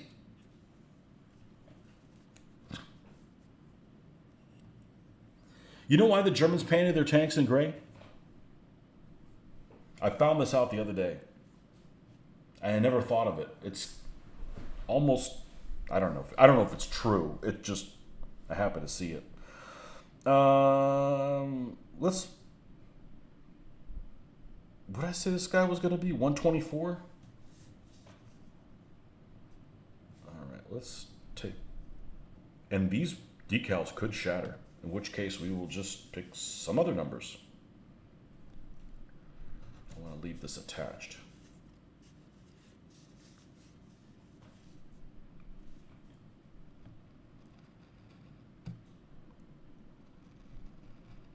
Only give you one of each number.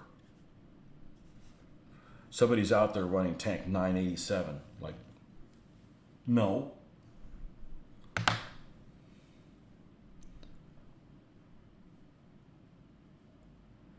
Gloss coats only beautiful. Well, dunkelgrau.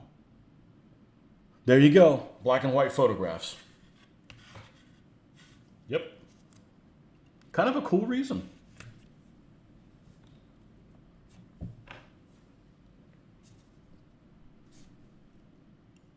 I like them both.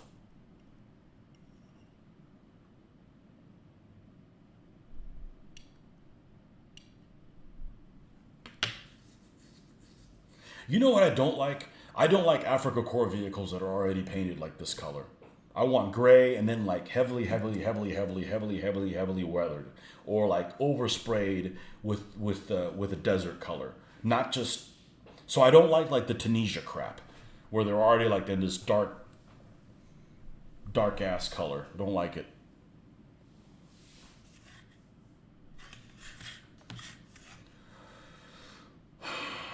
I don't know if the number over here is going to work for me. All right, let's get, which one's this one? I thought the gloss coat was good for everything. I just think the microsol is only good over uneven surfaces.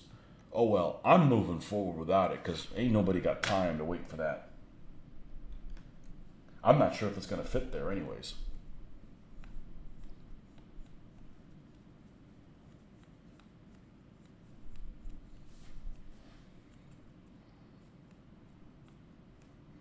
How about primer red based German tanks? Ugly.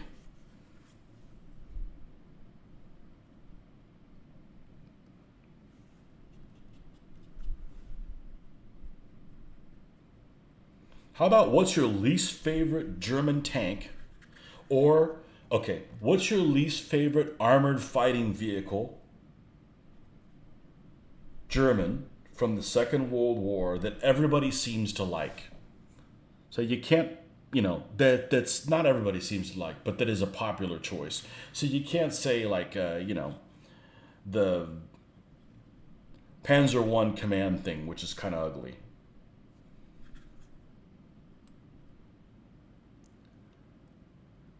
Those tanks are what you call fugly. Not this thing. This thing is sexy. This is a sexy vehicle. Sorry.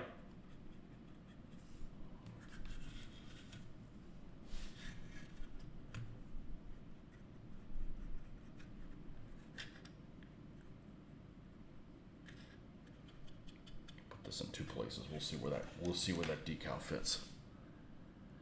You're not a fan of the Puma. You're the only one. Oh, Mouse is ugly. You're the only one that doesn't like the Puma.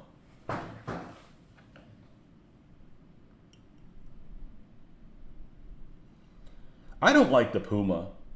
You know what I don't like about the Puma? That it has a two-man turret. Like, you think that the Germans would have figured that out. Like, well, they suffered with the Panzer IIs and stuff that had a two-man turret. Let's not do that again. Nope. They fall back into the same old playbook. A red primer tank's fugly. Yeah, no kidding. No doubt about that. Uh-oh. This has little bite marks on this. We are not using that. We don't need to tear that decal that's, I was going to say older than me, but no. Let's not go to extremes. Older than my daughter. That's easy. You don't like the mouse. I don't need to.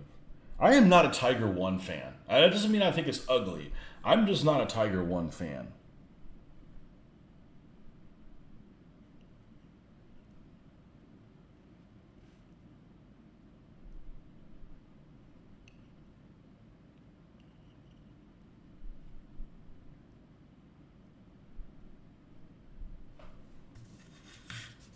Let's see if we can fit this number here.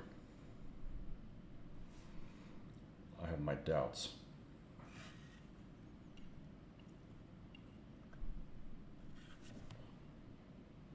I had a model of a Hetzer unbuilt. I sold it. That'd be good. That'd be a good thing for this game too. Hetzer's got a Hetz.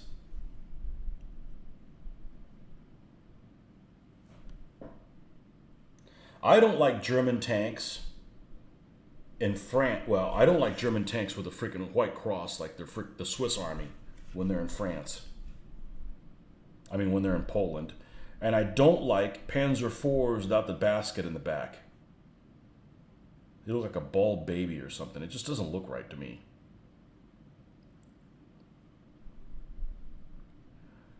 The only tank I can handle without the storage box is a Panzer II. I can handle Panzer II without that storage box. Meaning tanks that eventually had it. So like a 2C, a 2D doesn't look that much different from a 2F that did have it. I guess that looks okay there. I think that if I put it way back here on this side, it's going to look weird. I'm going to put it in the middle on this one.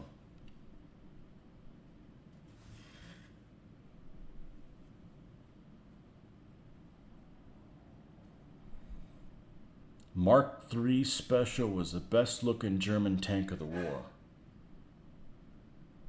I like the way a Mark III looks. I actually prefer the something like a G or an H better. The long barrel ones sometimes look awkward, and I don't like the M. I don't like the M series with that stupid snorkel thing on the back. And they only made 100. They only made 250 of them, anyways. I do like me a Panzer III though. Oh, fuck. We have a shattered number. All right.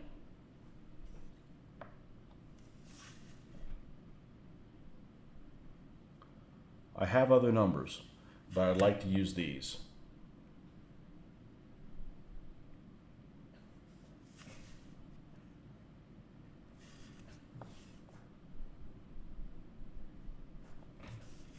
I will not give up the ship, though. Come on. Oh, well, it's gone now. All right, well, I'm going to continue putting it on. Maybe I can paint the end.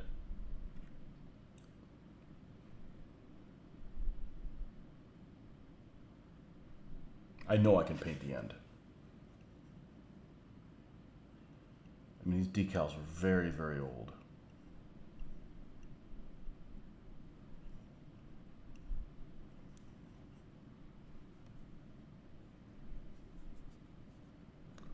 Have to water the flowers.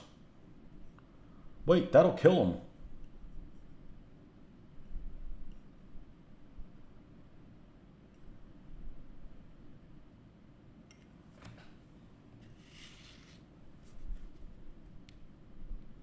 I don't like the look of this tank.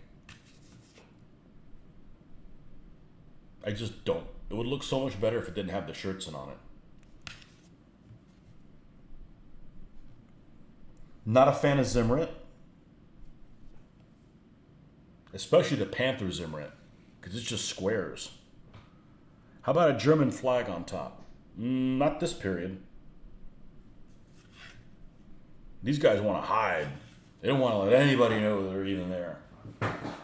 But I think the early war German tanks look good with a swastika on it. It doesn't mean I'm a fan of the swastika flag. I'm just saying that it looks good from a standpoint of contrast. You know, because it's all gray, gray, gray, and you put, you know, it looks good.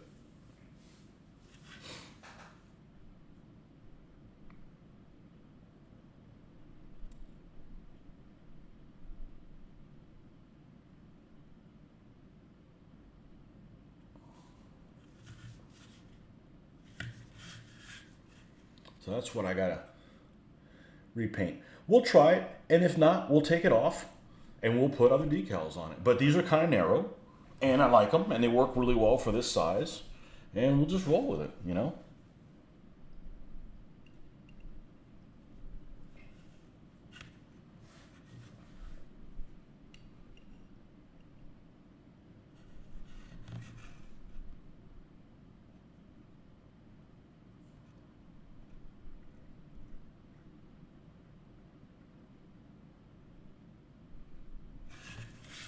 Move it into position later.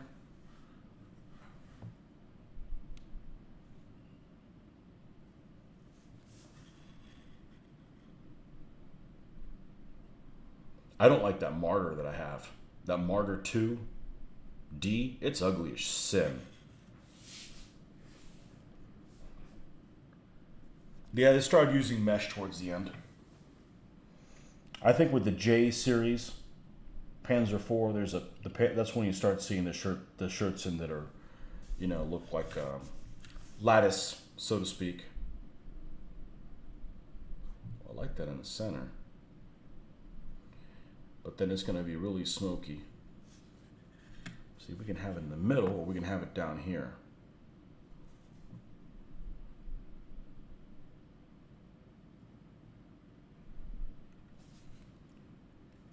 It's kind of hidden down there. Oh, but I'm going to put it down there because that's actually a common place that, well, I've seen it all over the place. We'll put it down there. All right, let's straighten these.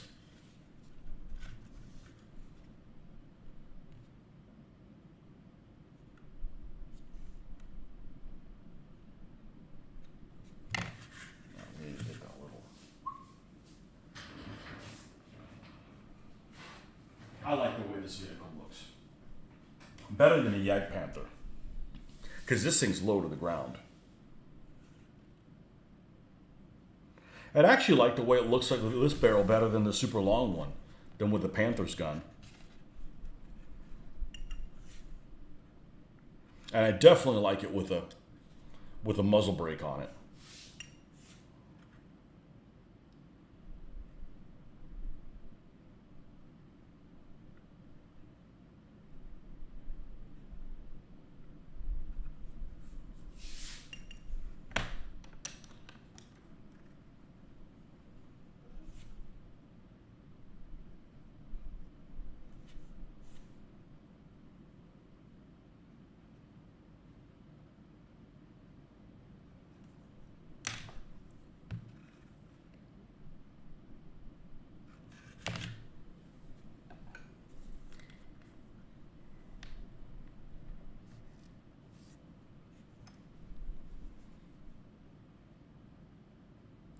The plate, shirts, and block the Panzer IV's viewports.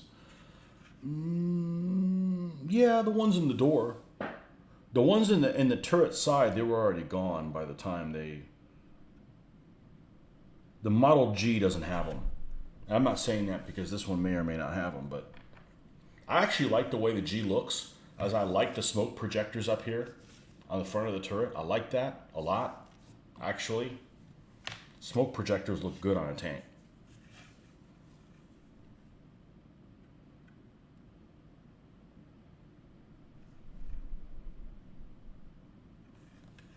Okay, that's the 124 there. And this is the 124 here that we're going to have to replace that too. Well, the other thing we could do is just replace it with a 3. Now. That might not be a bad choice.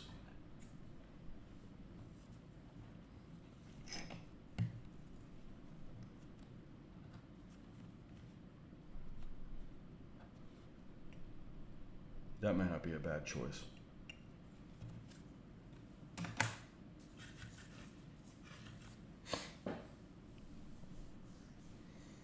I would think it would be a pain in the ass to bail out of here with the Schertzen on it.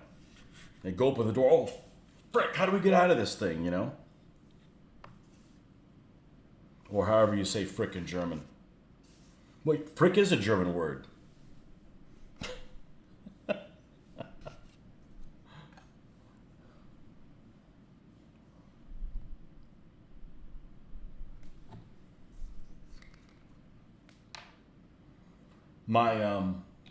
The model that I have for the 4J by Fujimi comes, its Schertzen are mesh ones, but they are solid.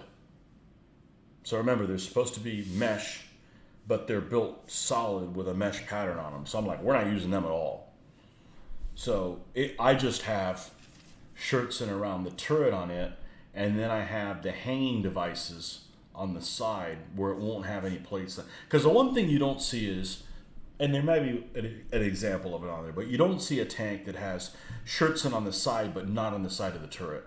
It'll have it everywhere. Now, there may be a plate or two missing in places, generally on the hanging ones on the hull, but you generally will not see a tank that has Schertzen on the body but not on the side of the turret. It's usually everywhere or just the turret.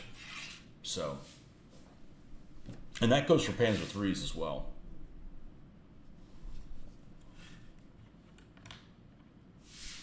So did somebody ever do it? Maybe, but there's not really photographic evidence of it, and it also looks extremely weird. You know? I mean, hell, I think there's some variants of the Panther that had a Mark IV turret in it. And it's, this isn't just a World of Tanks thing. I mean, they made a few of them like that. And that is a World of Tanks thing. You can actually push around a vehicle. It looks like that. And it's horrid looking.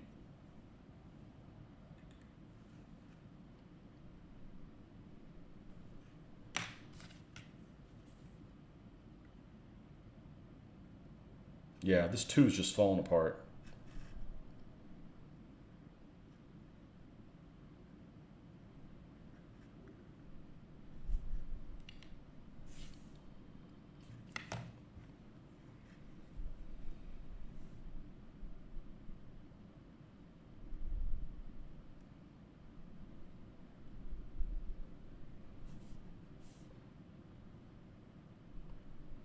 Speaking of World of Tanks, the vehicle I've had the most fun playing on World of Tanks was a Hellcat. Why? Because it could get wherever it is to go before anybody else.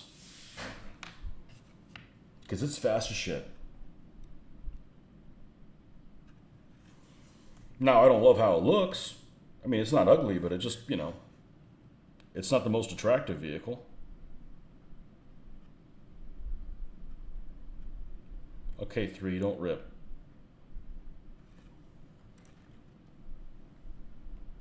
If you rip, we gotta just replace it with something else.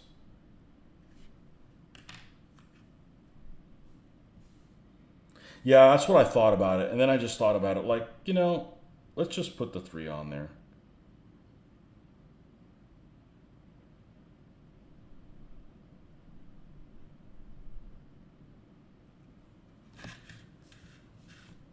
I just like that they're narrow.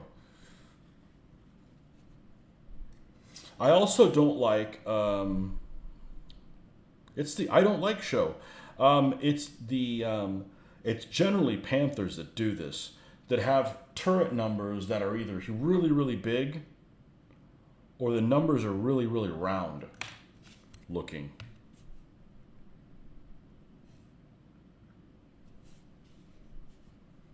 We're not going to try to save you. Now, please don't break 3, or I've done all of this in vain.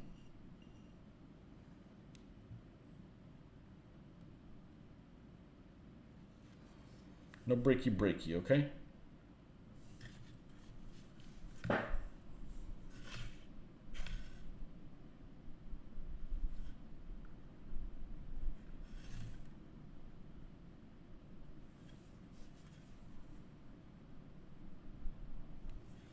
Let's take some of this moisture off. Then a little peaceful way.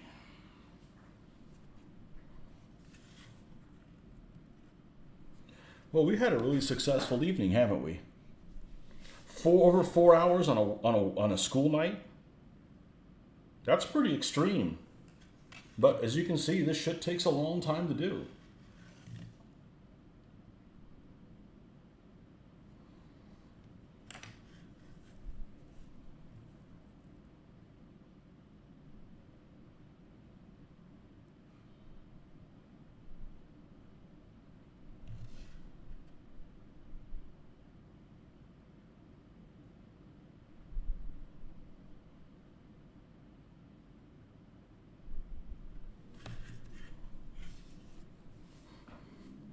Got 134 there.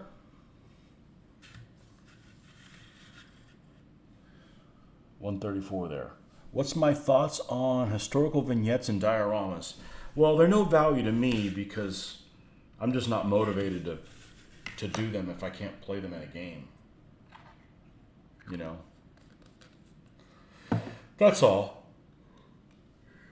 I don't hate them or anything. I just, I can't be into everything. Okay, this is Jagd Panzer IV, not weathered.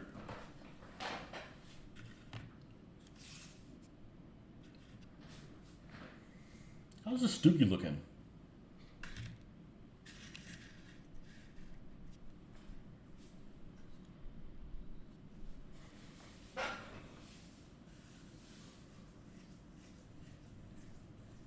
Yeah. These look pretty cool. And I know I'm going to get better at, oh, I should have painted the track on this guy. Oh well. I know I'm going to get better at the airbrushing. And it's not, and if I don't get better, it looks pretty good from here. You know, the thing about a Panzer IV is really weird. Their turret is not centered in the hull. It's off a little bit towards the driver's side. And it's fine until you notice it. And then it's something you can't unsee. It's something you can't unsee. Let's see if I can, I have no idea what you guys are going to be seeing. So let's see if I can, oh, it's just so damn blurry. And you take a photo of these, it'll show up a lot better. But anyhow, I'm enjoying the Dunkel, which is good because if I'm not enjoying it, then that's a good way to stop doing this. So yeah, there's nothing wrong with that airbrushing, and we'll get better because I want to do like the thin little, almost like the spaghetti squiggles. Not in every vehicle, but some vehicles get that. Like that's what I actually wanted to do on this guy. I actually wanted to do like the spaghetti squiggles, you know, where they just kind of go up and down and up and down. But look, I can't do every camouflage on here. So there's going to be some camouflages that are left to do with other vehicles that we're going to get. So, as it is, we still have probably, the decals look great too. Yeah, I wish this was 124, but 134 works just the same. So I do like that they're narrow, and I do like that they're a slightly different style than they are here. Both of these are actually decals that came with the vehicle in question. So these are actually the decals that came from the Fujimi kit. These are the decals that came with the Eschi Jagdpanzer IV kit. So anyhow,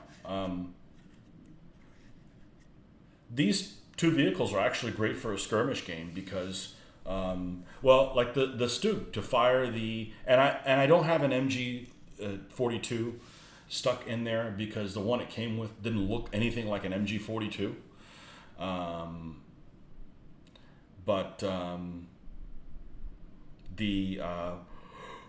I may or may not put one in there. It's going to have one in the game. I just may find one I can just place in there and just kind of lean it on there. Because the one it came with didn't look anything like an MG42 or a 34 or anything. It was just a make-believe gun that was flimsy as shit.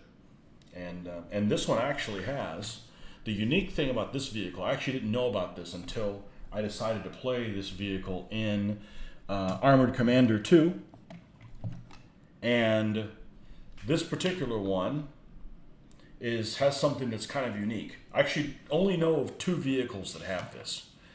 So you see this like cone that's on here? It's actually a removable pistol port cover, and they carried an MG42 in there. Not a 34, a 42 that would fire out of that. And it was fired by the loader. The loader fired it. And that's unique that it had a 42 in it. The only other vehicle that I know of that had an MG40, actually there's two other vehicles that I know of that had an MG42 on them that fired from inside the vehicle. And that was the Panther D.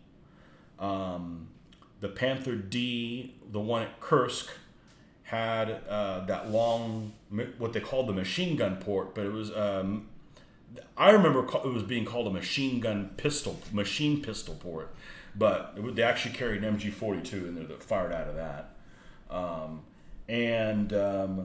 One of the regiments of the Ferdinands at Kursk carried some inside that they fired down the barrel of the 88 millimeter 71 caliber gun. Which, by the way, that reminds me, the only vehicle that's die-cast that I am not going to paint up, that I'm not going to repaint, is a Ferdinand. It was a vehicle I got a long time ago, and it's already done up nicely by Dragon. And it's worth a shitload of money now, or at least they're trying to sell them for a shitload of money now.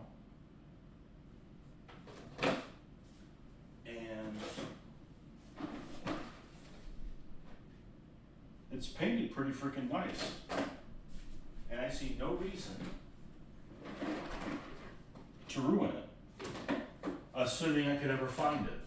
Now it's in here somewhere. Hello? Nope. You get, it's in the last bin at the bottom. Well, it better be here. We don't have it. There's the bastard. Oh hell, I'm not done yet. I'll show you my other Panzer IVs I have to do. You guys may get a kick out of that. Now, I got a couple Panthers out there outside. I've got a Britannia Panther. And that's before I'm so happy with the way the Dunkel's build is turning out. Unfortunately, they're both G's. And I wish they were A's. But they are both G's. So here's the elephant in question. This came like this.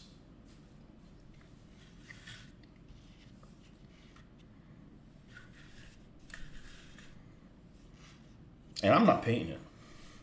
I'm probably not even going to put it on a stand. And it looks pretty good. Now, I don't know that it looks that much better than the ones I'm doing. I like the color yellow it has. I don't know if it's accurate, but I do like this color yellow. We're going to leave it as it is. And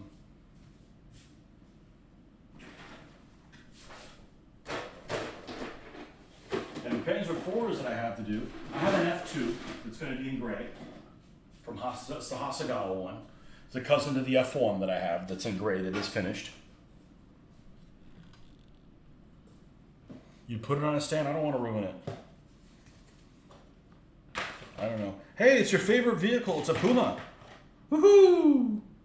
Missing some road wheels because they fell off because these are shittily constructed. Show you what we got in the Panzer IV department. Might as well leave another Panzer IV out here where we're at it. I've been told this one is overscale. This is a Matchbox slash Dinky. It's a Dinky Matchbox.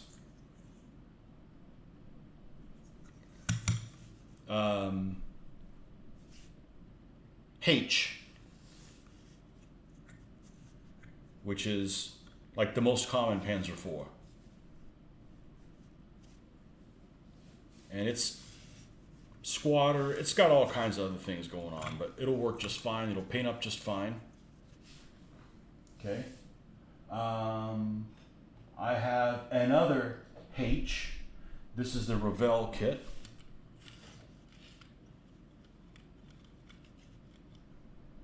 And this is actually a beautiful kit. And it's missing some of the side things. I did want it missing some, but not that many. So I gotta reglue this. But it's missing the center panel here on this side, and it's missing the back one over here.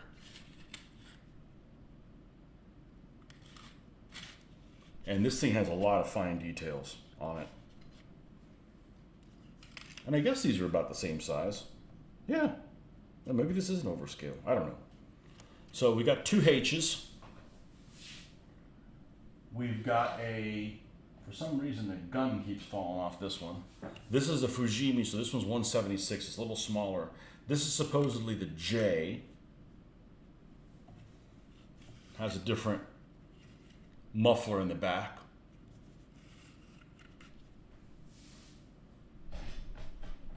And I do have the barrel, and it's not broken. It actually has a little, I don't know why it fell off.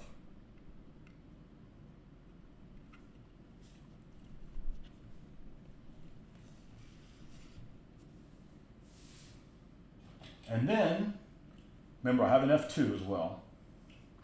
We have the Eschi Frankenpanzer, which is a tank that doesn't exist.